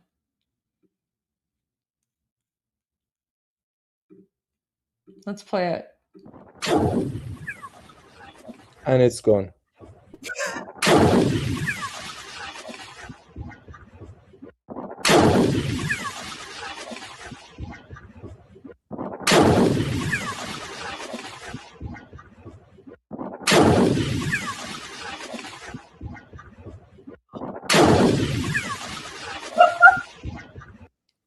More than hundreds of gigabytes and thousands of scenarios, and no matter how many fake things we've heard about this missile, and it's gone for less than 2 seconds.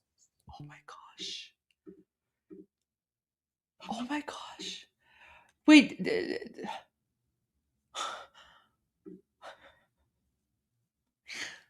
No.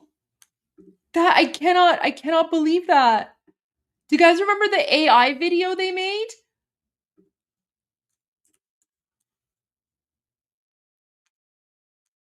Wait, let me see if I can find the AI video. Was it this one? Oh wait, that's the Arabic one. Wait, let me find the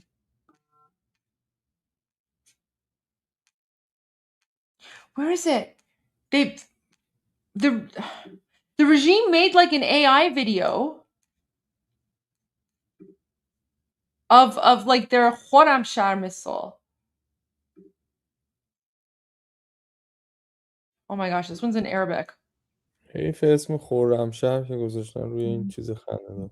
واقعاً خیلی مسخره است. Okay. So I can find it. Do you know which one I'm talking about? They had like a 2-minute AI video about like the missile. I know we played it earlier, but it was the one that was in English. یه نکته مخفی هم این ویدیو داره، اگه دقت کنی از نزدیک لانچر دارن فیلم میگیرن، یعنی خودشون میدونن چند ثانیه قبل از اینکه شلیک کنن قراره بزننشون. فکر میکنی خودشونه یا فکر میکنی مثلا موساد یا CIA؟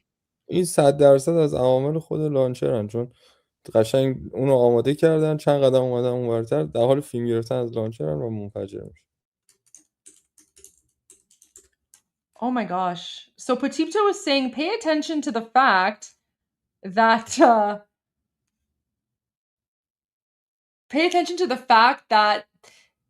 the people that are filming this, the people that are filming this, they're very, very close to the launcher. So it's almost as if they knew what was coming. It's almost as if they knew what was coming. And it just happened. Wait. Oh no, I can't find that AI video now. It was so good. Okay.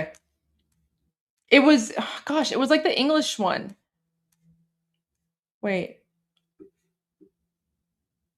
I think it might be on this channel. Let's see. All right. Guys, while I'm trying to find that video, look at this. Look at this. It didn't even last. But do you see how close they're filming?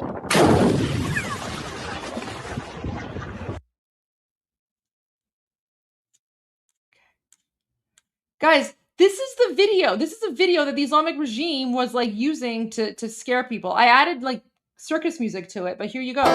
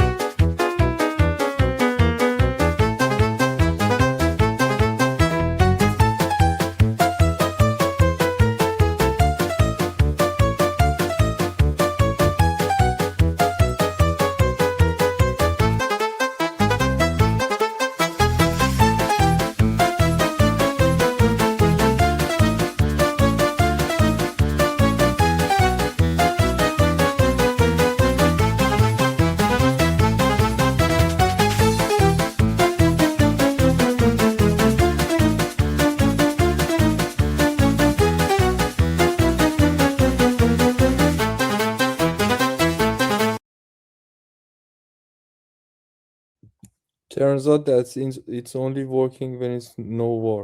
It's only working for the media.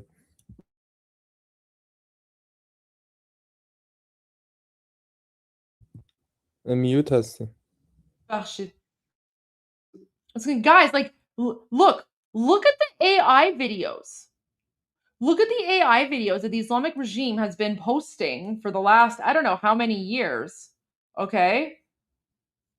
Like, just look at this. Look at this. And that's Khamenei, by the way, right? So remember, this is like the brutal Islamic dictatorship that has been threatening the United States and Israel for the last 47 years. And then they were making like these weird AI videos about how they're going to destroy the United States and Israel with their weird jihadi rockets, right?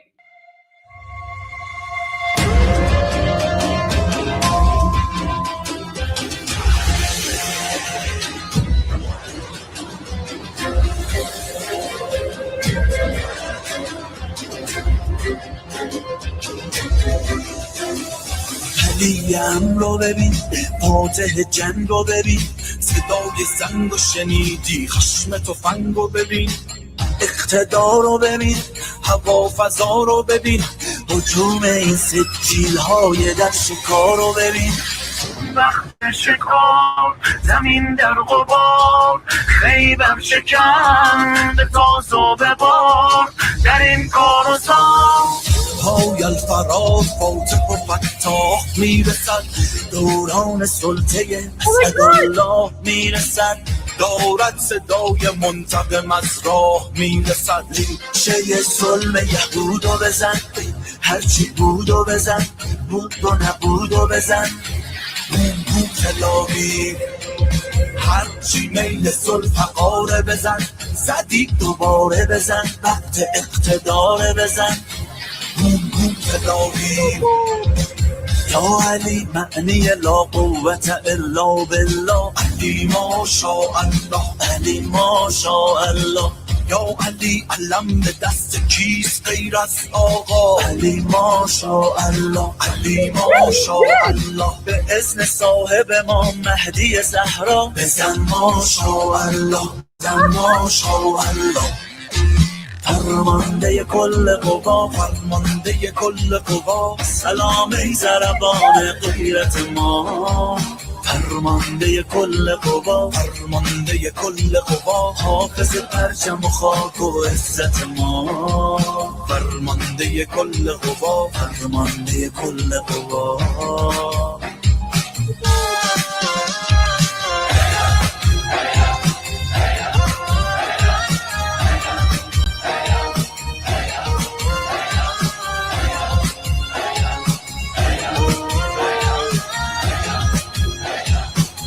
طوفان بخوان تا میدان بخوان، ای ایران بخوان، ای ایران، نگاهت از ایران به دور آمریکا، یه شرور میپاشید در غرور انشاءالله، یابان از ظلم تو خون یک کشور لاله گون، اما تو سرنگون انشاءالله.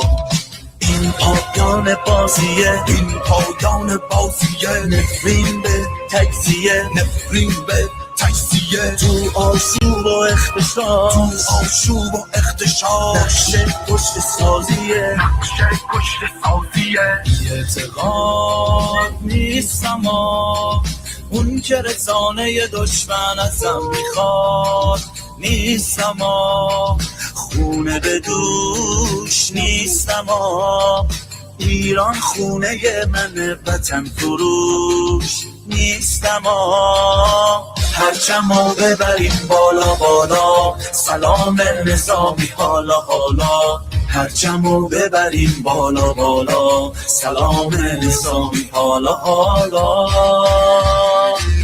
فرمانده کل قوا، فرمانده کل قوا، سلام ای ضربان غیرت ما، فرمانده کل قوا فرمانده کل قوا حافظ پرچم و خاک و عزت ما فرمانده کل قوا فرمانده کل قوا. Goldie, I love the fact even this video was tried to use AI to create it, but more than 90% of the people, 90% of logistics, and 90% of places that's shown in this video does not exist anymore. Oh my god, guys, this is even funnier now. You know what? So I think we played this video before. I think we played it like a few weeks ago. But it's even funnier now because like Potito saying like 90% of like the places and people in this video, even though it's AI, they're not even around anymore. Comedy's dead. Meanwhile, so they make. Okay, I have to show this to Armin when he gets back. He's gonna love. Like this is gonna be even more sweeter and meaningful. But guys, so the missiles in the music video that they were talking about. This is a missile. Look at this. This is what happened to the missile.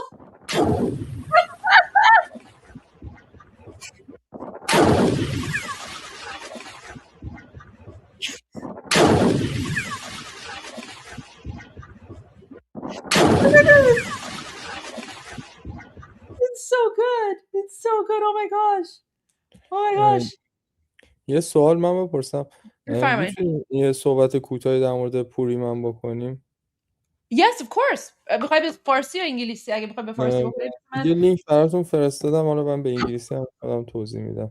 Okay. ولی یه سوال جالبم از خودتون دارم. Oh, look at this, guys. Look at this. Look, guys. Potipto, who is in occupied Iran, he has a message. He says, Happy Purim. You're welcome to have a special visit of Esther and Mordechai tomb. A gift from me to all my Israeli friends. Israel Chai. So, guys, for all of our Israeli friends, here is a video tour inside the tomb of Esther and Mordechai. So let's play this, and then Potipto has a message for you guys.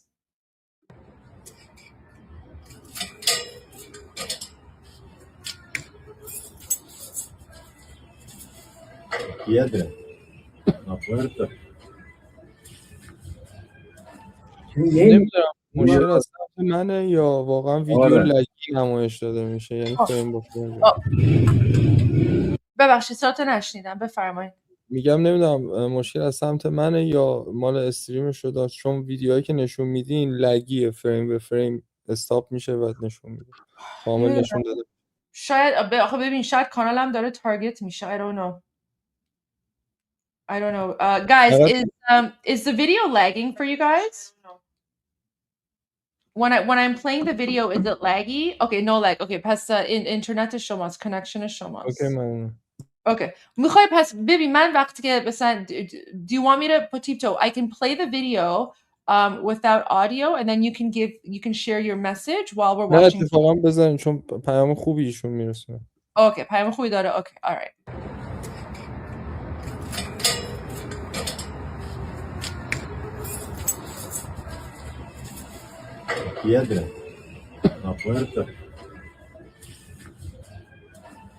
یه نفرم بابا. دیروز آره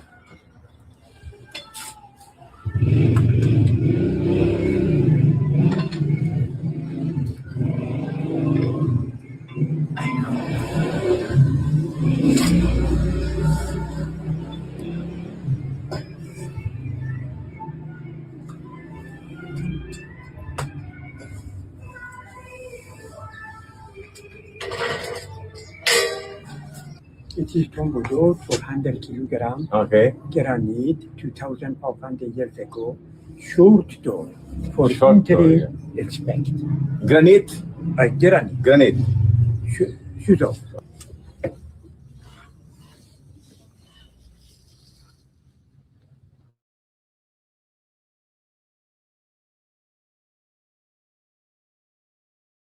My browser lost connection to audio. Sorry.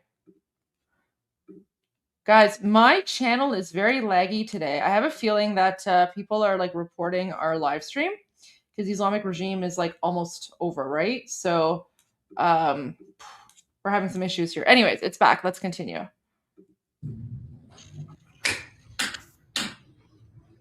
It is second place important for people Jewish after Jerusalem. Esther Mordechai. Because generation Esther Mordechai, Hebrew, Okay. from right to left, Right, left, yeah. 15 generation Esther Mordechai, Jacob, Yaakov, prophet Jewish, Benjamin. Benjamin, yeah. It is Solomon for compound, for period, for ceremony, for tourist, for you. Very good. And this way? Yes, Hebrew.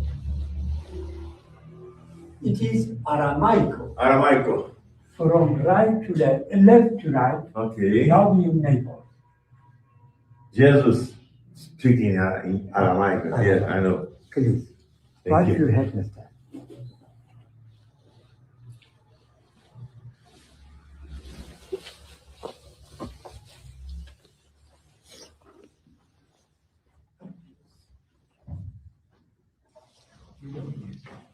Oh.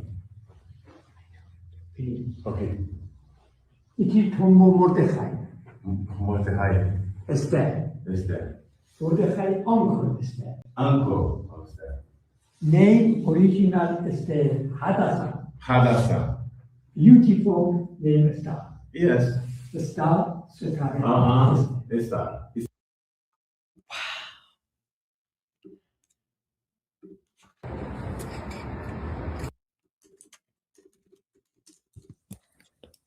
First of all, I'm more than happy that next year, next Purim, some of you are literally in Iran and celebrating Purim at this place, at the Tomb of Esther, and at where it used to be. It's a huge news, as it's a great thing to me as an Iranian, and looking forward to see you here. And second, the next point is I want to point that out we are Iranians inside Iran. We never forget what are you doing to us at this very moment. As Queen Esther had to ended up freeing Israeli people at 25 centuries ago. I think what are we experiencing right now and what are the Israelis doing right now has same effect for Iranian, at least for 25 centuries forward. So I think we are experiencing huge moments and very, very important time together, and we will be stay together for next centuries. Beautiful, beautiful message, Patipto. And our civilizations go back thousands of years to biblical times. So yeah. حالا یه سوال از شما. از من. بله. خامنه ای رو اگر به انگلیسی شما بنویسی، خب بعد کی اولشو ای آخرشو، یعنی ای آی آخرش هم حذف بکنی، چی ازش میمونه؟ هامان. بله. Oh. Guys, Patipto just said if you spell Khamenei in English, but then you get rid of the K and you get rid of the EI at the end, what are you left with?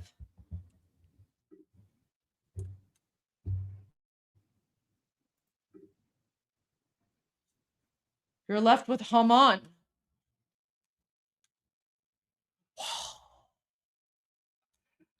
Welcome back, Armin.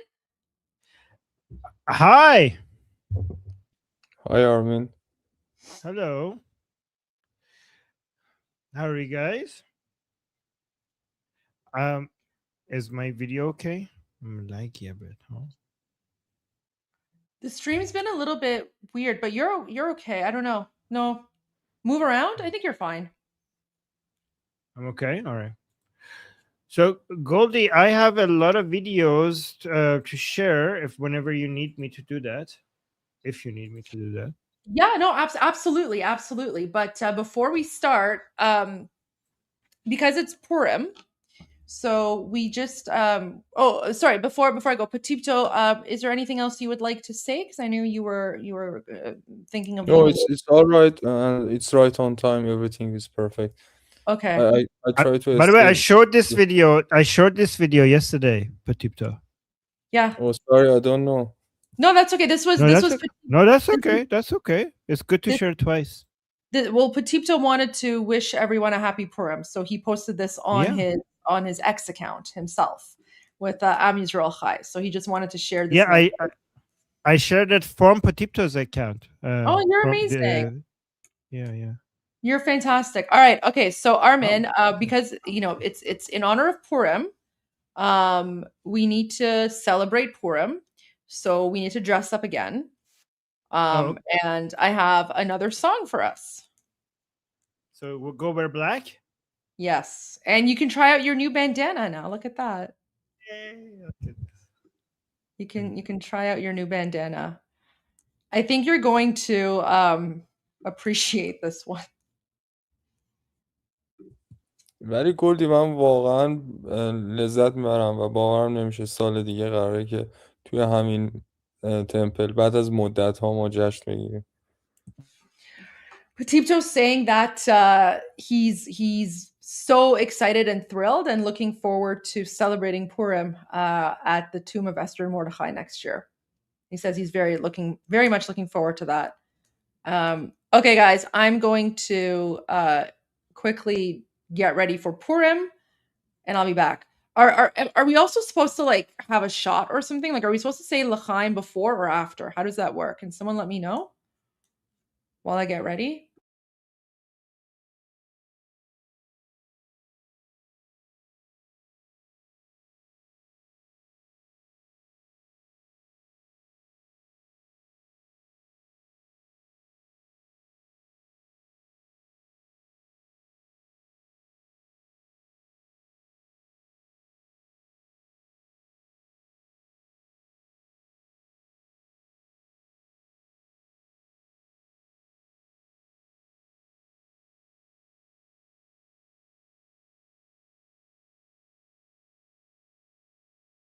All right. I couldn't find my other black shirt, so I had to wear this one.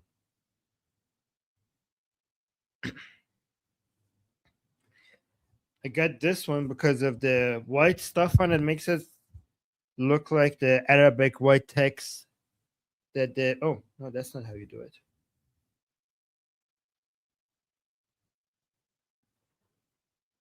Oh yeah, this is how you do it. Wait a second. بچه شیعه ارزشی. آرمین میدونی که خیلی از این بچه شیعه ها قراره اذان صبح امروز رو نبینن و نشنون. Ooh, nice. That's a good thing. اذان الان هیتس هارد.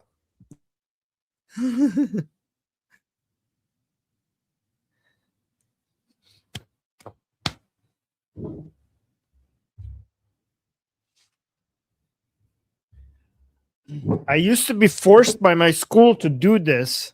I remember when I was in Iran, I was thinking one day I would leave Iran. I would never have to do this again. And now I'm doing this. Voluntarily, doing this voluntarily. Yeah, I'm doing it. If you told me when I was a kid in Iran that one day I would be doing this voluntarily and not be forced by my school to do it, and I would just do it out of my own will, I would like, yeah, no, that's never going to happen. You're delusional.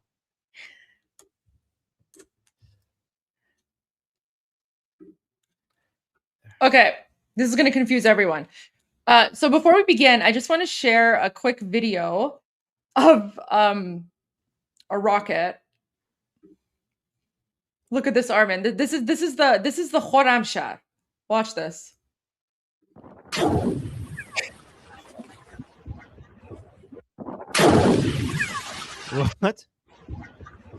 What? What just happened? That's this what real? Israel and America. No, this is real. This is real. This is what America and Israel did to their pointy rocket. Wow. So all of the AI videos that the regime made, Zart. Anyways, Yeah. so I'm gonna play an AI video. We've translated this one before. Well, you have anyway. So I don't know. We're not going to translate it, but this is just in honor of Purim. Are you ready, Armin? I already played it once. It's actually even funnier now. You'll see why.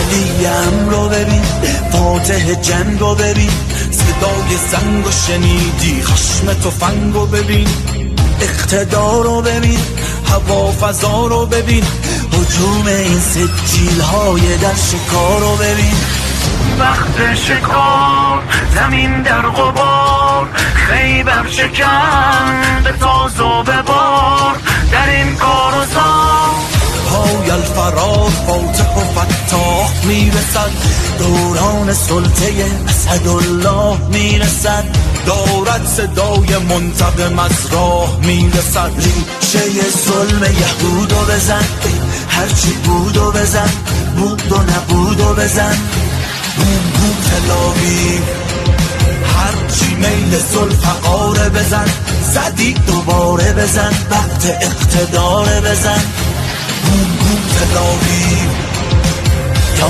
علی معنی لا قوت الا بالله علی ماشاءالله علی ماشاءالله یا علی علم به دست کیست غیر از آقا علی ماشاءالله علی ماشاءالله به اذن صاحب ما مهدی زهرا بزن ماشاءالله بزن ماشاءالله فرمانده کل قوا فرمانده کل قوا سلام ای ضربان غیرت ما فرمانده کل قوا فرمانده کل قوا حافظ پرچم و خاک و عزت ما فرمانده کل قوا فرمانده کل قوا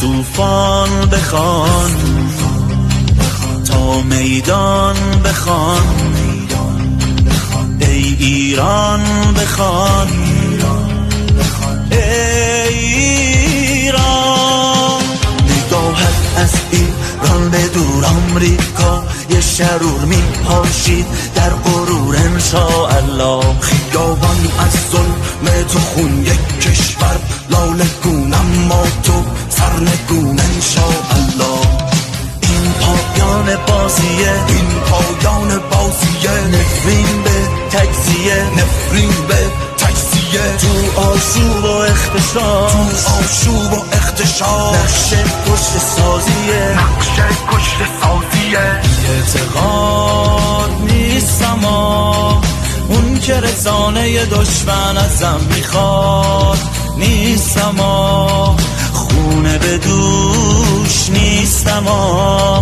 ایران خونه من وطن فروش نیستم هرچمو ببریم بالا بالا سلام نظامی حالا حالا هرچمو ببریم بالا بالا سلام نظامی حالا حالا فرمانده کل قوا فرمانده کل قوا سلام ای ضربان غیرت ما فرمانده کل قوا فرمانده کل قوا حافظ پرچم و خاک و عزت ما فرمانده کل قوا فرمانده کل قوا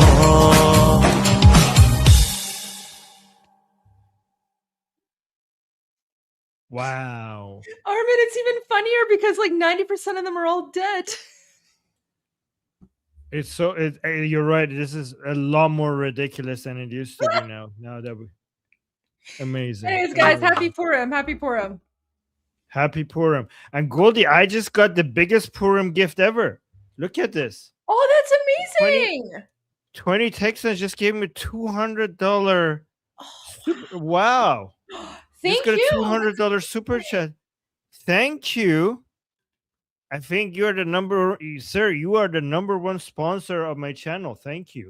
Oh, that's incredible. Yeah. There you go. Thank you, guys. Armin, did you hear that we have a new supreme leader? Yeah, I thought he was dead. Now he's not dead. He's alive. Zombie leader. ببین تایید که نشده زنده یا مرده بودنش، ولی من فکر میکنم استراتژی پشتش اینه که کسی که مرده رو دوباره نمیشه کشت.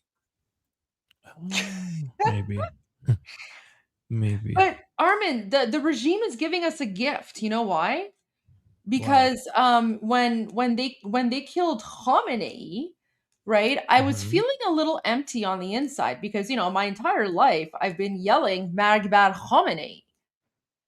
And then when they killed Khamenei, I'm like, well, what am I supposed to chant now? It's not like I can exactly say Magbar Khamenei anymore.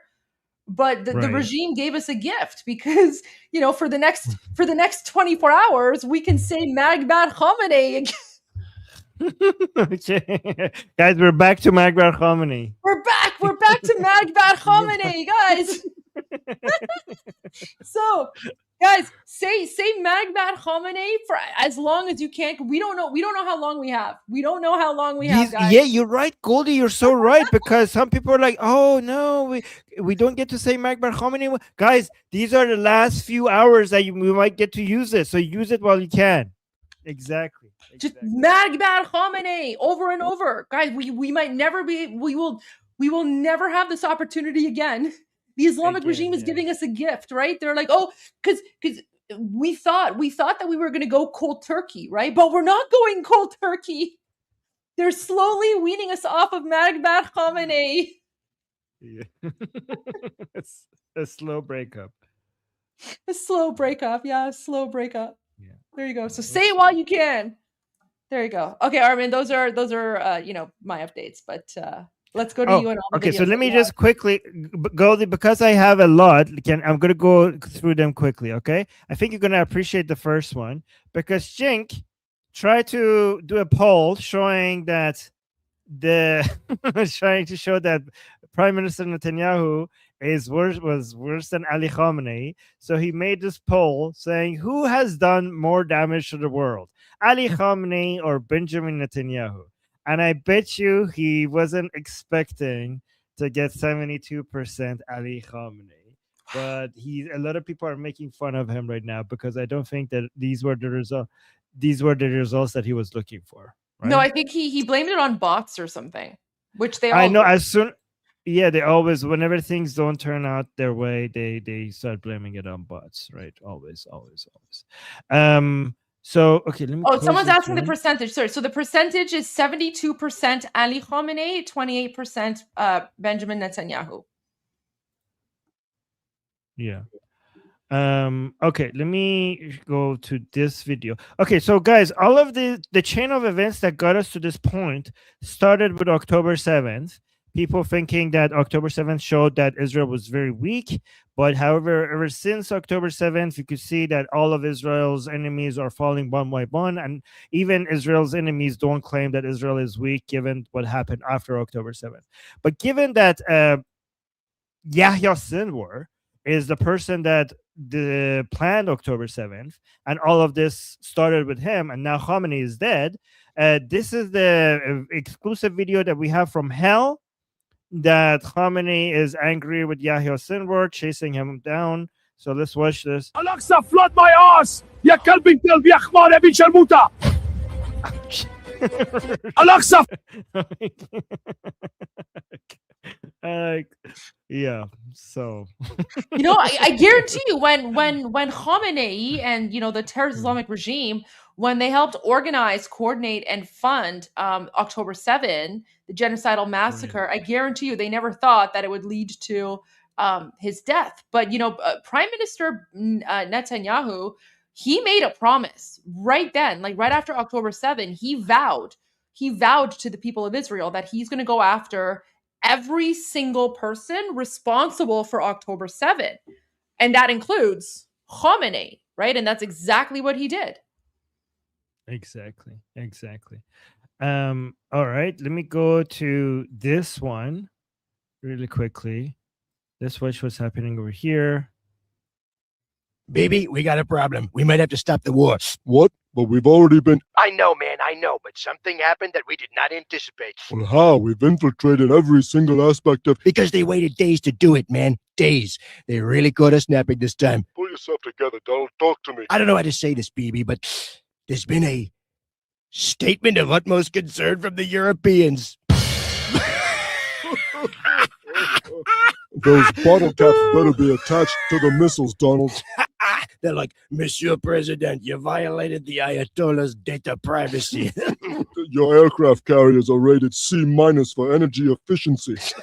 I'm screaming. Boy, we could go on for weeks like this. Oh, we will. Weeks and weeks and weeks and weeks and weeks and...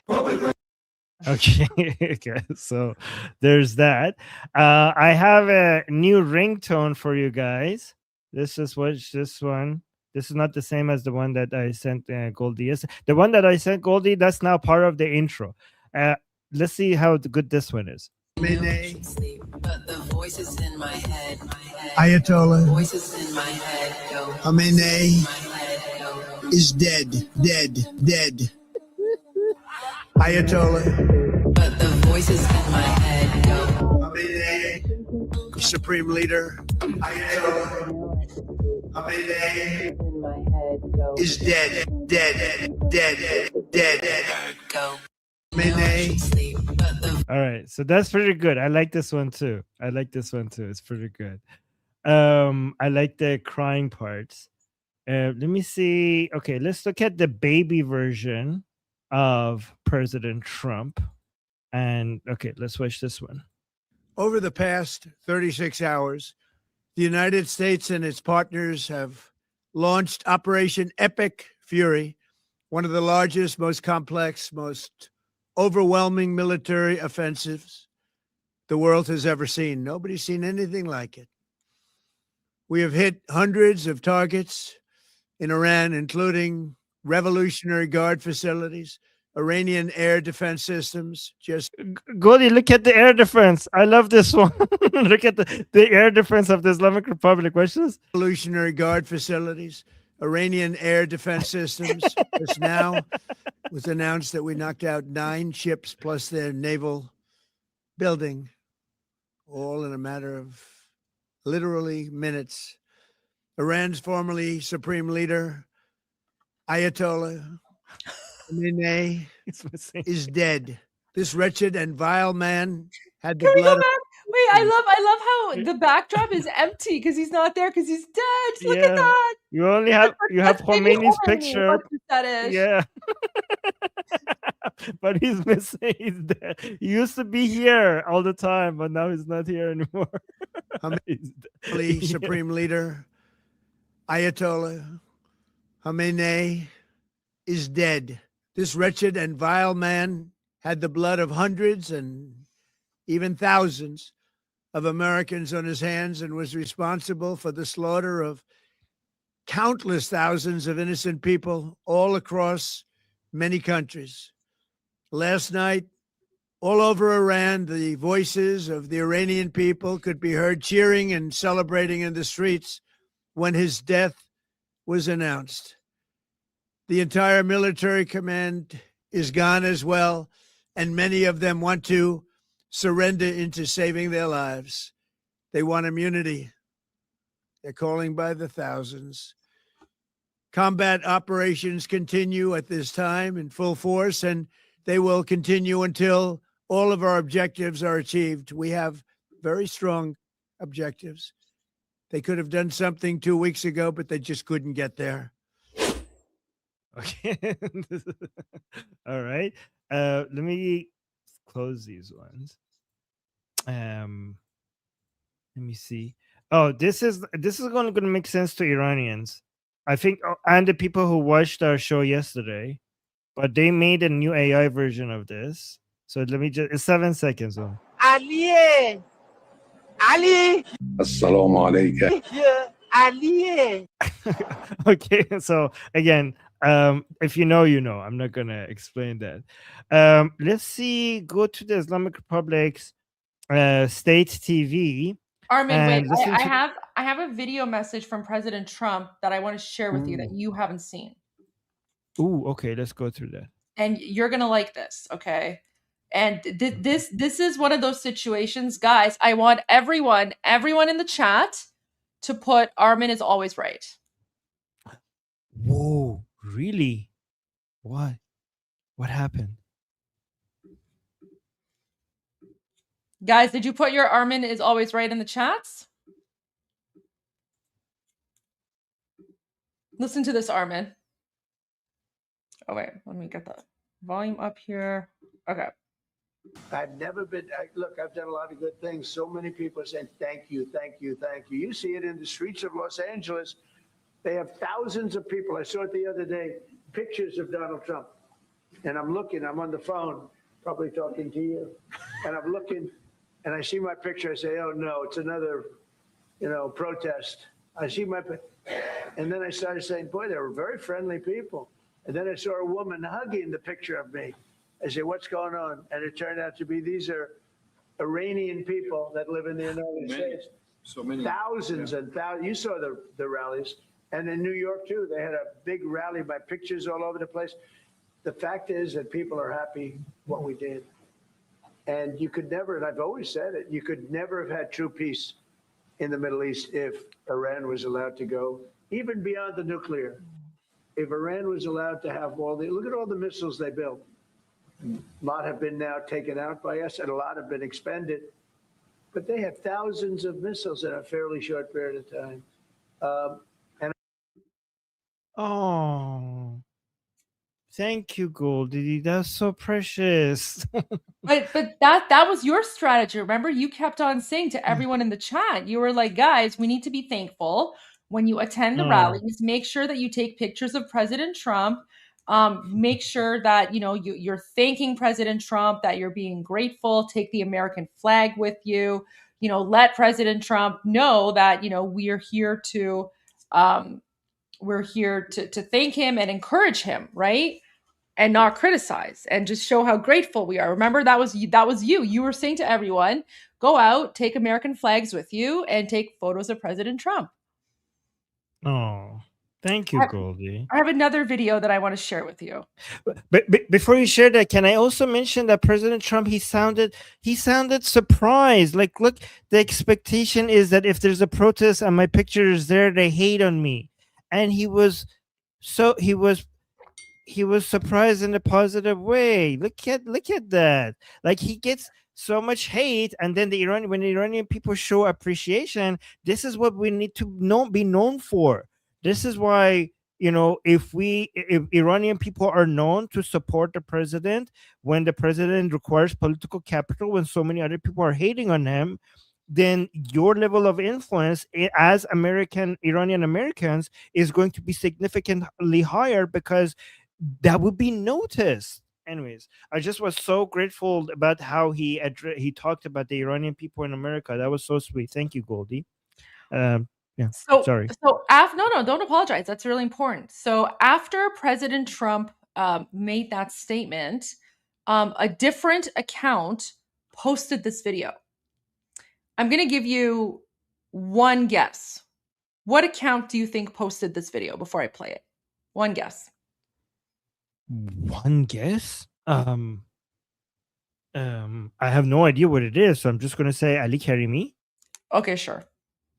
You're wrong, but that's okay. I know it's tough. Okay, But just okay. Just I don't even know what it is. That's Yeah, okay. Just watch the video. It's okay. Yeah. Just watch the video. You'll appreciate this. Look what the beautiful people out here. They're all shining.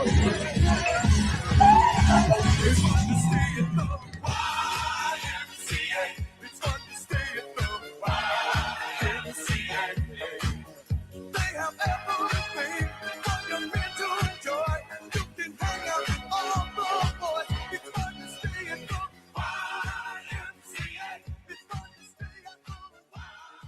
Whoa! Look what the beautiful people are What? here. They're all. That is an official White House video? From coast to coast. Thank you, President Trump, for decisive action against the Iranian regime. That is so cool. We've been noticed, guys. Senpai. Senpai has noticed us, guys. Look at this. Amazing. Oh my God. Amazing. But this is Armin, an official White House video. Okay. Yes. look at this part.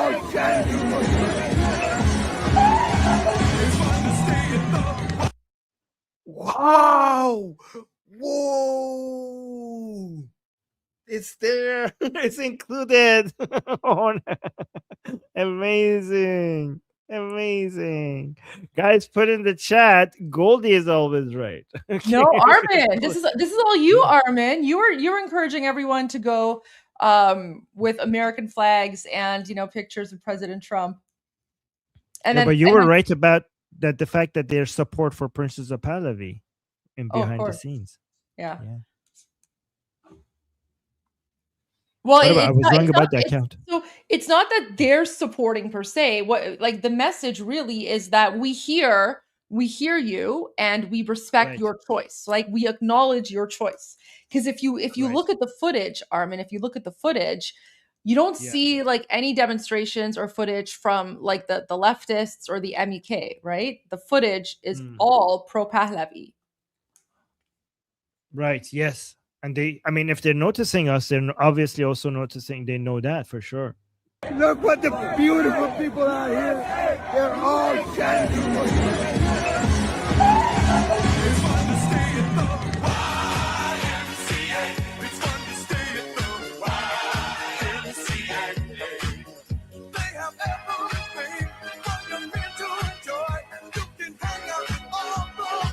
I want to point something out, Armin. Look at this. So this is like a video that the White House made, right?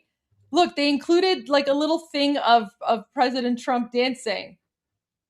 Do you see that? Oh, that's so cool. So the White House, Look at and then the caption is "All Iranians right now be like," right? So this is the White House edit.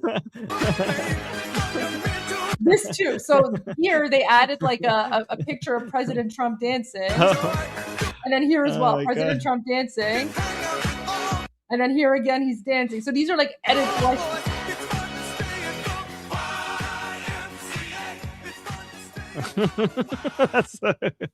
I hope he sees all of. I hope he sees all of this. That He already Yeah. retweeted it. He already retweeted it on his official POTUS account. Oh, wow. Armin, did you ever think that the White House No. would post a video of Iranian Americans waving the lion and sun flag with like an image of No. Princess Pahlavi? Oh my God! Never in my wildest dreams. Look what you guys have achieved! Amazing. Oh my God! I'm so proud of the Iranian people. So proud. So proud. Amazing, guys.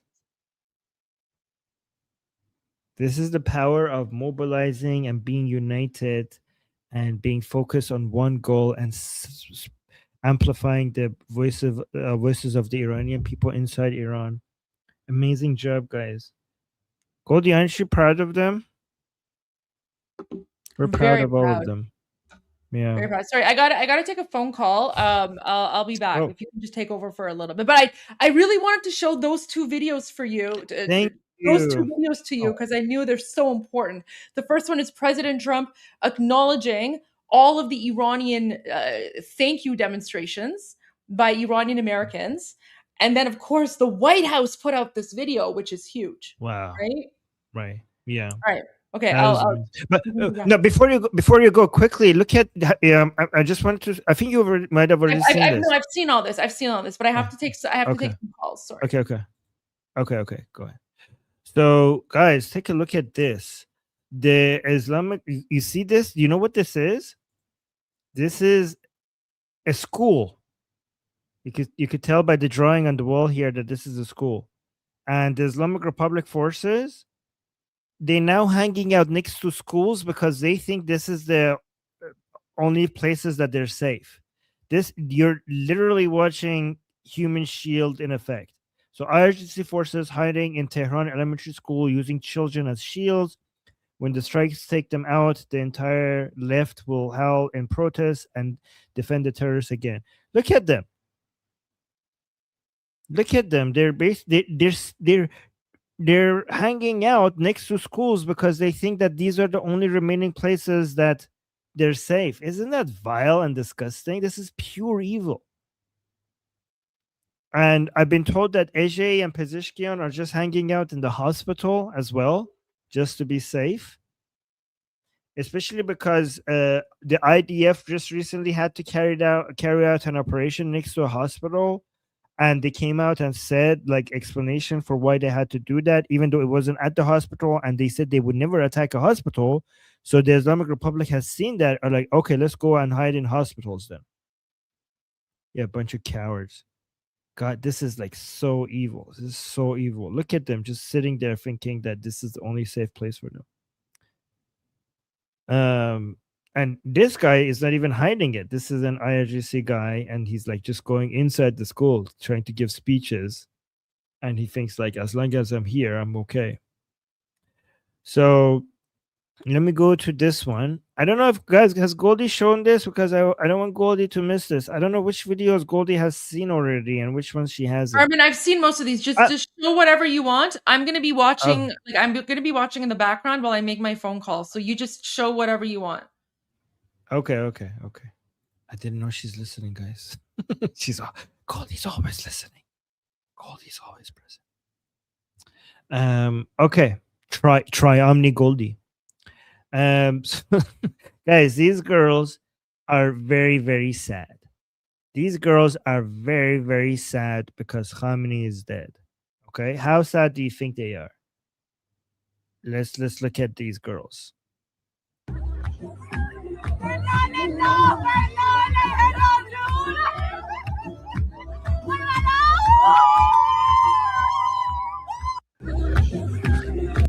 I love how much fun they're having with all of this. Hold on, let me see if I have another similar one to this.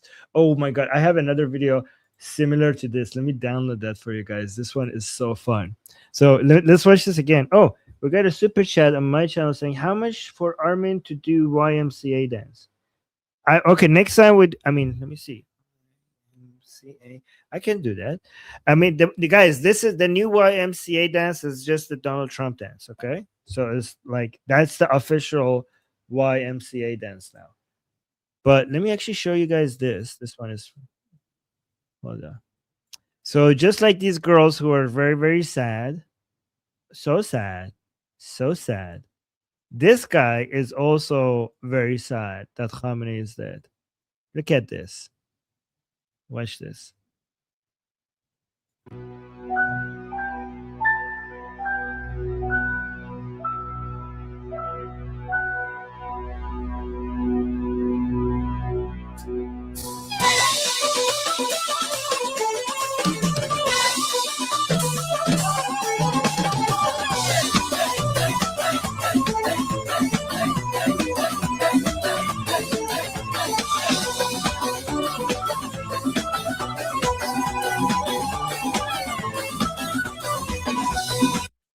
Okay, guys, this is so good.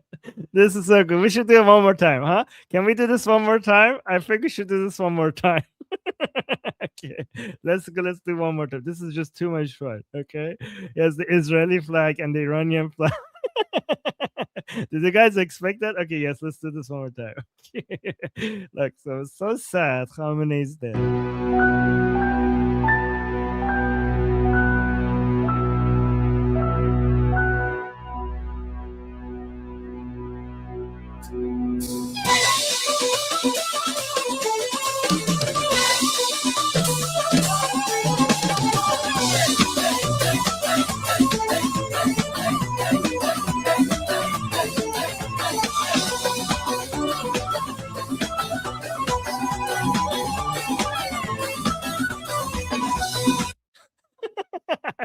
I want a 2-hour version of this. Can somebody make a 2-hour? You should continue that. So good. Oh my god, so good. All right. Ooh. By the way, guys, look at the way Tehran was looking this morning earlier today. Let's watch this. Give me share this. Look at this scene. This is the Azadi Square. Look at the explosions. Look at the smoke from the explosions. Watch this. This is the state of Tehran these days. Watch this.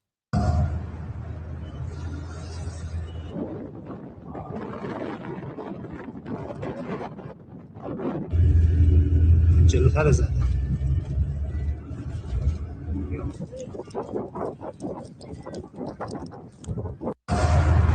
I think this first scene just took my breath away. I passed this square many times in my life, and look at this. It's just like it's like the end of times kind of situation. Like looks like apocalyptic. All right, let's go to this. Let me see. Let me delete the ones that I already showed you. Let me see what I have here. All right, let's go to this video. Oh, Sohail is here. Let me bring Sohail up. All right, let's watch this video. Glad Sohail is here. Oh, Sohail, keep sending me stuff. I saw you sent me 2 stuff in the private chat. Send me more stuff. I'll go through them after I finish with these. So let's see what's happening here. This is actually...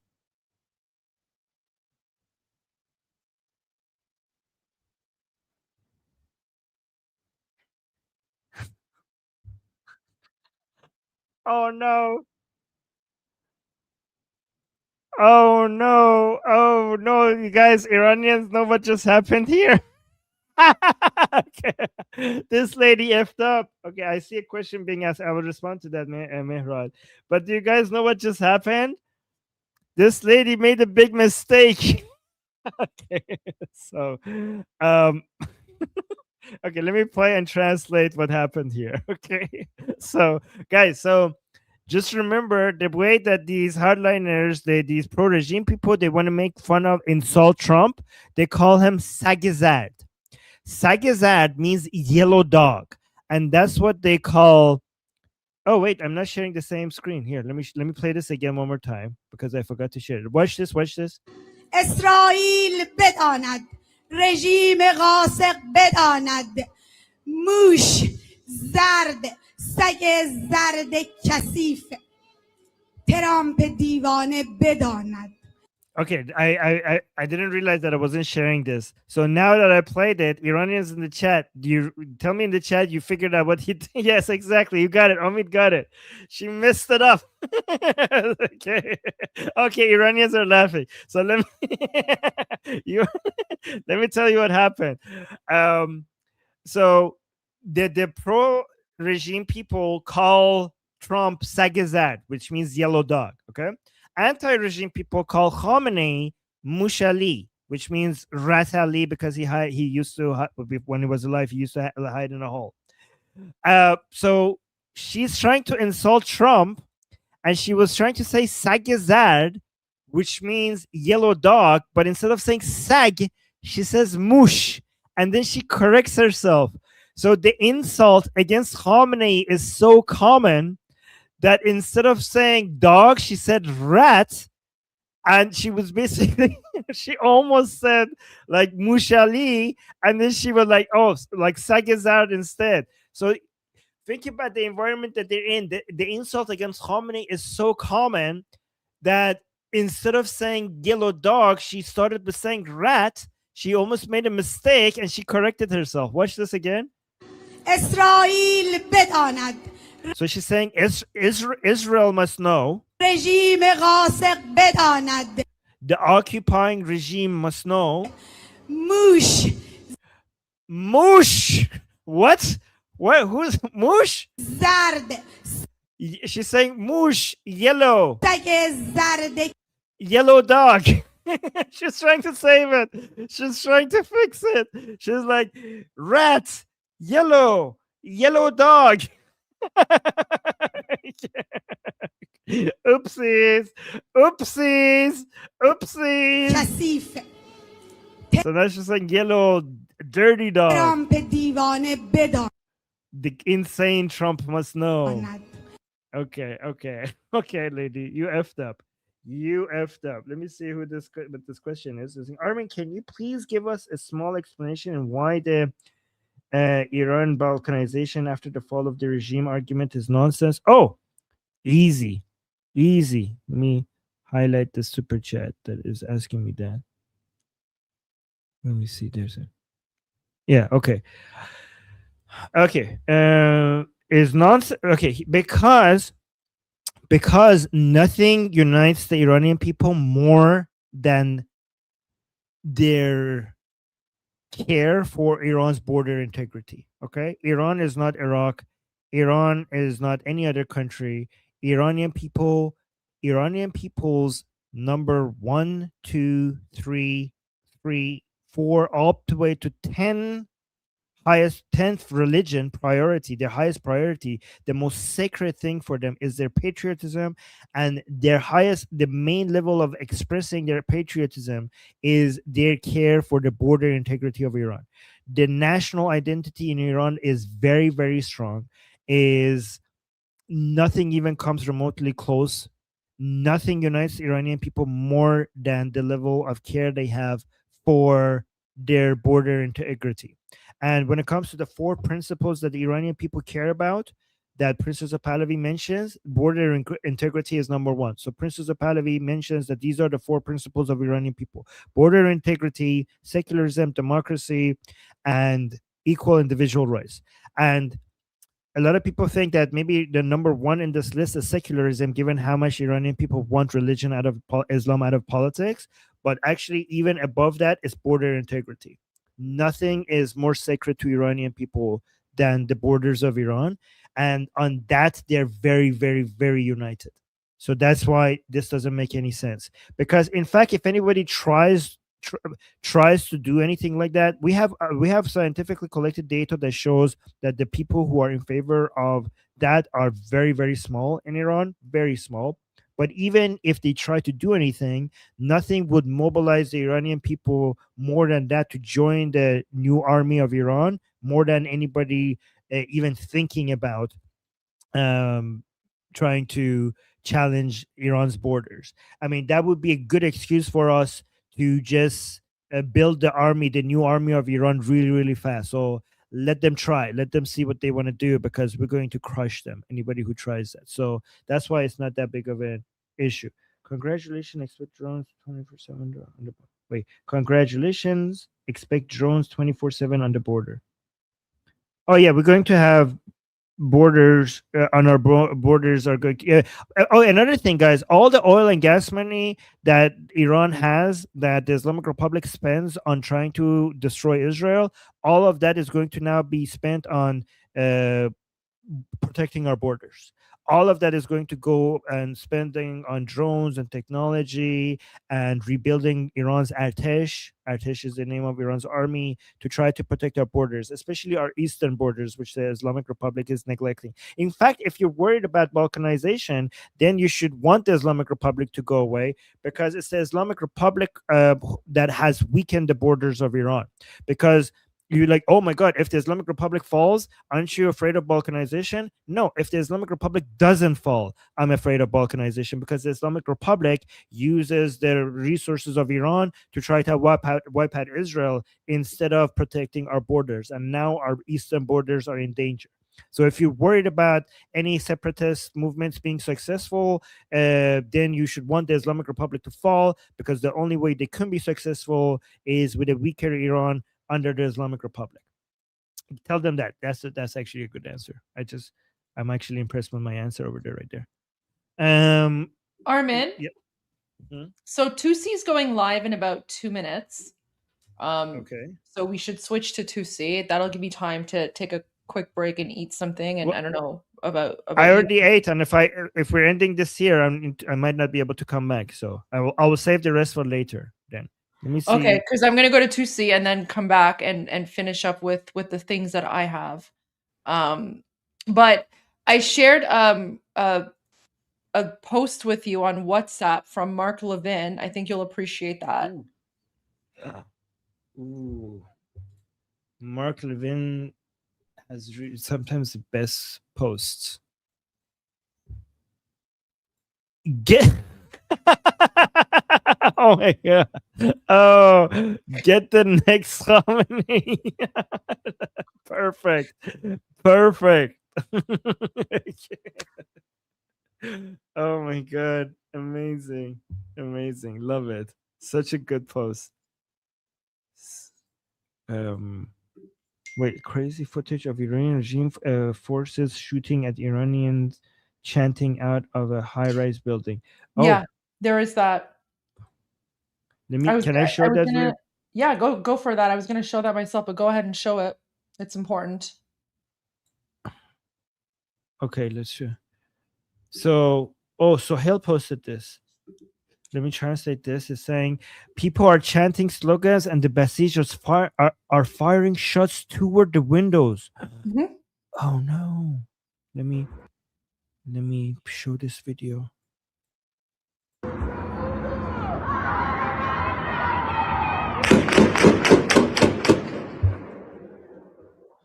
Oh no. Yeah, it's terrible. Oh. It's Can terrible. I show that? I'm gonna show it one more time, okay? Okay, show it again, and then we have to go to 2C. Okay, guys, look at this. People are saying Pahlavi will return, and you could actually see the bullets.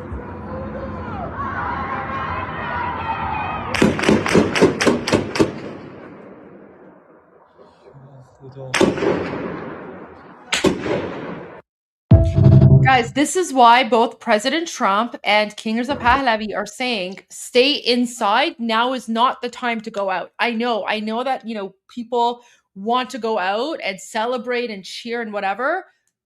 الان وقتش نیست. الان خیلی خطرناکه. خیلی خیلی خطرناکه. تو خونه‌هاتون بمونید. مراقب خودتون باشید. جونتون از دست ندید. بذارید آمریکا و اسرائیل اینا رو تموم بکنن.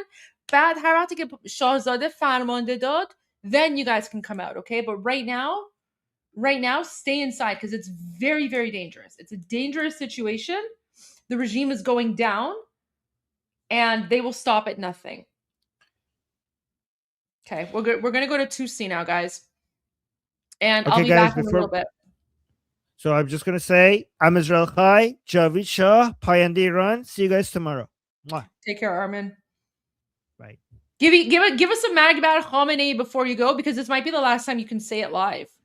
Oh, you're right. Marg Bar Khamenei. Yes. Okay. Welcome back to 2C TV. This is your global news channel. I'm Maya 2C, and the situation in the Middle East is escalating very, very fast. Over the last few hours, we've had major updates in this live stream. We're going to go through the situation with the French. Emmanuel Macron has now confirmed that the French military will be deployed for the defense against the IRGC attacks. We also have an update about a CIA station that has now been attacked in Saudi Arabia by the Islamic Republic. Mojtaba Khamenei, the son of the former Supreme Leader Ali Khamenei, has now been appointed by force as the new Supreme Leader. I don't know how long he's going to have. Let me know in the live chat, by the way. How long do you think the new so-called Supreme Leader is going to be in his job? Days, weeks, or hours, maybe. And the United States have now confirmed that they have smuggled in weapons. They are giving weapons to the Iranians, specifically the Kurdish groups who are professional and have been used to be armed over the last few years to fight on the ground against the IRGC. Let's go to all the updates that we have. We have our live feed from Tel Aviv. There was a bit of a siren earlier on. I'm trying to see if okay, apparently you can hear the sound now from Tel Aviv.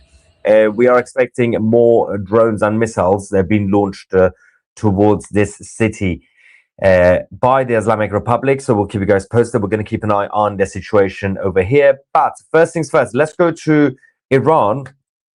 tense situations on the ground. Over the last few hours, we've had the IRGC's Basij unit. These are the militants on the ground who also help with the crackdown against the uprising. They are now firing at residential buildings. Now, this is, of course, in fear of the uprising, a fresh uprising happening anytime, basically. Let's go and see this footage from Iran.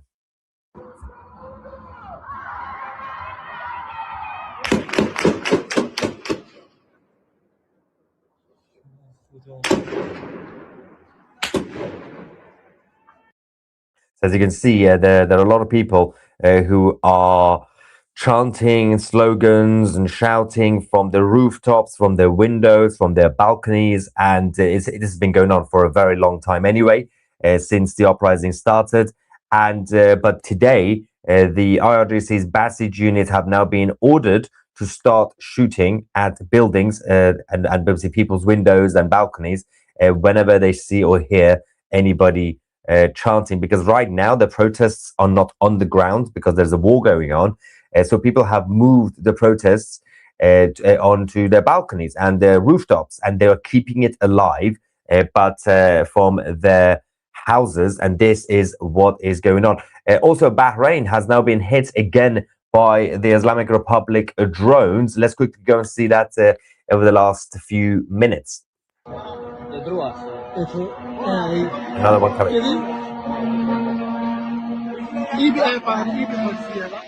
There you go, you can see the drone. That's been hit. Right.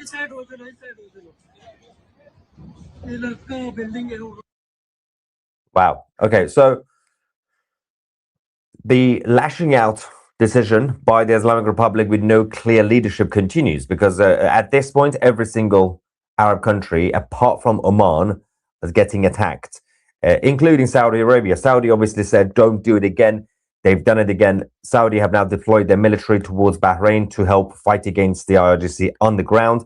But it seems like they're going to have to do some airstrikes in Iran tomorrow or the next day, just like the Qataris.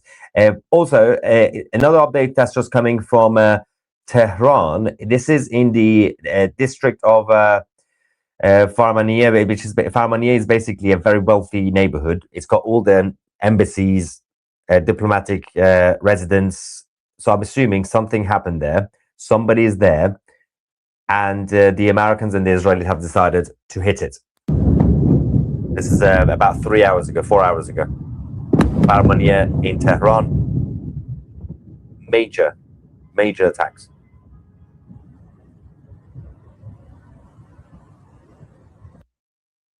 Now, in terms of the attacks on Dubai, the United States consulate has been attacked multiple times over the last couple of hours. The Islamic Republic are using drones specifically, both in Bahrain and the UAE tonight.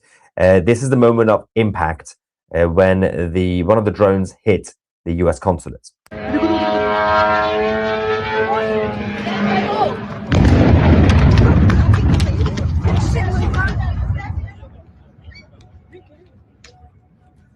Shit.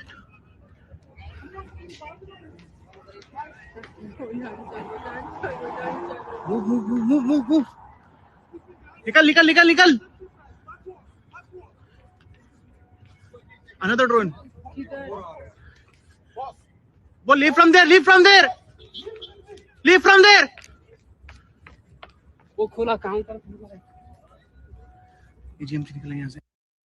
Wow. People are predicting how long Mojtaba Khomeini has. Someone said 1 week for the new supreme leader. And somebody else said in the live chat that Goldie Amari has said he has 24 hours. I'll give him a couple of weeks, maybe a week. Yeah. Going back to the US consulate in Dubai, we have the next video after the impact fires right next door to the main building. There we go. And then this.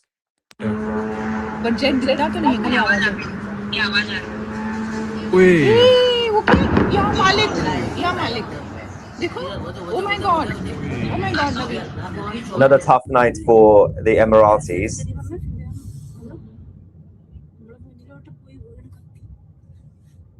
Someone said Moshtaba Khamenei only has until the end of the show today.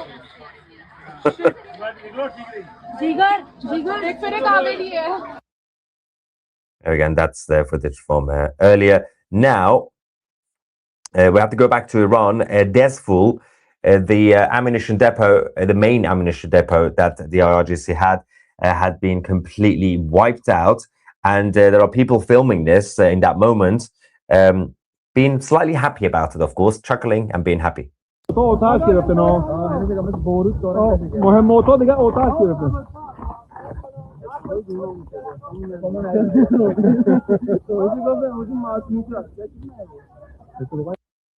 Right. There's I think there's an update from the president.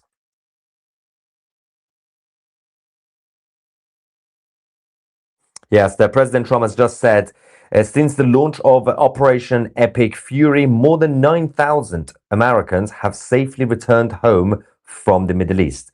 If you are a US citizen in the Middle East and you want to come home, please register with the State Department at step.state.gov, same as what Marco Rubio said. The department will identify where you are and provide travel options to you.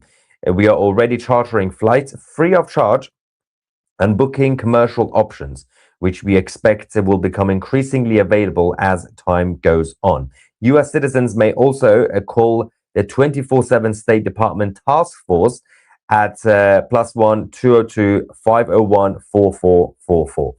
So yeah, if you're watching from the Middle East and you want to get the hell out, then that is the best way to do it. Back to Iran, the Mehrabad airport, which we talked about earlier, which was hit. We do have an image of the aftermath of that, essentially. You can see some of the commercial planes have also been destroyed. The runway has been completely ruined. And the main IRGC depot, which was inside the airport, has been flattened. So that airport is basically not going to be in use for a very, very long time. And the French. Now, let's talk about the French, because Emmanuel Macron has now made a major decision to send the military to help defend against the Islamic Republic. We now have multiple countries joining this conflict, all on a more defensive level. Although, again, we can make the argument that every single group that is involved is doing it as a defensive strategy, including the Israelis and the United States, because it was the Islamic Republic that started this war.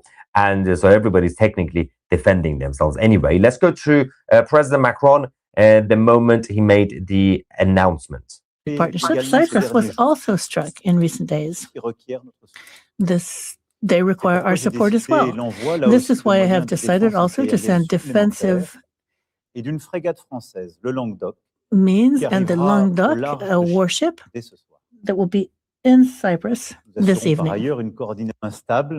Faced with this unstable situation and the uncertainties of the coming days, I have given the order for the Charles de Gaulle aircraft carrier and aircraft and its escort to travel to the Mediterranean Sea.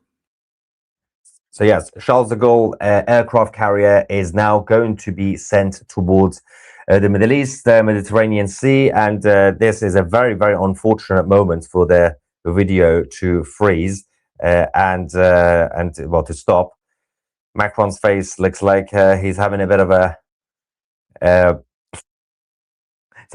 come down after an all-nighter. Now, the British. Let's talk about the United Kingdom, because in Jordan they've been pretty busy over the last few hours. This is what we have from the Ministry of Defense. Fighter jets from the RAF have been shooting down drones over the skies in Jordan. And but that is the most that we have had in terms of activities, as well as, of course, the self-defense for protecting the British assets in the region. This is a statement from the MOD.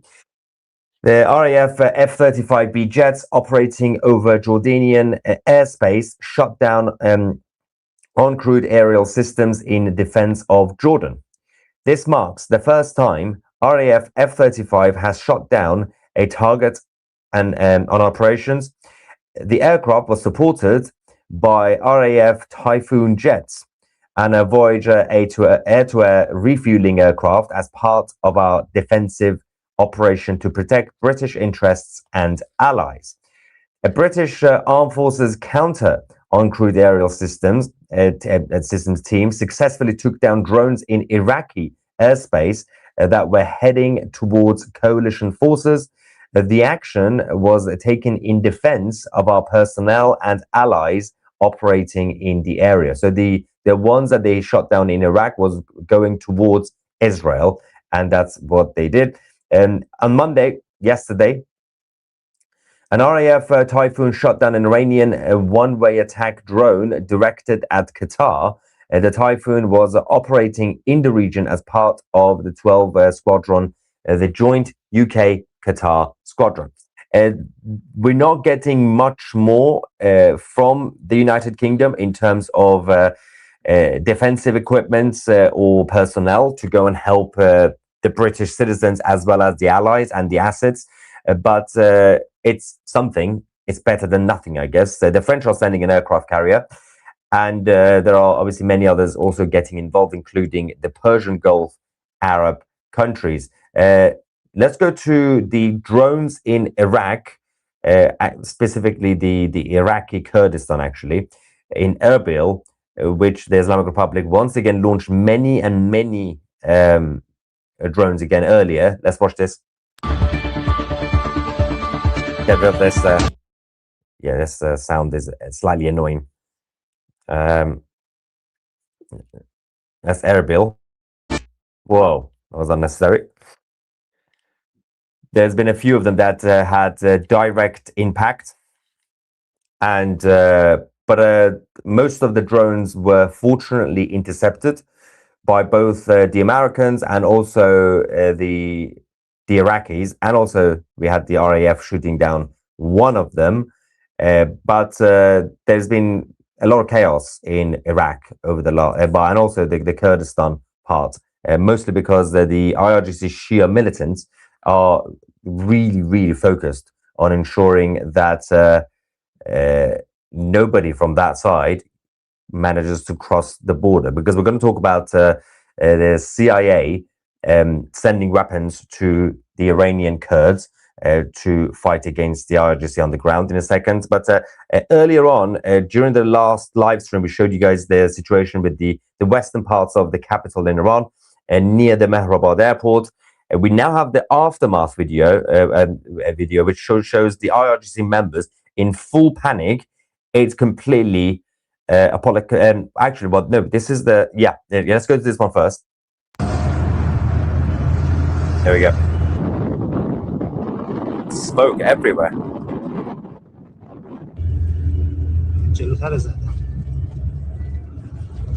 This is by the Islamic Republic media, by the way.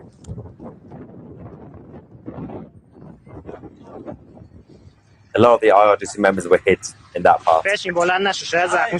Also, this guy as well is injured.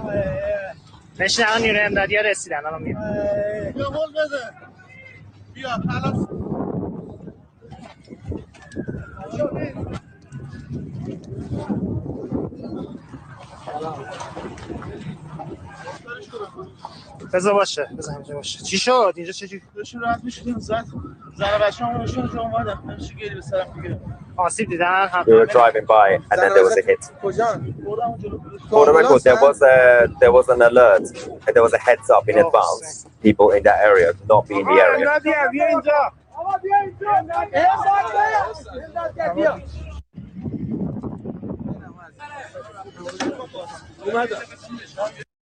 Now, we are hearing that the French aircraft carrier, Charles de Gaulle, might actually also be used to go towards the Strait of Hormuz to help with the Americans. The Americans have a statement. They want to fight They now want to fight against the closure of the Strait of Hormuz, which we're going to go to, and there is massive strikes again in Iran, which I'll get to in a second. But first, let's talk about the new leader, who is going to be very, very unfortunate to accept this job. Mojtaba Khamenei is the new supreme leader. Earlier on, the IRGC took control of the process. So we had the assembly of experts, the council of the supreme leader's office. These are the guys who get together to select the next leader. Now that building was hit, and some of them who were not at the meeting, with the pressure coming from the IRGC directly, they forced them, metaphorically or literally, gun to their heads, told them, you need to pick Mojtaba Khamenei, the son of Ali Khamenei. So he's now in charge, and as you can see in this photo, he doesn't look too happy about it because, oopsie, they're literally in the middle of war, and they decided to announce the new leader. Not a good idea. You should have just gone with your interim situation. You should have just said the council, the assembly, is in charge for a while. That would have been the wisest. The Americans and the Israelis are going to go for this guy. What do you think is going to happen now? Somebody else could go for him. You never know. There could be an inside hit. Anybody could go for this guy because everybody hates him. Now, you think his dad was unpopular? Trust me, inside the regime, 75% of people inside the regime hate this guy. So it's not going to be good.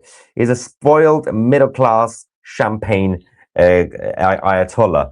Anyway, the IRIB, the Islamic Republic State Media, was destroyed, the building.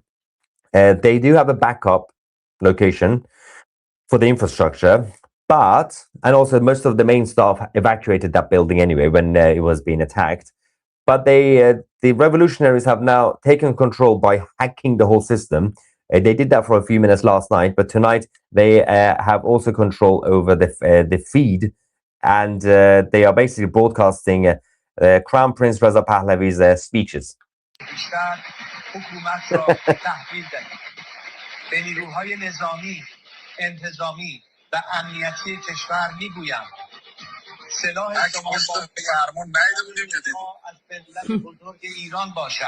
So good.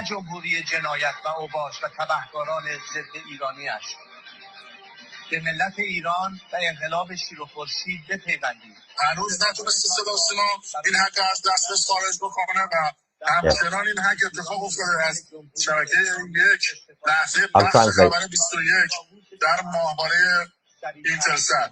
They're saying that the regime still they're saying the regime still haven't managed to take control of the feed. گردتون به قلبم قریب باشید داره تمام میشه. الان فکر کنم تونستن از دست هنوز هست. No, they still have it.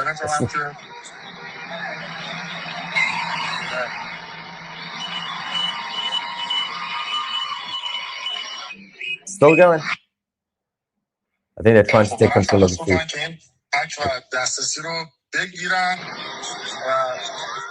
Yeah, apparently, the regime are trying to take control of the feed, but they can't.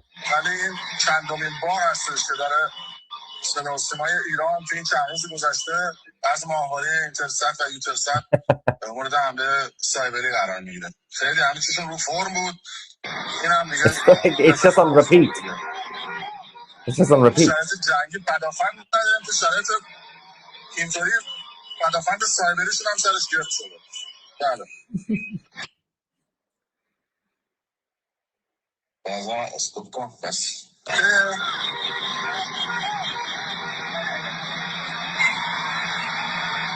Anyway, yeah, that's still going on. Basically, yeah, another 10 seconds to go.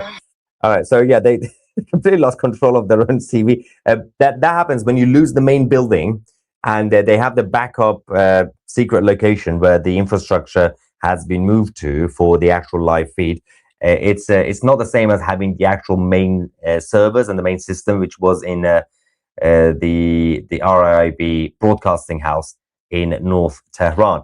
We're also getting some updates from Lebanon, massive clashes. between the Israeli Defense Forces and the IRGC's Hezbollah fighters in the southern part of Lebanon.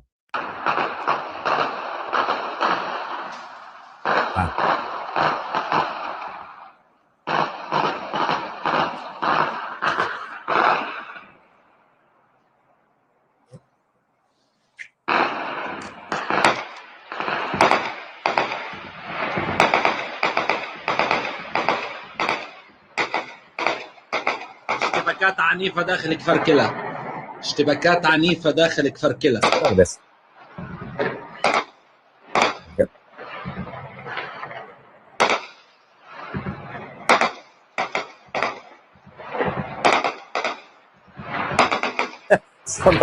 Somebody recommended for the Iranians play all 5 seasons of Breaking Bad when they hacked the system. Not a bad shout. Now, let's quickly go to the Israelis because there is a statement from the Israeli Air Force earlier on, about an hour ago. Yeah, this is what they also released.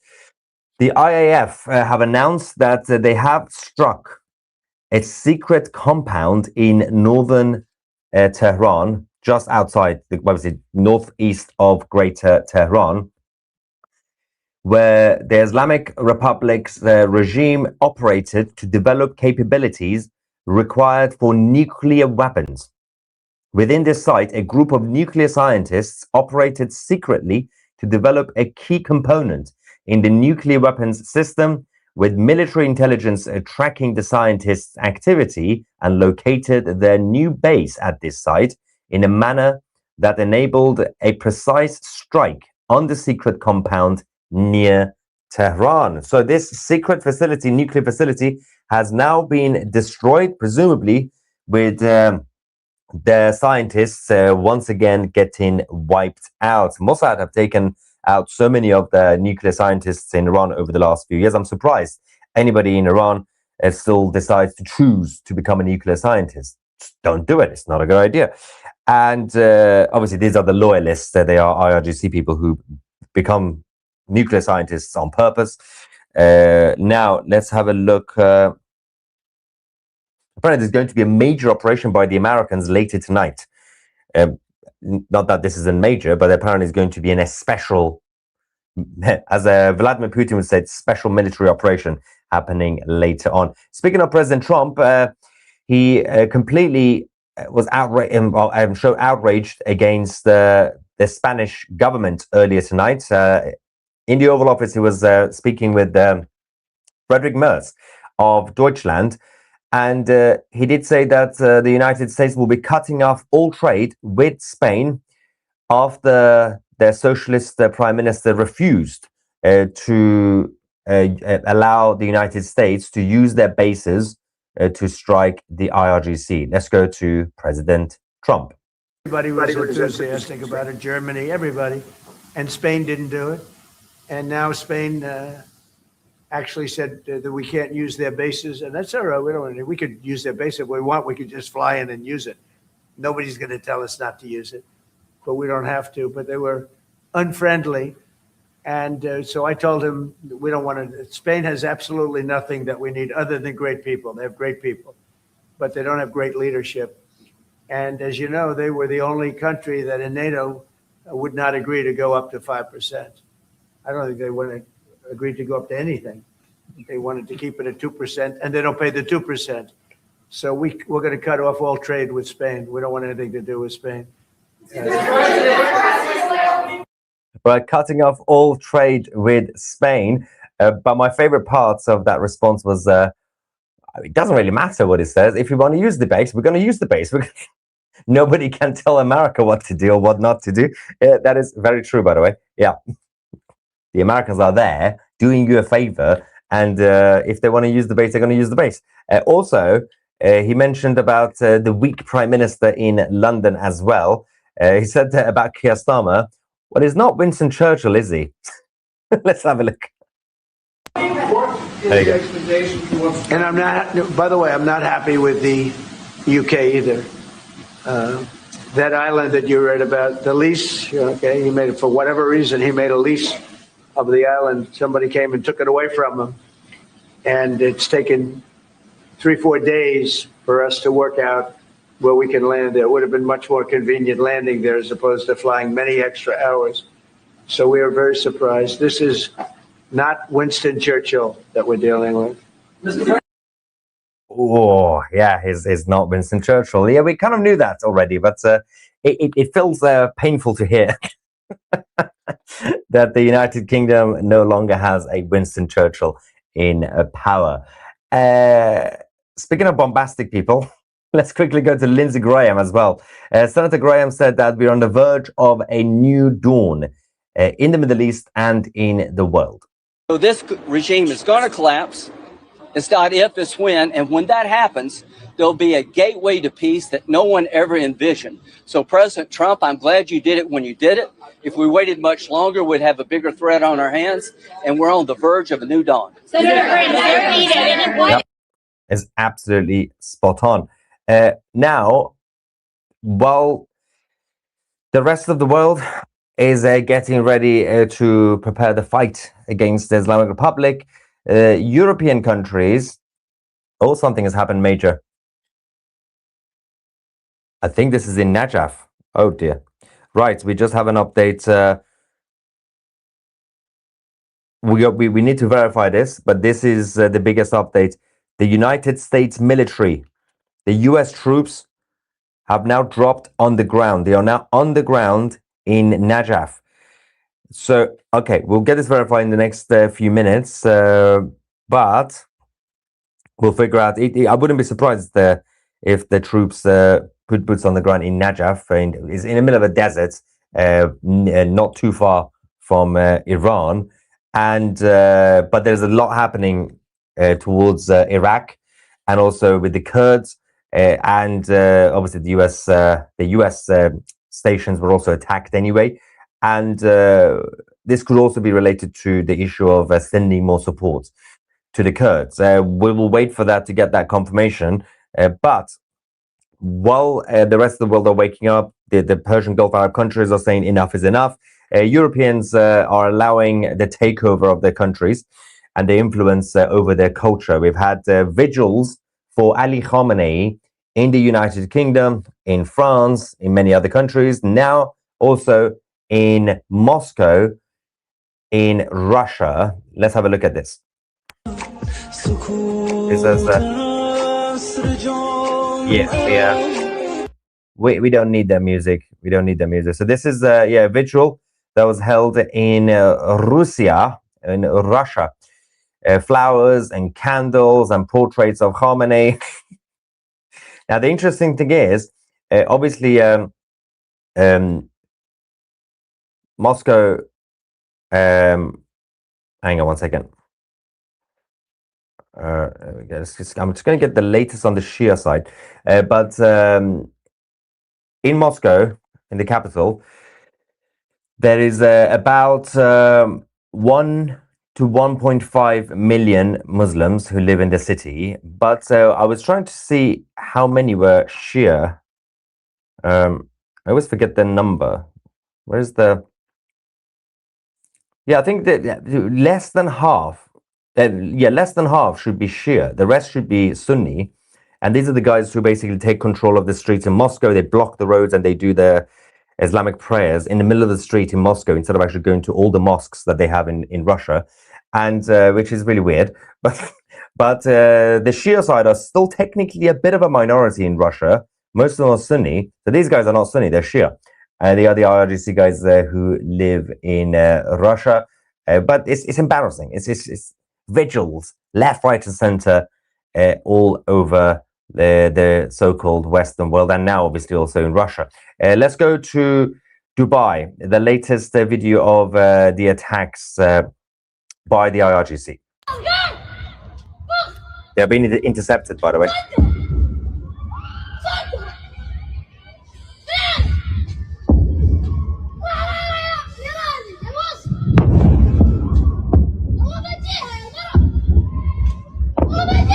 The Emiratis' defense system has been pretty impressive.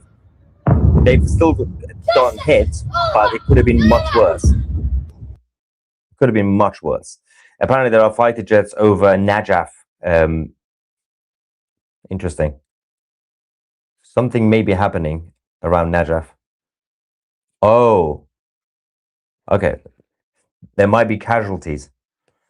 There might be a bit of an emergency situation around Najaf in Iraq. So we'll find out when we get more information from our team. And now the Islamic Republic have also, speaking of Iraq, this is what happened earlier. They hit an American base in Soleimani in Iraq. Let's go and watch this footage.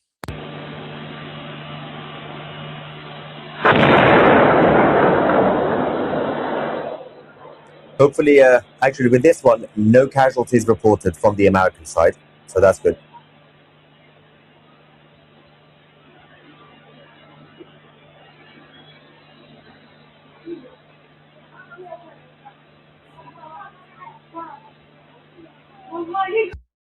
Now, I love that there are some people in the live chat asking for clarification. They want to know whether the French are joining the pro-IRGC side or the anti-IRGC side in this war. Yeah, that I can assure you. For once, the French are on the right side. All right, let's go back to Israel, our live feed from Tel Aviv, and then we're going to go to Beirut shortly. We have this statement from President Trump on the Strait of Hormuz being closed.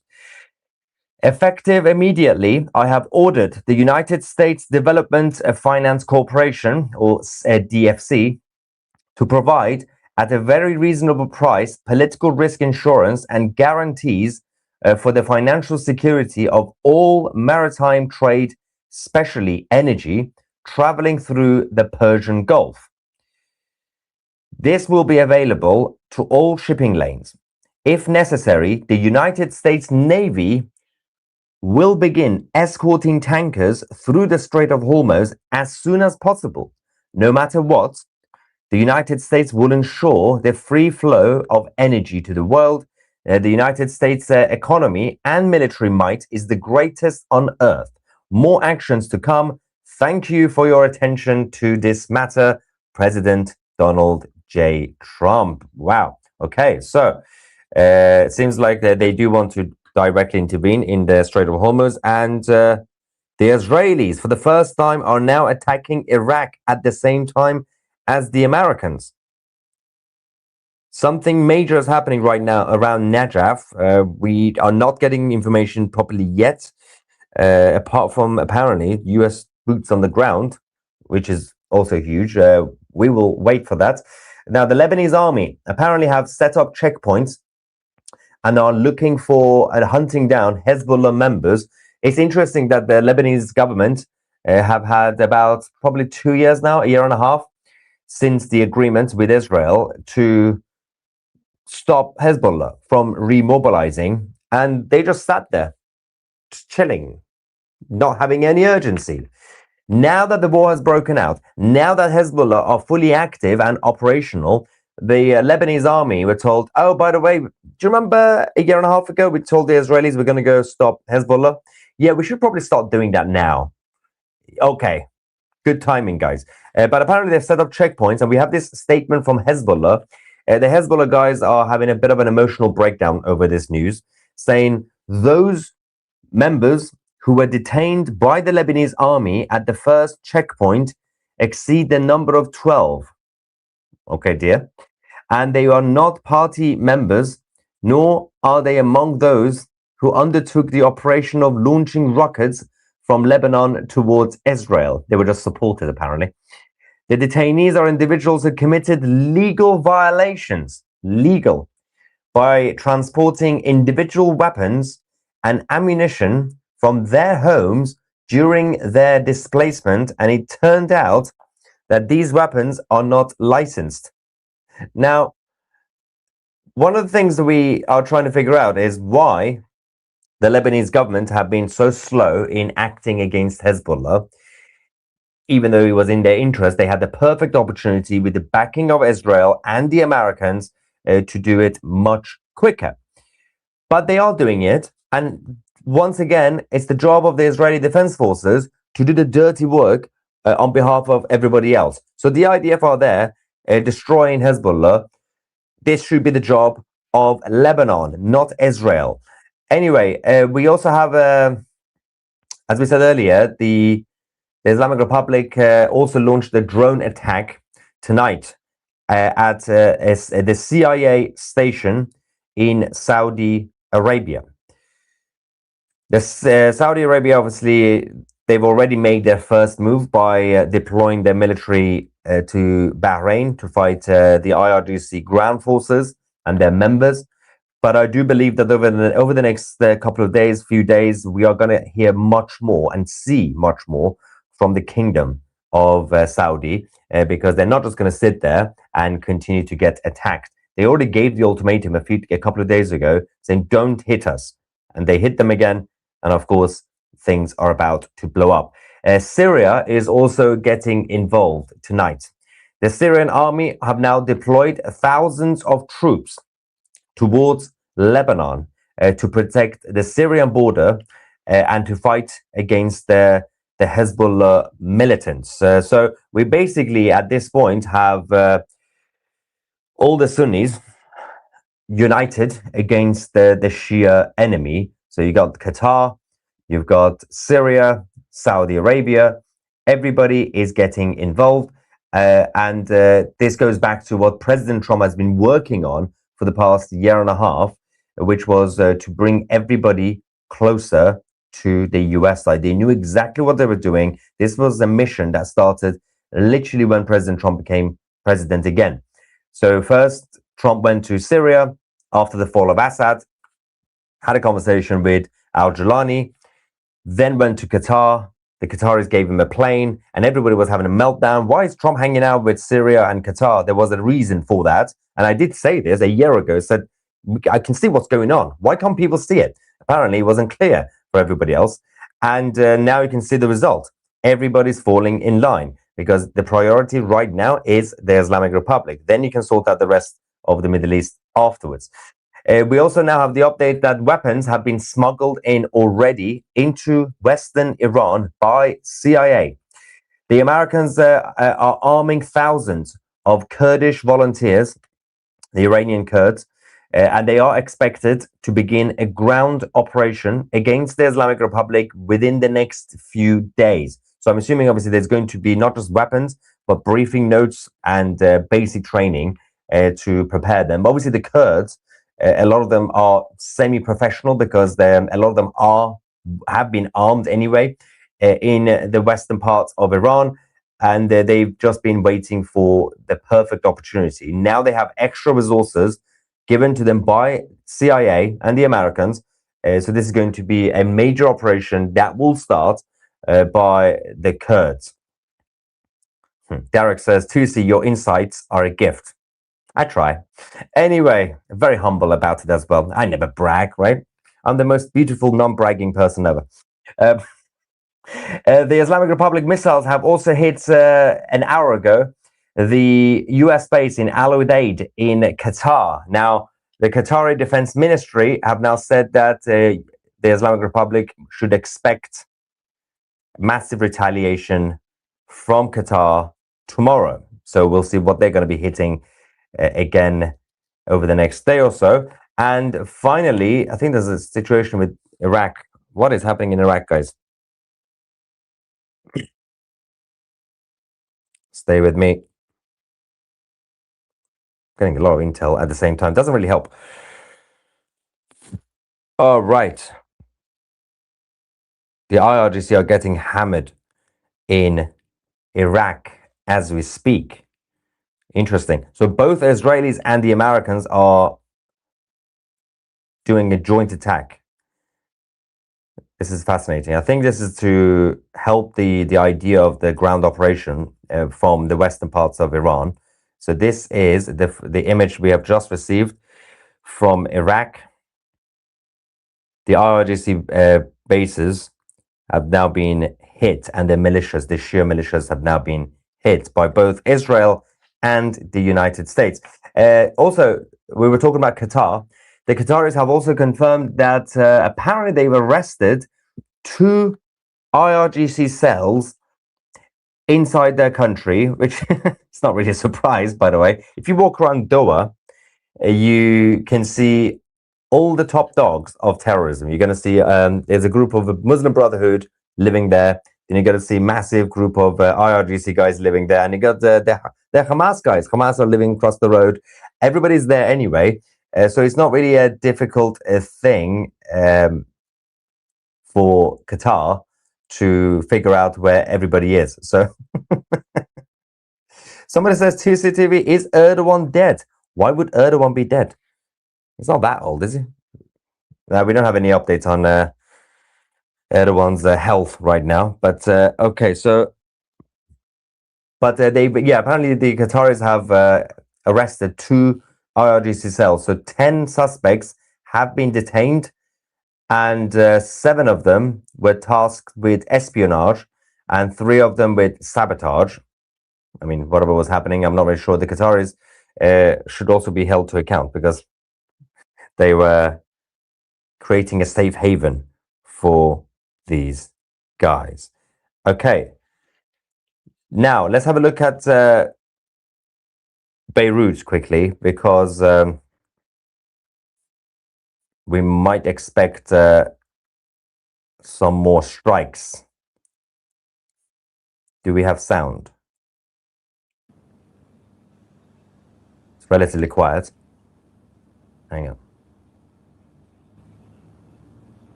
Right, okay. Where are we with the... Yeah, we're going to get some reactions while we're here quickly, and then we'll get back to the updates. There's a bit of... Is that smoke at the end? Can't be. Oh, that was the position they hit early anyway, so it might be. We've got a super sticker here, and thank you for all your hard work. Thank you so much. A big shout out to the rest of the 2CTV team who are assisting me every single day. Islam is S. It was debunked 700 years ago before its inception. Trump has rejected Reza Pahlavi and says he prefers someone eternal. And what you make of that? I was hugely disappointed. What is wrong with people? Seriously, do I have to go through my rant again? Do I have to? I literally did the rant 2 days ago when the war started. Do you remember? And also, I've been doing the same rant during the so-called negotiations. Remember that? You remember that? I'm going to do a very short summary of that. Stop. Just stop. Please try not to predict geopolitics, especially when it comes to President Trump. How many times do I have to say, don't take Trump literally, take him seriously. There's a huge difference. What he says is not the same as what he will do. It's like when they were going around saying, yeah, we're going to make a deal with the Islamic Republic. And people say, oh, he just said he wants to make a deal. Whoa, whoa, whoa, whoa, whoa. He has to say this. Firstly, the Americans cannot pick a side. The Americans cannot be seen as installing anybody. So he has to go around and say, yeah, we're looking at all options. And yeah, Reza Pahlavi is a great guy. Yeah, but yeah, we're looking at other people as well. He can't be seen to be doing anything. Also, the Crown Prince has said that he's not seeking public office. He said his priority is to lead the transitional government. He wants to be the opposition leader now. He wants to lead the transition government. That's the priority. And then it's up to the Iranian people. That's the whole point. Stop listening and stop taking every single sentence that Trump says literally. Stop doing that. It makes no sense why people keep doing it. I go through the same thing. Every day they were going around. What was he saying during the negotiations? A couple of things he was saying. I can't remember now because it was just because I don't take what he says literally. There were a few things he was saying, and people were like, "Well, he said it now. This is the end now." I was like, "Calm down." And no, it's obviously it's not up to the Americans anyway. Who's going to be in charge? There's going to be a referendum, and the Iranian people will decide. Even if they wanted to, they can't do anything about it. Next, I give him 1 whole day, or is it Moshtaba? Yeah. Plus to see what happened to all the prisoners. We got some updates that some of the prisoners from Evin prison have been moved out to an undisclosed location, but we don't know exactly where. We will get more updates on that. Armed protesters end of next week. Javid Shah. I think by this week, probably by the end of this week. I have seen a ton of online posts claiming that thousands of Iranians were out in the streets. Mourning the Ayatollah. Can you confirm that most, if not all, are fake? No, they are real. So don't forget there is about 5% of the population who are IRGC. They are what we call the Islamic occupiers in Iran. Now, Iran is a huge country, over 90 million people. So 5% of that is about 4%, basically, right? 4 or 5% almost. So 5% of that is about 4 to 5 million people. It's a huge number. Out of context, a huge number. And yes, we have seen gatherings of about 50,000. And I think the max that we had was probably closer to 100,000, but probably not that. Let's just say, to help their numbers, 100,000 people turned up out of 4 million, 5 million. That crowd should be bigger, by the way. That crowd for Khamenei's death should have been much bigger, but it still wasn't. Assad had more supporters towards the end of his regime out in Damascus than Khamenei. And people forget that there was a huge conflict. The pro-Assad supporters, the anti-Assad Syrians were all out at the same time in different corners of Damascus protesting. That's absolutely normal. In every country, in every regime, you're going to have pro-regime people and anti, obviously. So in Iran, it's about 5% that are pro-regime, which, by the way, again, that number should be much higher, but it's not. It used to be, but not anymore. Who is in charge now? Well, technically, it's going to be Mojtaba, but I don't think he's going to be calling the shots. I think the IRGC guys who forced the council to basically appoint him, I think the generals in the IRGC, the rogue ones, I think they are in charge. They're pulling the strings. Okay? Mojtaba doesn't know anything about anything. So he was just born into this family. Starmer sends a ship to Cyprus that will take days to get there instead of a few hours using sent planes. Says lives of British servicemen are to Labour. They are in the back pocket of the IRGC. I don't know what that sentence says. But yeah, there's no priority for the British Prime Minister to protect the British citizens in the Middle East or in Cyprus. How many non-American buildings have been hit? Am I correct in my 14-country hit counts? There has been so many. It's difficult to keep counts, but there have been major operations by the IRGC in Dubai, in Doha, and they've been hitting non-US sites, basically. Did the French surrender yet? No, give them a few hours. The IRGC are despicable. They are cowards. They are cruel humans. Maybe they're not human. I hate them. The true Iranian people are proud, brave, strong, wonderful people. God bless them, the Iranian people. Thank you so much, Mr. Rainbow. So much carbon released in the air. Send this to the UK and Canada. They might join the coalition. Where is Greta Thunberg, by the way? I just realized. Have you heard from Greta? Which side is she going to be on? We know which side, but has she been quiet about this? Will you talk about the surveillance by Mossad that hacked traffic cameras for years and knew everything? If you watch I'm trying to be calm about this. Breathe. Zen. I appreciate the support, by the way. Every single person who's watching this channel. Thank you so much. A lot of you guys are regulars. The rest of you guys, if you want to stay up to date, please watch all our 2CTV reports. Let's skim through them. We have already reported this. Thank you. Maya is the heir apparent. Good job, 2CTV. I'm losing my mind here. It's stressful times. I'm trying to bring some humor, but I get frustrated with irrational comments. Till you finish the stream, the new moosh or mouse might be gone. It could be your last chance to chant Mag Bar Khamenei. Actually, yeah, because we were slightly feeling sad about the fact that you can't really say death to Khamenei because he died. But you can say it again because his son is in charge. Yes. Go on, Mojtaba. The theme song for the new Supreme Leader should be 2 Tickets to Paradise by Ed Money.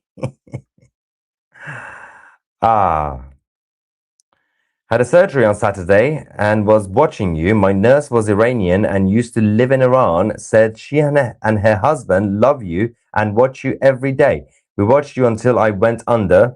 A shout out to my nurse in Orlando. Well, shout out to the nurse in Orlando and her husband and you for surviving. Brilliant. Good job. Not that you had anything to do with it, but good job surviving.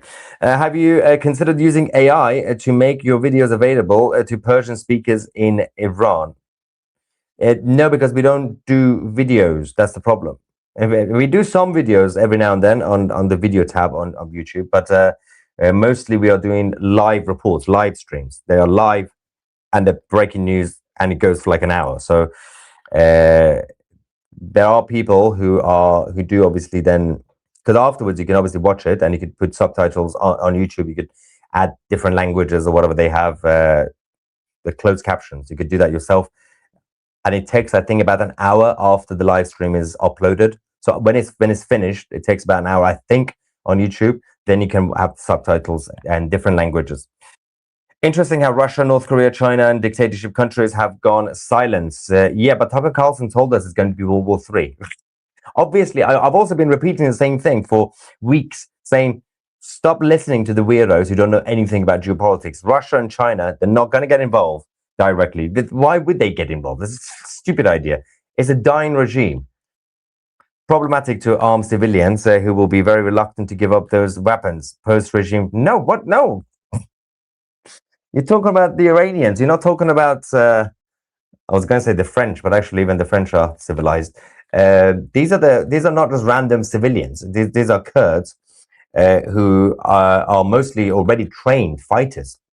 They just needed more ammunition and more equipment and more weapons, and CIA are helping them. And these guys have been working with the Americans for some time anyway. What's your opinion on the US and Israel getting boots on the ground? I love how the Brits say the defense of the coalition. The IRGC has already lasted longer than the Iraqi military. Who knew?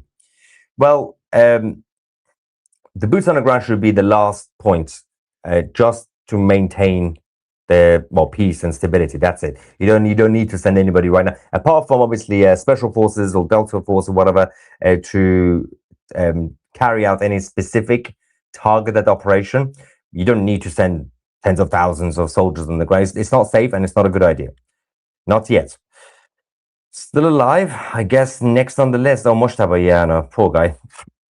Now that this has happened, will you please explain how and when Iranians will take their country back, or will it remain an Islamic state? It won't remain Islamic, and you're going to have basically the military to take control of the government sites and military sites, and they will have a referendum, and the Crown Prince will return and obviously lead the transitional government, and then they will choose the constitution, whether they want to go back to constitutional monarchy or republic, constitutional republic or different type of republic, so many different types. It's up to the Iranian people. It's dangerous to wear the black turban in Iran. It's dangerous to wear white or black turban in Iran. Isn't Starmer next in line in charge of the IRGC? Well, Keir Starmer has been busy tonight. In case you haven't seen, this is what our Prime Minister was up to tonight. Hang on, let me show you. And this is not a drill. This is actually what happened tonight in the Houses of Parliament in the middle of Westminster, London, the heart of the former British Empire. The Prime Minister of the United Kingdom of Great Britain and Northern Ireland decided, instead of prioritizing the emergency situation, which is to protect British lives in the Middle East, because we have so many people the British people in the Middle East, his priority was to go to Westminster, to Parliament, and host an iftar dinner for Ramadan. And he started by saying, Assalamu alaikum. And a huge thank you to the APPB on British Muslims for organising tonight, as they always do. It is a real honour to join you this evening in celebrating iftar and to do it for the second year running. And I know that we won't be alone here. Up and down the country, families and communities have been coming together throughout Ramadan, welcoming neighbours of all faiths and of none, strengthening the bonds of community and decency. Anyway, this is our Prime Minister, Keir Starmer. While the rest of the Western leaders, that includes, by the way, Emmanuel Macron and Frederick Merz and others, been in their offices and their situation rooms, monitoring the war in the Middle East and sending support to their own citizens to protect against the IRGC. Our Prime Minister tonight is hosting an iftar dinner for Ramadan in Parliament. Interesting things happening in the UK these days.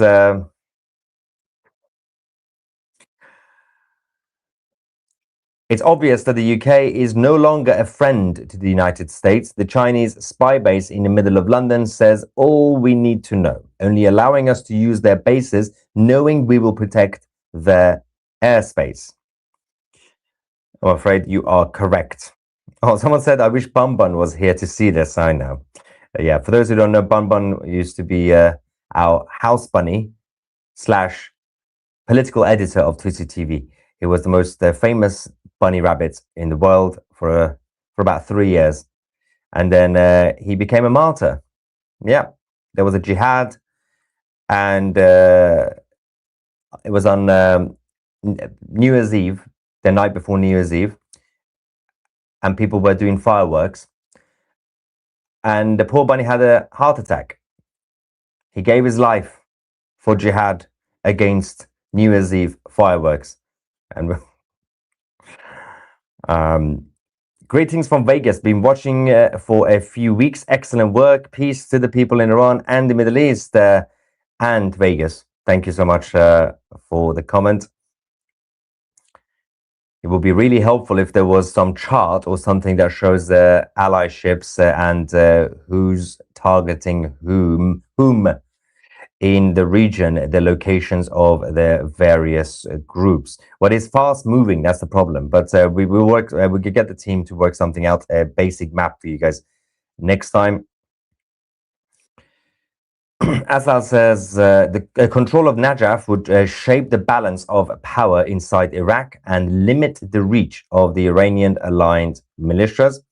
Yeah, that's why I think things are kicking off over there tonight. There were obviously massive operations in Lebanon by the Israelis, but now also in Iraq by both Israel and the United States.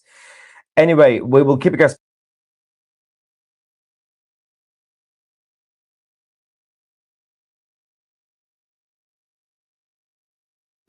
Okay, guys, so 2C is pretty much done. I'm going to play the 60-minute clip from King Reza Pahlavi. This was aired a couple of days ago.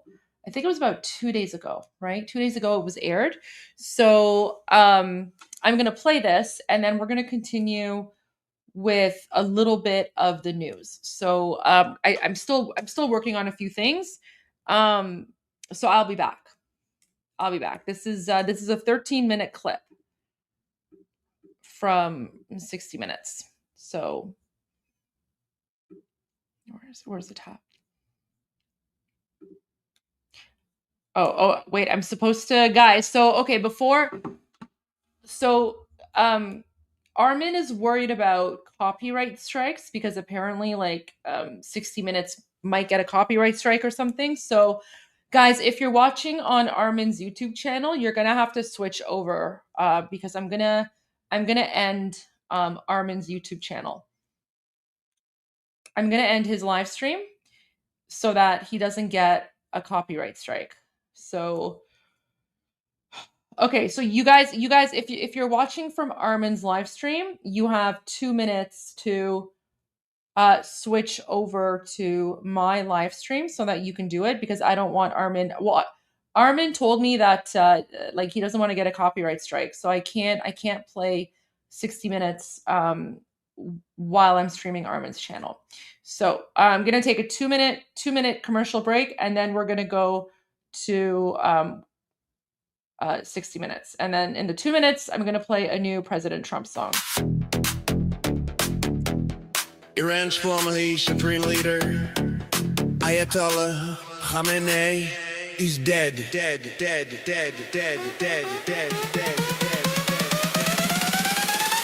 Ayatollah Khamenei is dead.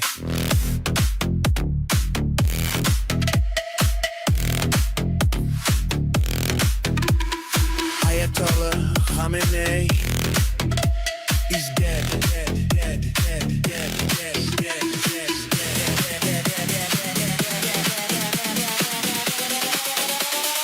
Iran's former supreme leader,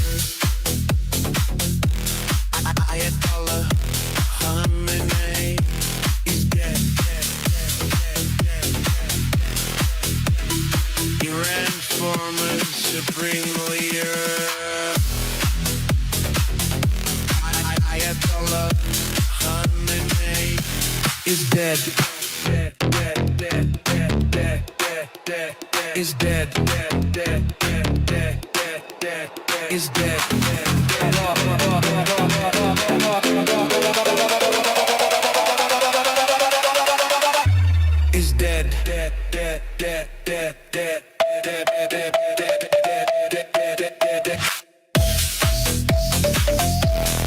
Ayatollah Khamenei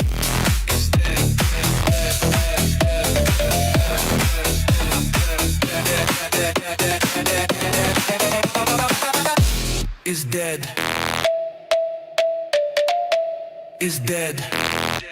Is dead.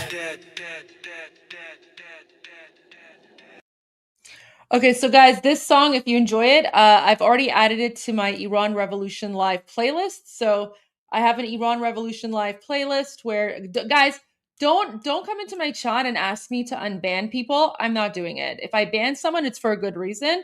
If someone insults me, I ban them. Not my problem. Anyways, so I'm ending Armin's live stream, and we'll see you on mine.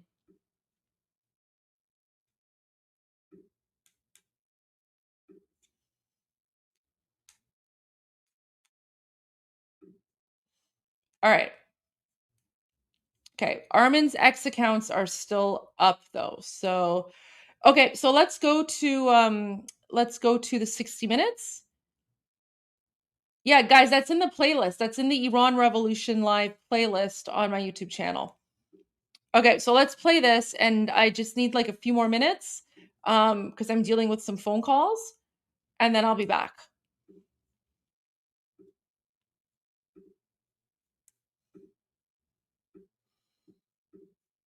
And Israel conducted a second day of strikes on targets across. The United States and Israel conducted a second day of strikes on targets across Iran. Iran's supreme leader has been killed. Tehran has retaliated with missile attacks on Israel, neighboring countries, and U.S. military bases in the region. At least 3 American service members have been killed. Scott Pelley is in Paris following events, including what could be next for Iran. Tonight, the most prominent member of the Iranian opposition says he believes the Iranian regime is collapsing and he would like to lead a transition that makes Iran safe for the world. 65-year-old Reza Pahlavi is the son of the former king or Shah of Iran, who was deposed in 1979 by revolutionaries and hardline Islamic clerics. In that year of revolution, Pahlavi was 18 years old and living in Lubbock, Texas, where the U.S. Air Force was training him to be a fighter pilot. He was never able to go home. He has lived in exile 47 years, mostly in the United States. But tonight, he's in Paris, where we asked him if he wants to be king, what Iran's policy should be toward Israel and nuclear weapons. We started our interview with the news that the supreme leader of Iran, Ayatollah Khamenei, had been killed in the opening hours of the war. It is definitely a sort of earth-shattering event in the sense that when people identify the entire monstrosity of the regime that is depicted ultimately by the chief monster of these monsters, when he's gone, the minute such a personality disappears, it's like elation. It was like, oh my God, it has finally occurred. Maybe this is it. This is our chance now. You call him a monster. What do you mean? Well, I mean, ever since this regime has taken over, how many Iranians' lives have been lost? I don't think you can have an example of such level of atrocity ever in the history of Iran, or at least contemporary Iran, that has occurred under this regime. And this is all because of Ali Khamenei's insistence and persistence to keep himself and his mafia regime in power at the expense of the Iranian people. I don't know how else can you depict it other than being true monsters in the real sense of the word. This past January, Iranians poured into the streets. Pahlavi urged them on, and hundreds of thousands marched. The regime gunned down an estimated 20,000 citizens. The massacre was a prelude to war. This is video overnight after the announcement of the death of the Ayatollah in the city of Isfahan. What does that mean to you? That means that finally we are ready to go back to the streets, even though I've cautioned them that for now, you better take care of your own safety and stay at home. The time will come to go back on the streets. But then again, you see that despite that, people still are brave enough to say, to hell with it. Because to us, it's liberation. To us, it's like a humanitarian intervention to protect lives that could otherwise be continued to be lost. It gives the Iranian people a real opportunity now, when they see the end of this regime that was always bound to collapse, whether there was an intervention or not. I want to make sure your audience understand that we were prepared to fight the fight. There was too much blood between us and this regime. We were committed to fight regardless of outside intervention. They're thanking President Trump for actually standing on his word and acting upon his word. Do you actually believe this regime could fall after almost 50 years? Of course. Prince Reza Pahlavi told us he wants to lead Iran in a transition to democracy. You don't want to be king? I'm not running for office. I'm not. Are you saying in this interview that you wouldn't lead Iran? That's a different thing. They trust me as a transitional leader, not as the future king or future president or future whatever. I'm totally focused on my mission in life, which is let me bring the country to a point that they can make that free choice. That will be enough for me having said mission accomplished. You imagine peace with Israel? Of course. In modern history, Iran actually gave refuge to Jews that were escaping the Nazis during the Second World War, giving them refuge and sanctuary in Iran. The strategic importance of having a partnership with Israel is critical. What are the principles on which you would build a new Iran? I think what today unites us are four core principles that I think is the subject of how we can work together towards that end. Number one is Iran's territorial integrity. Number two is the clear separation of religion from state, which is a prerequisite to democracy, and we paid the price understanding what it means to live under a religious dictatorship. Number three is, of course, equality of all citizens under the law and individual liberties. And most importantly, the process, a democratic process to allow the people to elect and decide what their future system of governance should be. What would happen to the nuclear weapons program? I think it should be totally dismantled. I don't think Iran has any need to pursue a military or weaponizing of the nuclear program. Pahlavi's father was the last king. Mohammad Reza Pahlavi was close to the United States, but he brutally suppressed opposition and showered friends with lavish wealth. In 1979, he left Iran amid rising political tension, and a hardline cleric, Ayatollah Khomeini, returned from exile to lead a revolution.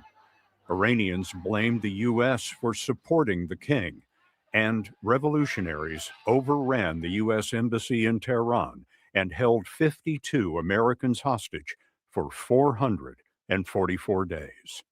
Your father's reign is remembered for repression and opulent wealth.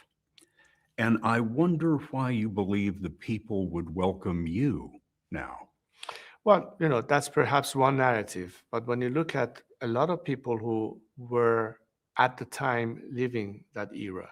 They were telling me, you know what? We recognize where we were and where we are now. And today we want to be with you. We support you. We back you. And there were people who were in those so-called prisons that were notorious or repressive or whatever you call. They were in prison under the previous regime. People were And killed in your father's regime. Look, my father left Iran voluntarily to avoid bloodshed. And he said, I'm a king. A king doesn't build his throne on the blood of his own people. If the nation today wants me out, I would leave. I will not turn my guns on them. You have been out of the country for nearly 50 years. Why would the people want you?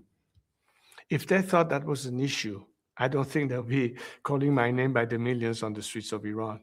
I think that part of the reason people trust me only is because they cannot associate me in any way or form to the revolution or to be part of this regime.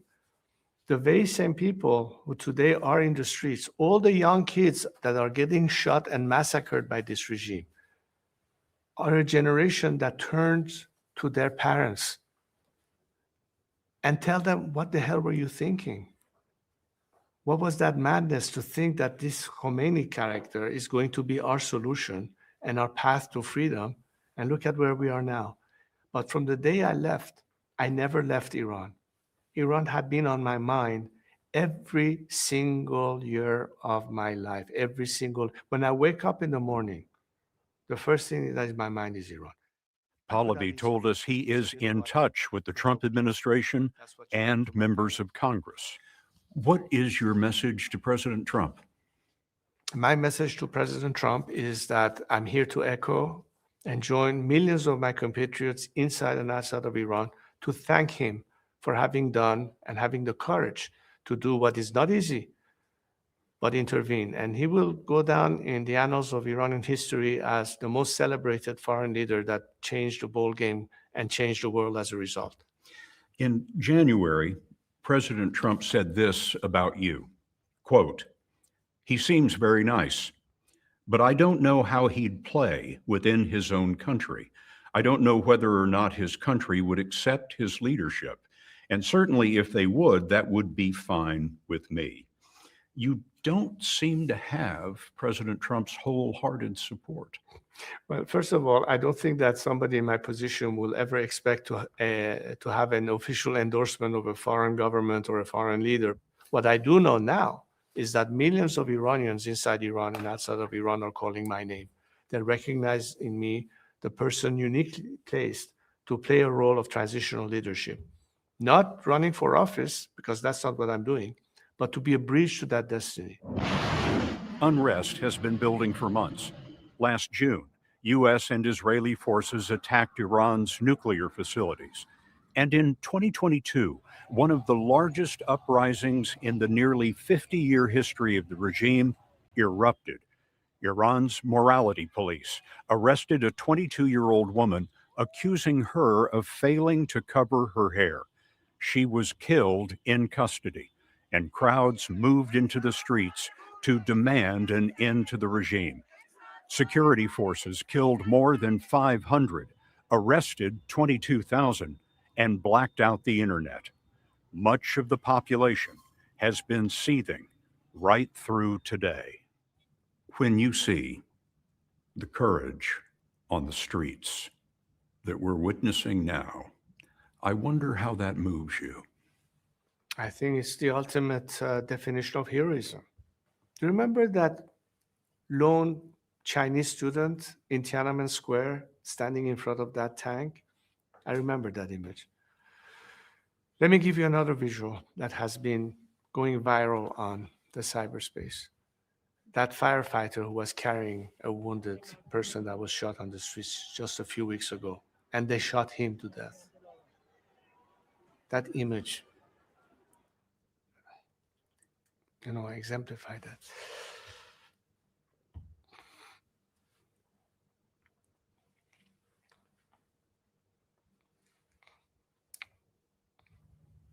It's a tremendous thing to witness. Pahlavi told us there are units in the military and police who have signaled to him that they would turn on the hardline government. He says many, but not all troops could be given amnesty in a process of national reconciliation. And in fact, it will be a clear indication that this is the time for them to make a decision. Do you want to join this time with the people, or do you want to stand with the sinking ship? It's possible that this interview will penetrate the internet blackout, and I wonder what you say to the Iranian people. Have faith in yourselves. You are a nation with an ancient civilization. I know how proud you are of your heritage, how important Iran is to all of them. And I always said to them, I said, you know what? I know you're always hoping for a better future. What I would like you to start doing, and I've started to answer my call, is instead of hoping, start believing that it can be done. 5 decades of covering Iran. He calls you, Imam, forgive me, his words, not mine, a lunatic. You are like a CIA investigator. Go inside the 60 Minutes archive. I can't believe they're like even like promoting the fact that they interviewed Khamenei. Disgusting. But that was an incredible interview. Not from the perspective of the interviewer, but His Royal Highness King Reza Pahlavi and the way that he is responding. Okay. I'm going to go on for maybe another hour, just less than an hour, because I actually have an interview with Newsmax. I have an interview with Newsmax in an hour, so I'm going to end the live stream in an hour. So I'm going to share some breaking news with you guys. So Iranians, having heard of the news that the new supreme dictator of the Islamic regime is Mojtaba Khamenei, the son of Khamenei. So they've already started their chants again. So the Magbad Khamenei chants have started. So here you go. From the rooftops and balconies across Iran, chants of death to Mojtaba can be heard as people reject the Shiite clerical rule. Here we go.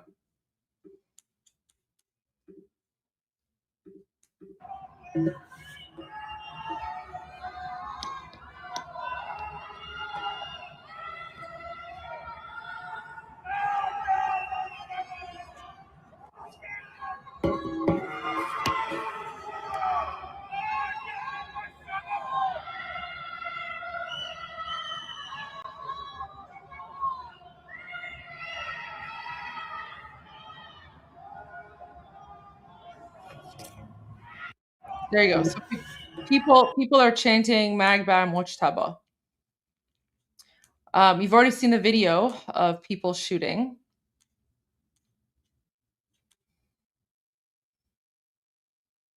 Oh, this is interesting. So we are already seeing a clear day-to-day decline in launches by the Islamic Republic, signaling rapid degradation of its strike capacity. Ballistic missile launches by the Islamic Republic over the first 4 days. Day 1, 350 missiles. Day 2, 175 missiles. Day 3, 120 missiles. Day 4, 50 missiles. The identification and targeting of their launchers and supporting infrastructure have significantly degraded and constrained their operational capacity, right? So guys, remember, the United States and Israel have complete and total control over the airspace. And they've also destroyed the navy of the Islamic regime. So there's no navy left. There's no like air force or whatever they had left. There's nothing left. And remember the video I showed you earlier. So this is a video that CENTCOM put out. This is a video that CENTCOM put out earlier today. It has no audio, so I will add my own audio to this. So CENTCOM put this out today in response to Islamic regime claiming that they've, I don't know, shot down American military assets or whatever the case might be. It's utterly ridiculous. Here you go. This is a video from CENTCOM. Khamenei is dead. This wretched and vile man, Ayatollah Khamenei, is dead. This wretched and vile man, Ayatollah Khamenei, is dead. This wretched and vile man, Ayatollah Khamenei, is dead. This wretched and vile man, Ayatollah Khamenei, is dead. This wretched and vile man, Ayatollah Khamenei, is dead. Ayatollah Khamenei is dead. This wretched and vile man, Ayatollah Khamenei, is dead. This wretched and vile man, Ayatollah Khamenei, is dead. This wretched and vile man, Ayatollah Khamenei, is dead. This wretched and vile man. There you go. So this is the reality of what's going on, right? This is what the United States has done in the last 48 hours, maybe. Well, not 48, in the last 4 days. Oh. Heavy IRGC casualties reported after strike on Sepah Square in Karaj, according to an eyewitness. A caller from Iran recounted an unbelievable scene today. He said that after Sepah Square in Karaj was struck, IRGC forces were running in panic like headless chickens, scattered and terrified, unsure where to go. Oh, is this the Body Kalla video? I think this is the Body Kalla video where he's basically like cheering on. Let's see. میدون سپاه رو زد ترکون میدون سپاه رو زد ترکون جنگنده تو خیابون آسمون داره میزنه میدون سپاه رو با ان یکی کرد ما رو با ان یکی کرد میدون سپاه رو با ان یکی کرد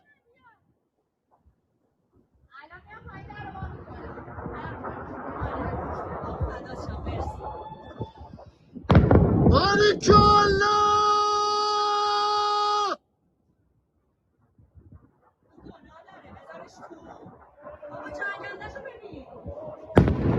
باریکالله بزن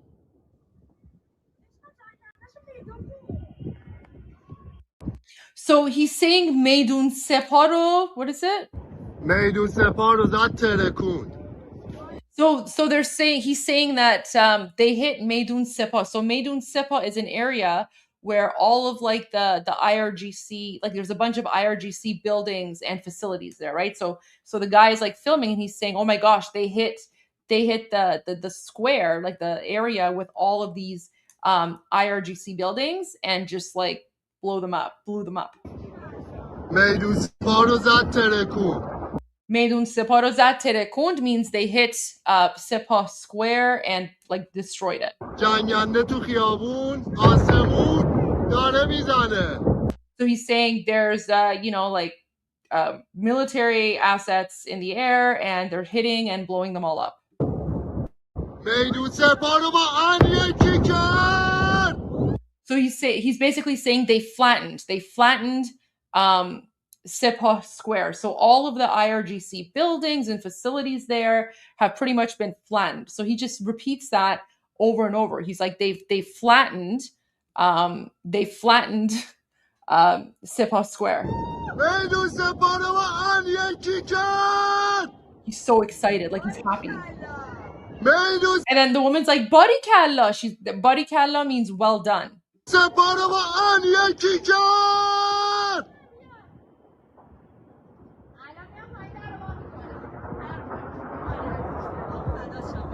That's insane. Did you hear like people, there's other people somewhere else, like in a different household or something watching, and they're cheering as well. You can hear the cheering in the background. Listen.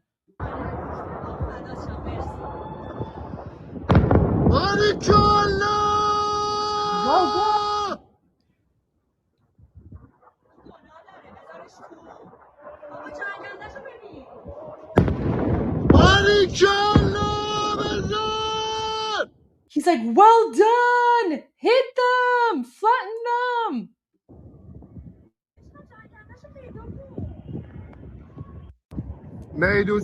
There you go. Oh, wait. Let's go to his other videos. So there was that one.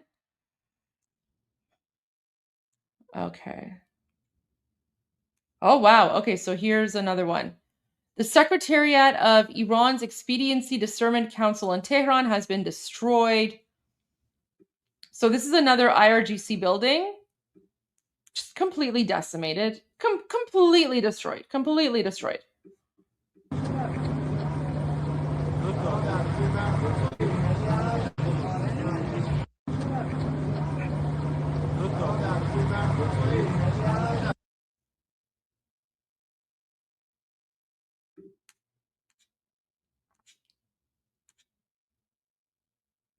Here's the Assembly of Experts building. This is a different one in Qom. This was destroyed as well.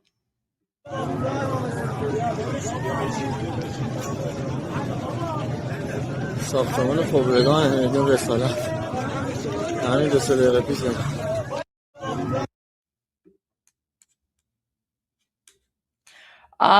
I've mentioned this before, but it's really important to mention again. The Islamic Revolutionary Guard Corps is using school children as human shields. After being heavily targeted by Israel and the United States, the IRGC has abandoned its bases and is stationing personnel inside schools. A woman in Shiraz documented this and said, they're leaving their bases and moving into a girls' school. They don't care about the safety or concerns of the Iranian people. They're putting us in harm's way. Guys, this is why it's really important. Stay at home. Don't let your children go to school. Like, everyone should just stay home, stay put. 11 اسفند تمام پادگانان اطراف شهرک رکناباد رو خالی کردن، دارن میارن توی مدرسه دخترونه. اصلا به فکر مردمم نیستن.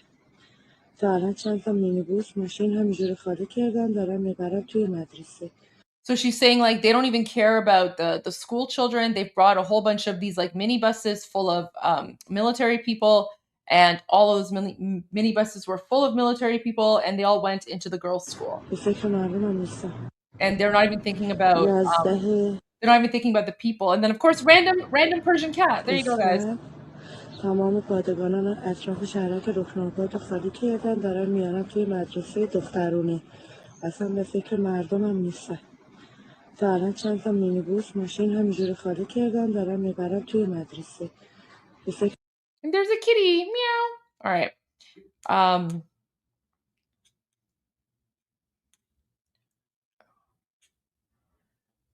Ew, he's ugly, but he was exterminated, so that's good news. This guy's like one of the Muslim Nazis. Ew, look at his face.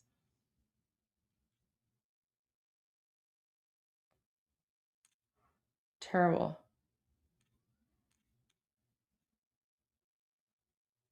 Oh, look at this. So, guys, the pro-Palestinian Durka jihadis are very, very upset at what's happening. Okay, so the pro-Palestinians, because again, remember, the Palestinians support the Islamic regime because the Palestinians are funded by the Islamic regime. They get their money from the Islamic regime. So the Palestinians are a bunch of savage, Allahu Akbar, Durka jihadis who want Iranian people to be oppressed because they have been profiting off of our stolen money for 47 years. And so This is why that they actually show up to, free Iran demonstrations around the world, and they threaten Iranians. So here, watch this.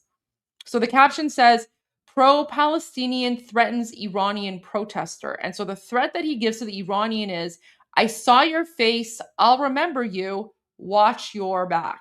Fuck off. As you can tell, like, this guy, he's not even Iranian. He's like, I don't know, he's Palestinian or something, right? Fuck off. I'm Israel. Hi. I'm Israel. I'm Israel. I'm Israel. Hi. I'm Israel. Hi. I'm Israel. I'm Israel. I'm Israel. You know you're my favorite. I can't say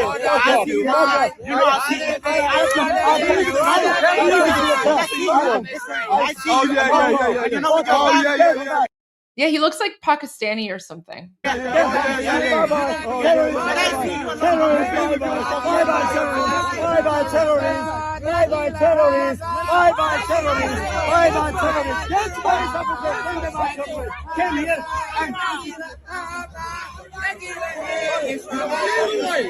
Do you hear this? So the Iranians in the background are singing Hava Nagila. Yeah, so one of the Iranians is saying Am Yisrael Chai, and then they start singing Hava Nagila.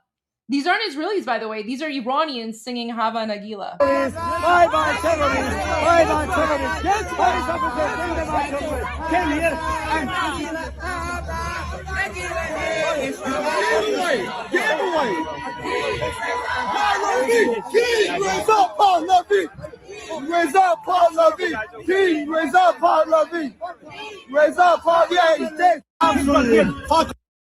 These people are exposing themselves, right? Like these jihadis. And they're not even Iranian, right? Like that guy looked like he was from, I don't know, Pakistan or something. So here's another one. And I've spoken about this before, but, it's really important to stress this fact. So it's telling that many Iranians would rather welcome war and all that it brings than continue living under the Islamic Republic. That's how ruinous and suffocating this system is.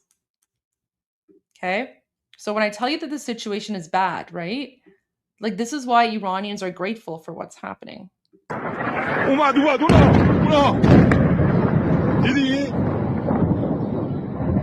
I'll translate it after.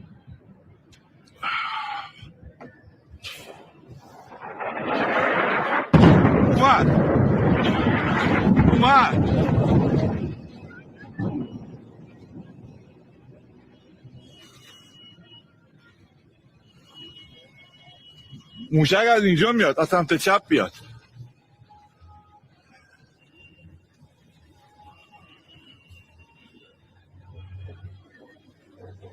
اومد.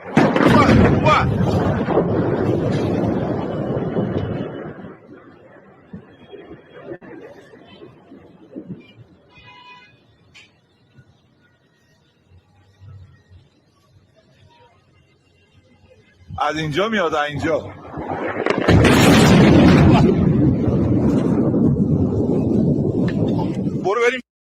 Okay, so I'll translate this.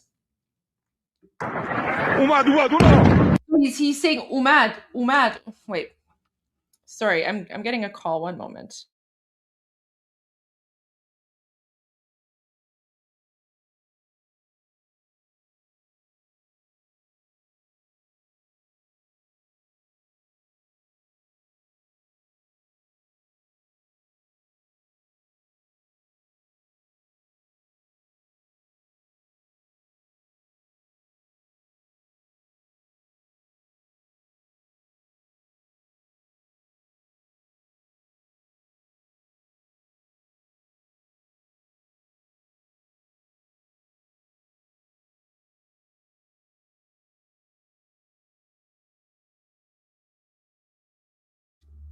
Sorry, guys. Okay.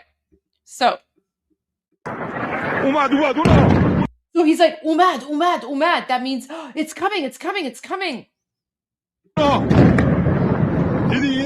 He's like, Didi. It's like, did you see?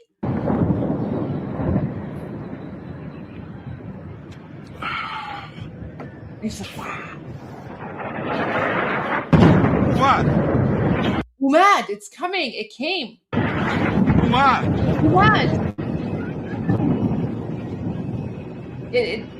Umad is like it. It's like it arrived. It arrived.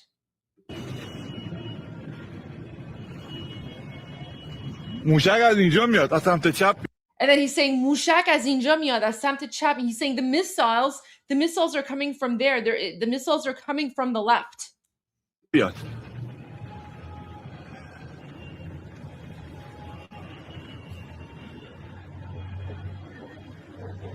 اومد. He's like Umad, it's coming. It's arriving.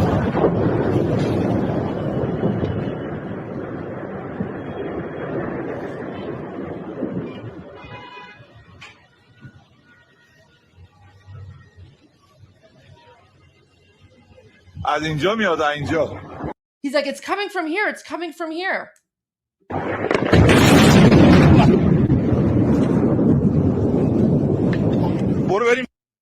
So, guys, the reason that Iranians, even though like against the recommendation of President Trump and Prince Reza Pahlavi and of course Prime Minister Netanyahu, who have said to Iranians, guys, stay in.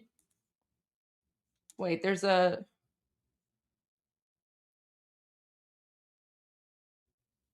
Wait, what?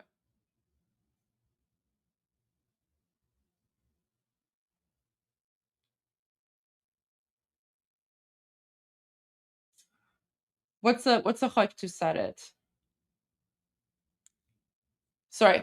Anyway, so like I was saying, when Prime Minister Netanyahu and President Trump and King Reza Pahlavi are saying to Iranians, stay indoors, right? It's not safe to be out. This is what they're talking about. These are obviously, of course, limited strikes, right? It's very, very targeted. And as you can see, like they're not attacking civilian places or anything like that.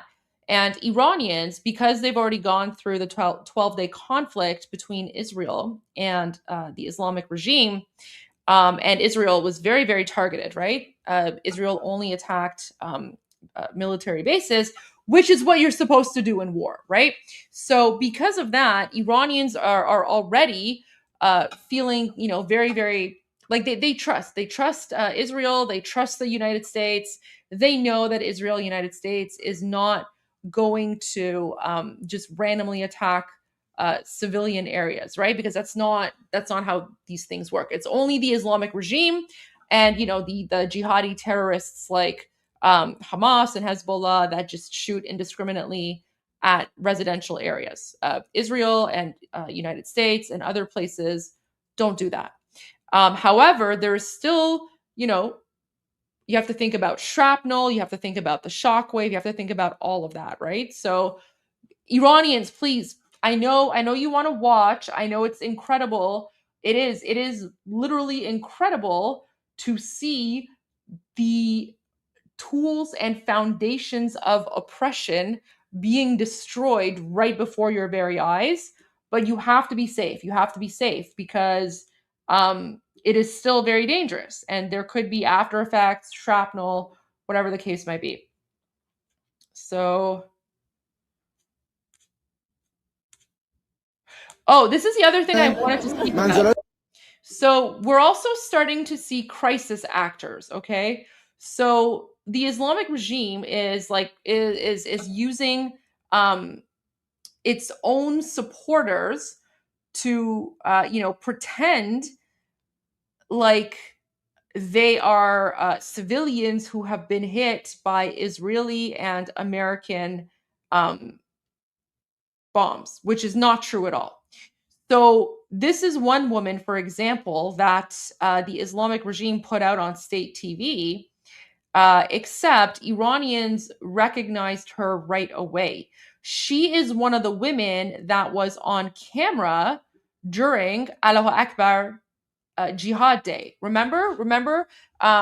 it was 22 what's 22 بهمن like what? Oh, February 11. So remember, February 11 was Allahu Akbar Jihad Anniversary Day. That was the day where we showed like the Islamic regime pretending like there was a lot of people who were out celebrating the anniversary of the Islamic Revolution, and then they had a whole bunch of paid actors. They had like, I don't know, like the weird twerking guy, right? They had like the weird twerking guy. So, oh, was this one the death rally? Oh, okay, this one was the death rally. Okay, well, there's another one with the blonde woman. I'm gonna find the one with the blonde woman because the blonde woman is very interesting too. I'm sure the blonde woman will come up at some point. But guys, just watch this. So the guy, like, the Islamic regime reporter goes up to this, woman and he's like, "Oh, was your home like a private residence or something?" Right? And then look at her. So she has no shoes on, okay? No shoes, right? She looks like she's disheveled. The only thing that she has with her is a Quran, okay? She's got the Quran with her. So apparently, supposedly when the United States and Israel allegedly bombed her house, allegedly, she didn't have time to even get her shoes. The only thing she had time to do was to grab her Quran, right? She had to get her Allahu Akbar jihadi book. Look at her. منزلای بغلم مسکونی بوده؟ طبقه 3 بودین؟ الان کسی داخل ساختمونه؟ الان 3-4 تا خانومم اونجا.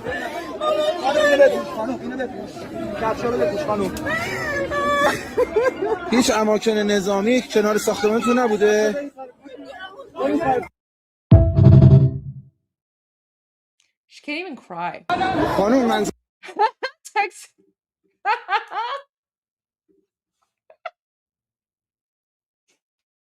That's a good comment. That's a good comment, Texas. But do you see how like ridiculous it is? Do you see how ridiculous these people are?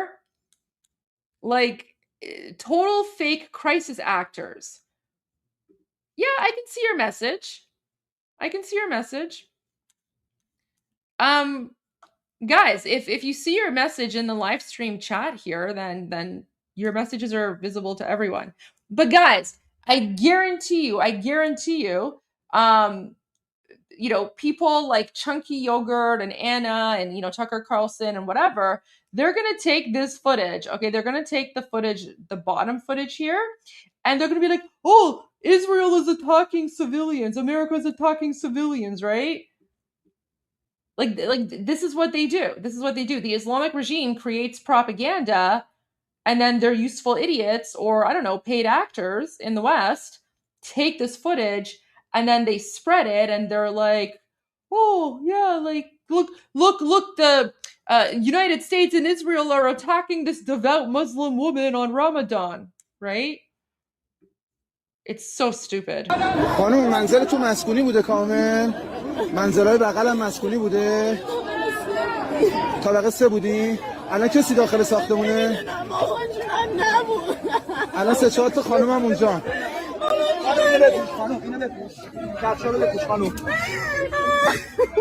هیچ اماکن نظامی کنار ساختمونتون نبوده؟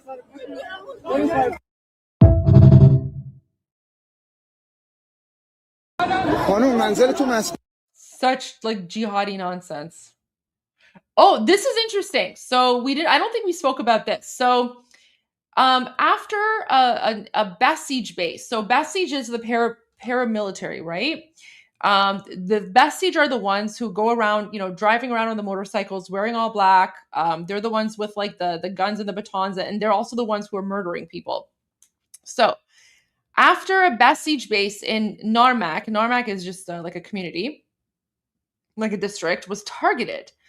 A blast scattered internal documents into the streets.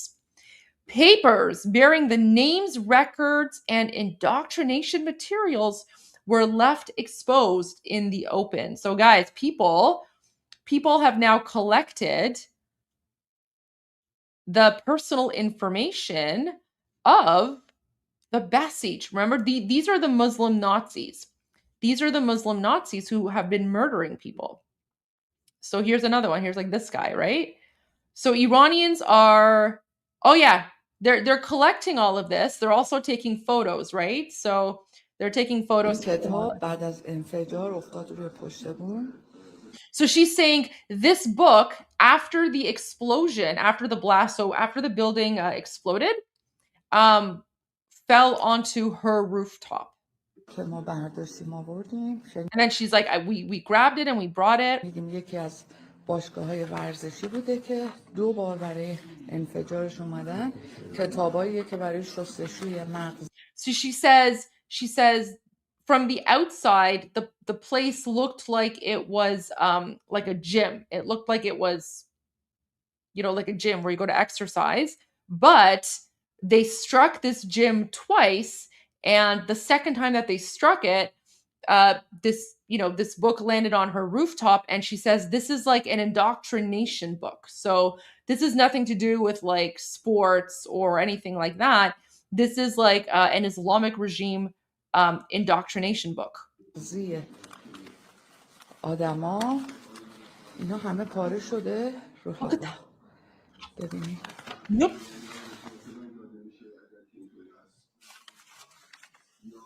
جاشونو منفجر کردن. There you go.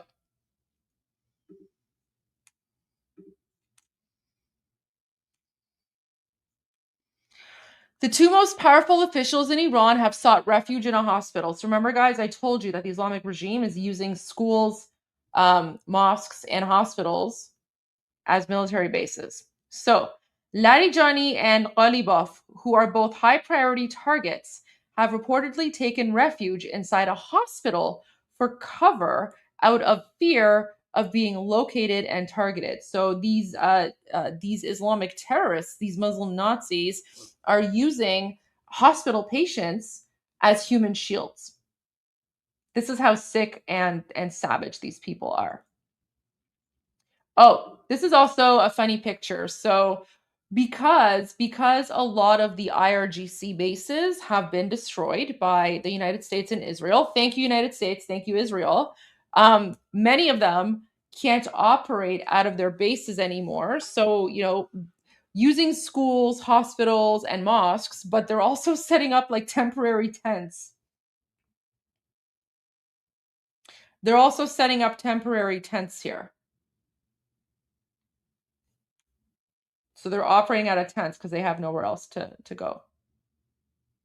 Oh, but at the same time, we're starting to see a lot of defections. Guys, for people who are asking about my safety, we already spoke about that 2 days ago. And I'm taking care of it, but thank you. I appreciate that word is getting out, that I've received death threats from the Islamic regime. It is a very serious thing. And I am dealing with it.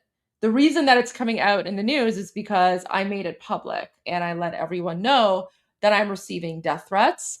The only thing I have to say about that is that I'm kind of insulted that the bounty on my head is only $250,000. I'm worth at least $1 million. So I don't know. It's a little bit insulting. If you want to put like a bounty on my head, it should be at least $1 million. 250,000. Come on. I'm worth more than that. I'm more of a troublemaker than that. I'm worth way more than 250,000. But thank you. Thank you for your concern. I appreciate that.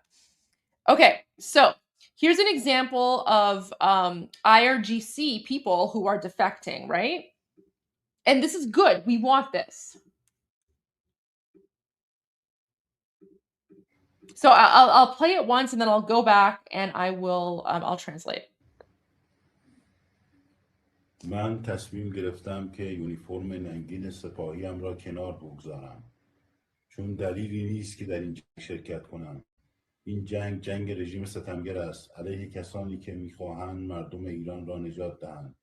That's an IRGC badge. دوستان سپاهیم درخواست میکنم که مثل من عمل کنند و در این جنگ شرکت نکنند.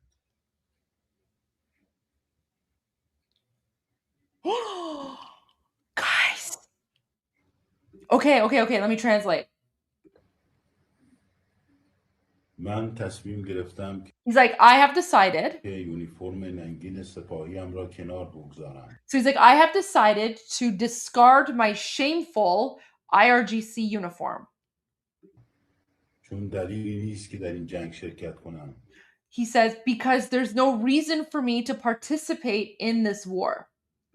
این جنگ رژیم ستمگر است علیه He's like, this war is the war of the what's sitamgar?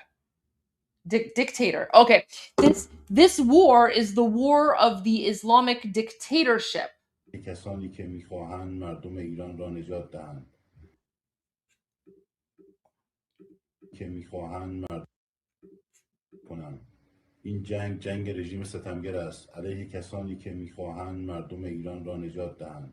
Okay, so he says this war is a war between the Islamic dictatorship versus the people who want to free Iranians. Okay, so he in this video he acknowledges that the Islamic regime is a dictatorship and that Israel and the United States are here to liberate the Iranian people. از دوستان سپاهیم درخواست میکنم. He's like, I ask my friends in the IRGC که مثل من عمل کنند و در این جنگ شرکت نکنند. To do what I did. Basically, he's like, I ask my friends in the IRGC to follow my lead and defect. در این جنگ شرکت نکنند. And not participate in this war.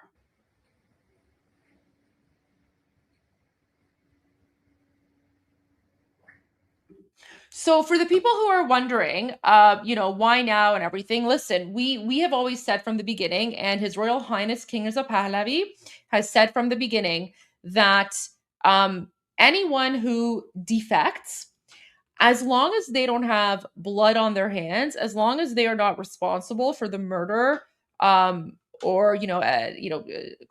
long as they're not responsible for any crimes, they'll be given full immunity and, they will have a place in Iran's future. He's made it very clear that anyone who has blood on their hands, anyone who's responsible for murdering anyone, they will have to, go to court and answer for their crimes.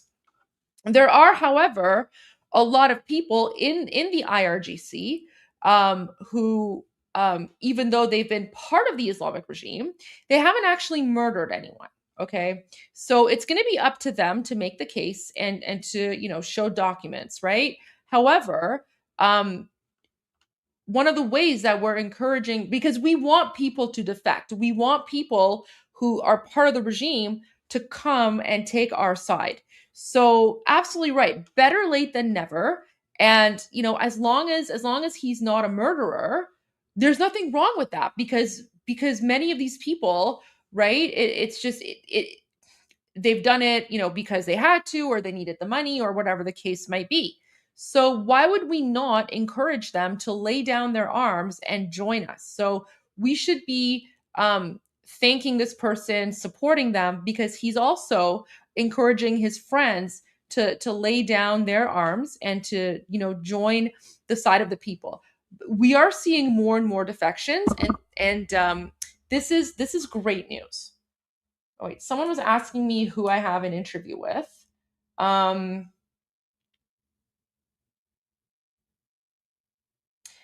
David Harris Jr., The Pulse. So it's Newsmax with David Harris Jr. and the show is called The Pulse.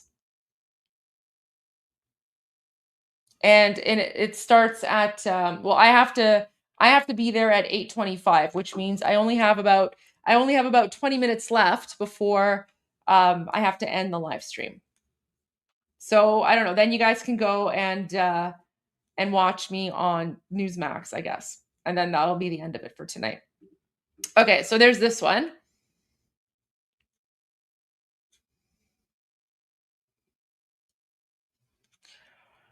Oh, wow, look. Jeez.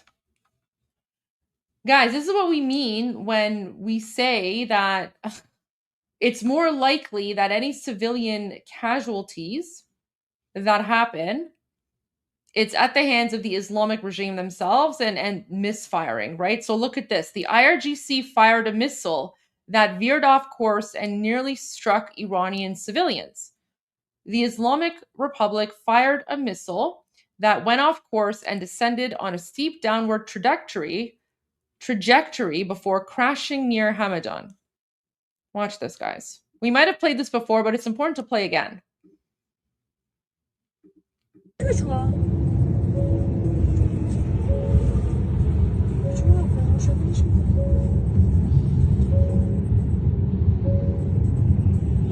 Look at that.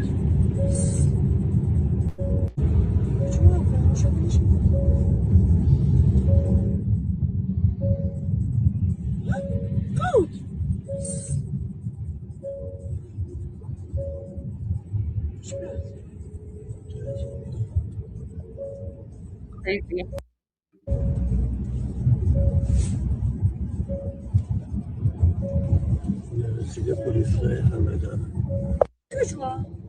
See that? Yeah. Don't let anyone tell you that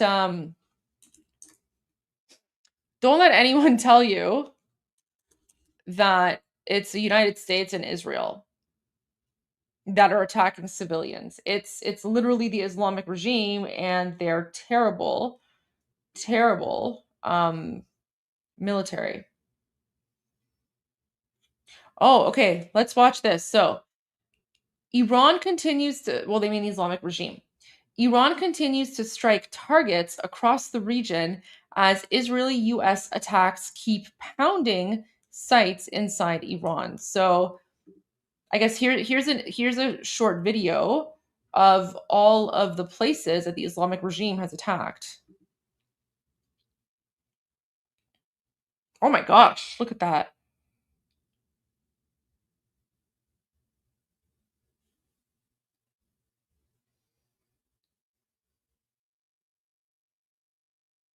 Cyprus, Jordan, Iraq.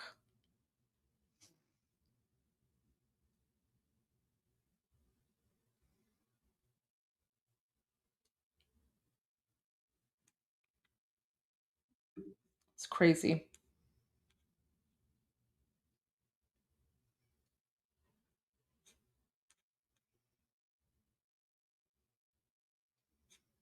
Let's get some videos here.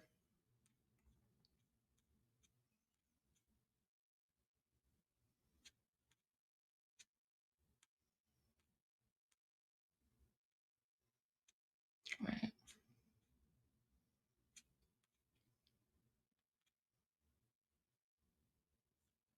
Oh, this was, guys, look, this is I think this is what President Trump was referring to when he said he saw footage of Iranians holding his picture and hugging his picture and thanking him.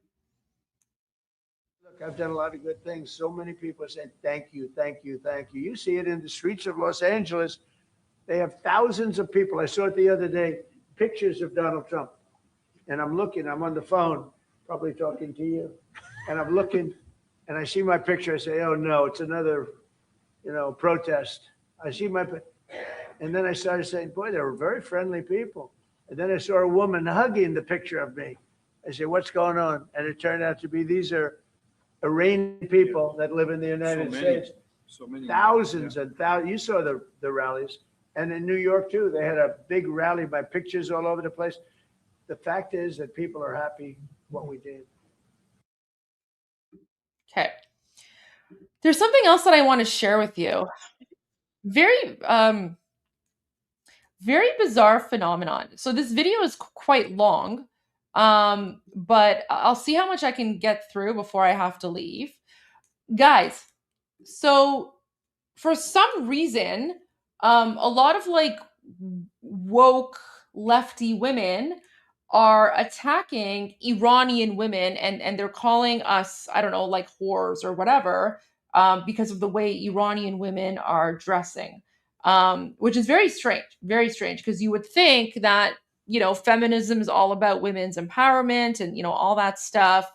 And, you know, you would think that given that Iranian women have been, you know, literally oppressed and can't even wear what they want to wear in occupied Iran, right? Anyways, let's watch this. I love Rita, by the way. Rita's Iranian, and she's just fantastic. So let's watch this together. It's time for Lefties Losing It. And I wish I could say I was shocked by the Islamists and leftists mourning a dictator, condemning President Trump's strikes against Iran, and generally being miserable, oxygen-thieving miscreants. But I want to start Lefties on a high note tonight. So let's see Iranians adopting the Trump dance to celebrate the death of the dictator.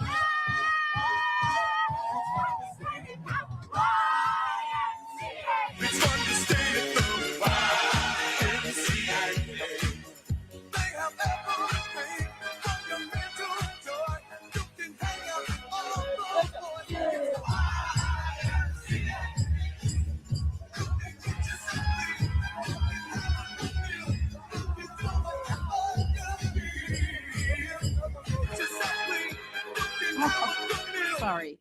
It's not just Iranians adopting Trump's dance and favourite song. They've discovered that Donald Trump's signature dance moves work perfectly with Persian music. Don't believe me?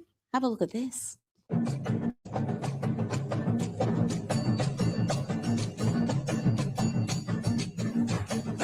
You guys know this song?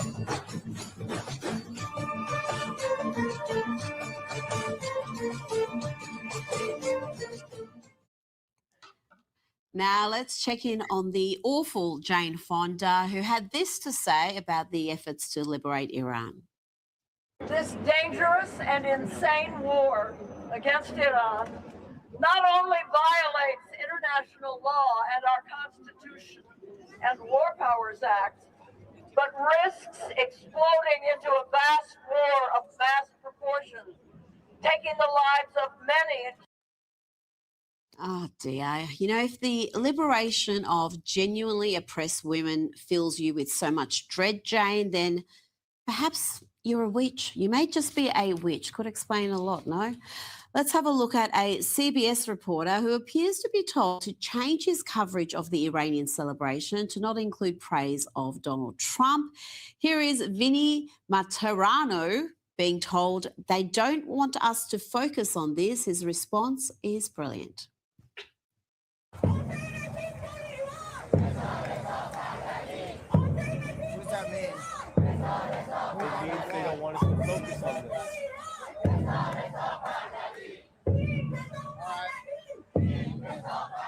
Well, I am.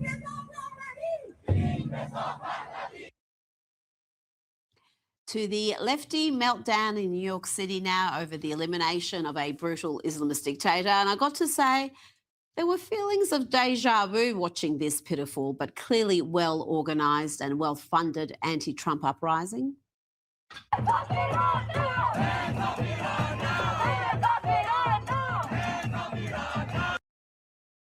Okay, I have a question.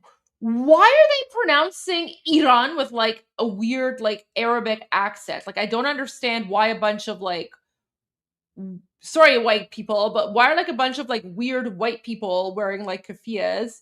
They're pronouncing Iran as if it's like Iran or something. I don't know. It's like Iran. Like do you think that like makes you more I don't know, like authentic if you pronounce it like Iran. That actually makes you sound like an idiot when you pronounce it that way. Guys, it's literally pronounced Iran. Like you can just say Iran.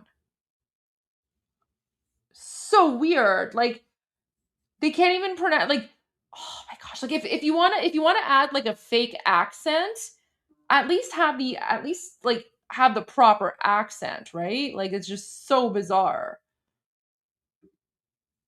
Look.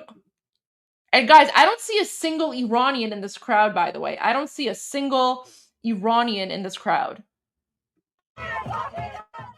Yes, there they were with their professional looking signs chanting hands off Iran now. Just like they were chanting hands off Venezuela a few weeks back, signs looked awfully similar too.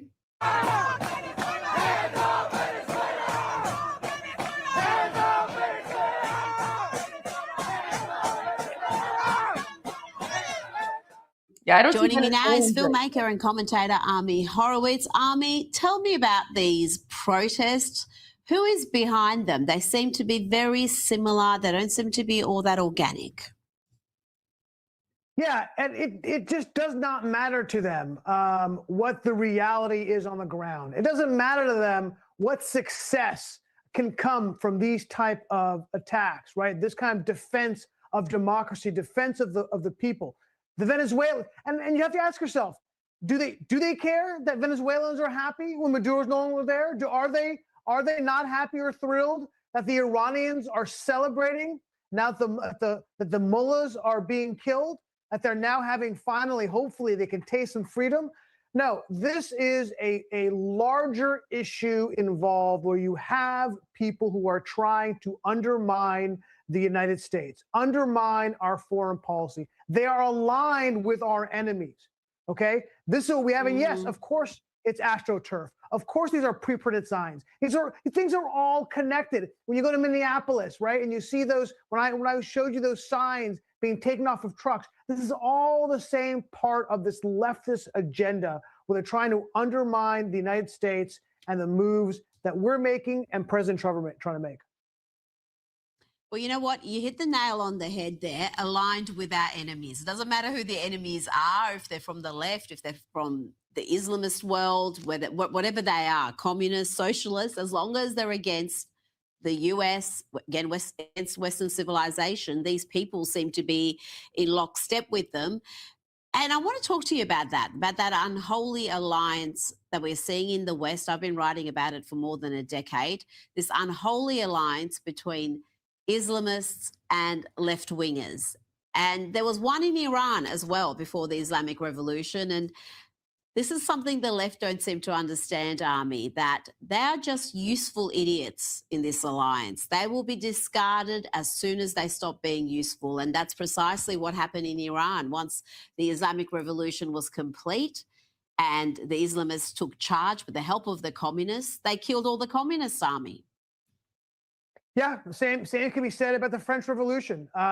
Look, of course, that's the question people always ask themselves. Like, I don't understand. What does the left have in common with Islam? And the reality is, what do they have in common? Hatred of Western values, self-hatred. Okay, what they see is victimhood. Right? They look at themselves as victims. They see Islam as victims, and they see their common enemy is success.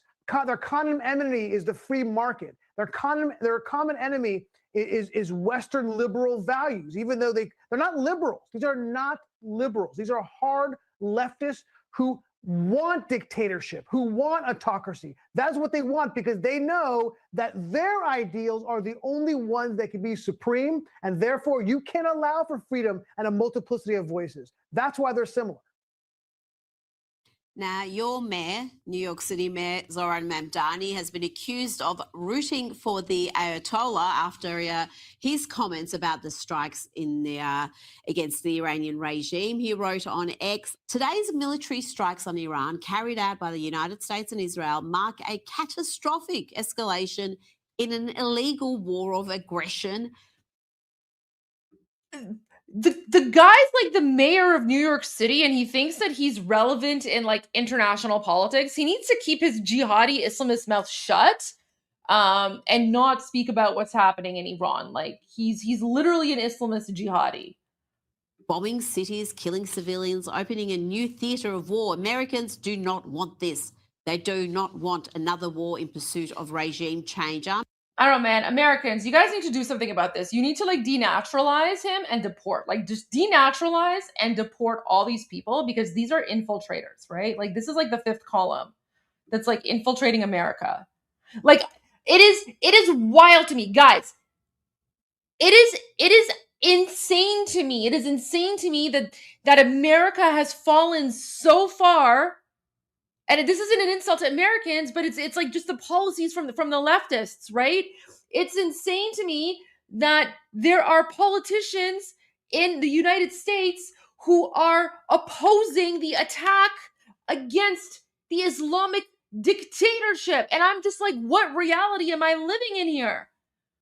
It is insane to me. It is wild. It is wild that America has jihadi Durka politicians who've infiltrated the political system, and they're defending the Islamic regime, a brutal Islamic dictatorship that yells death to America. Guys, you need to just get rid of them. I know you're a democracy, but you need to do something. You need to denaturalize and deport because these people are not America first. These people are traitors. They're trying to change your policies and your laws through sheer number, right? They're mass importing people who think like them, people who are enemies of the United States. They're mass importing these people into your country in order to use the numbers to take advantage of the democratic system and change your foreign policies. Not just foreign policies, internal policies as well. Gosh, this is wild. This is crazy.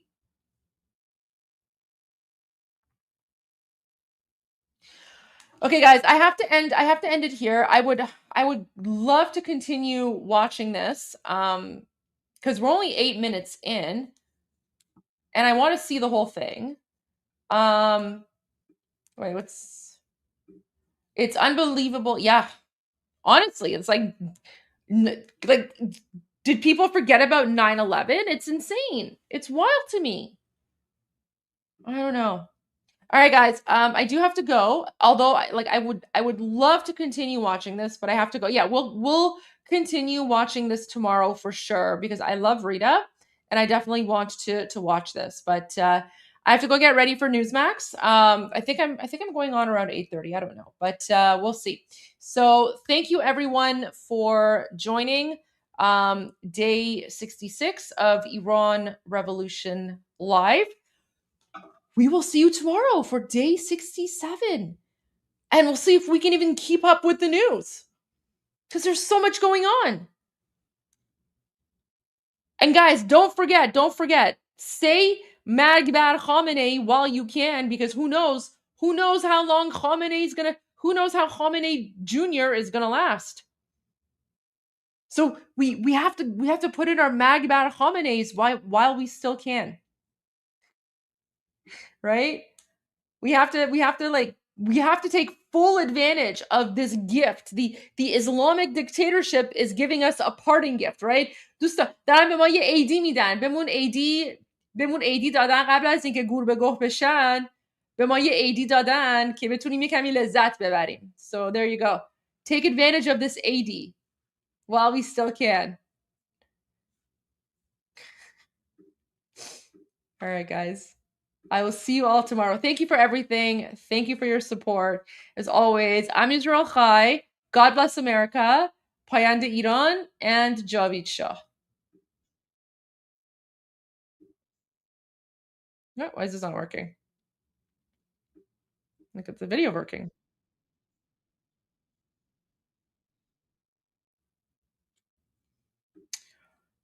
Jeez. This video is not working. All right, my parting video isn't working. Look at this.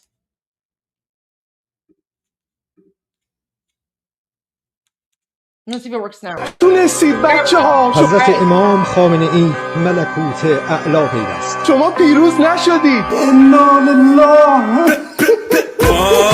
حالی میدی میکشیمتون بالا بالا بالا بالا بالا تر عالی میشه. ماشین پر میاد خالی میری جانی دیگه ساقی کی همه چی که داره قاطی میشه. خشبامون داره خالی میشه. جنازه بو قاضی میده بله بلی میزنیم با زمین یکی بشی. جای لاستیکا روت بری بری به درک میمیری. زر تو جعب دلی بری نمیدونی جای ما رو میکشیم زامنا رو میزنیم رو زمین قاسم ما رو آماده ایم میچکونیم ماشا رو. روی جنازت میرقصم حالا حالا میزنیم و میری سر بالا به این کار میریم همه بالا. روی جنازت میرقصم حالا حالا میزنیم و میری سر بالا به این کار میریم همه بالا.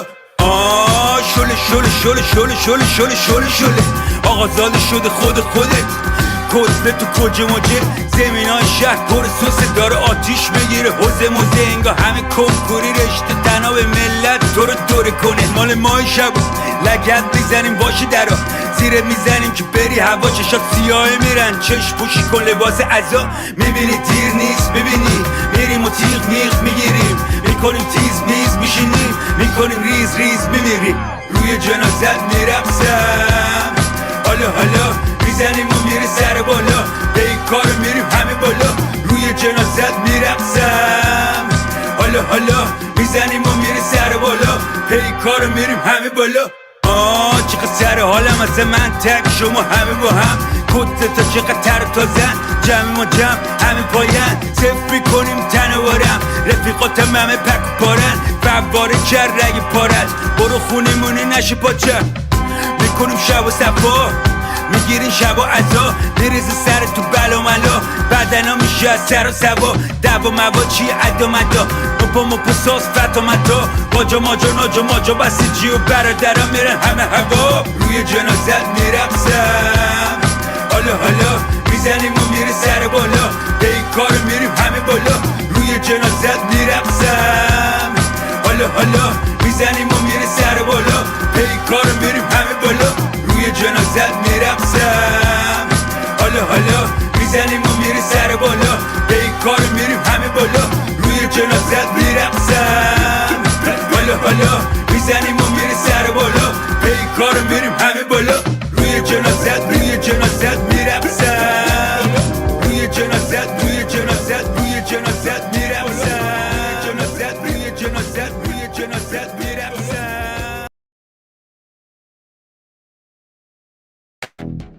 Iran's formerly supreme leader, Ayatollah Khamenei, is dead.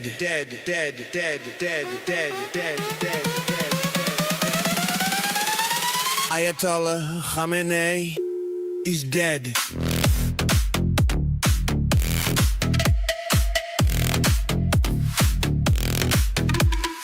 Ayatollah Khamenei is dead.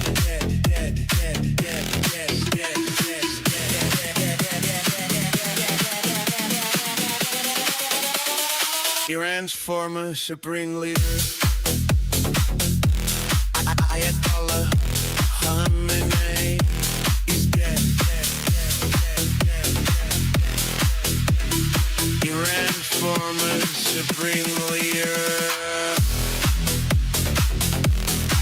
Ayatollah Khamenei, is dead. Is dead. Is dead. Is dead.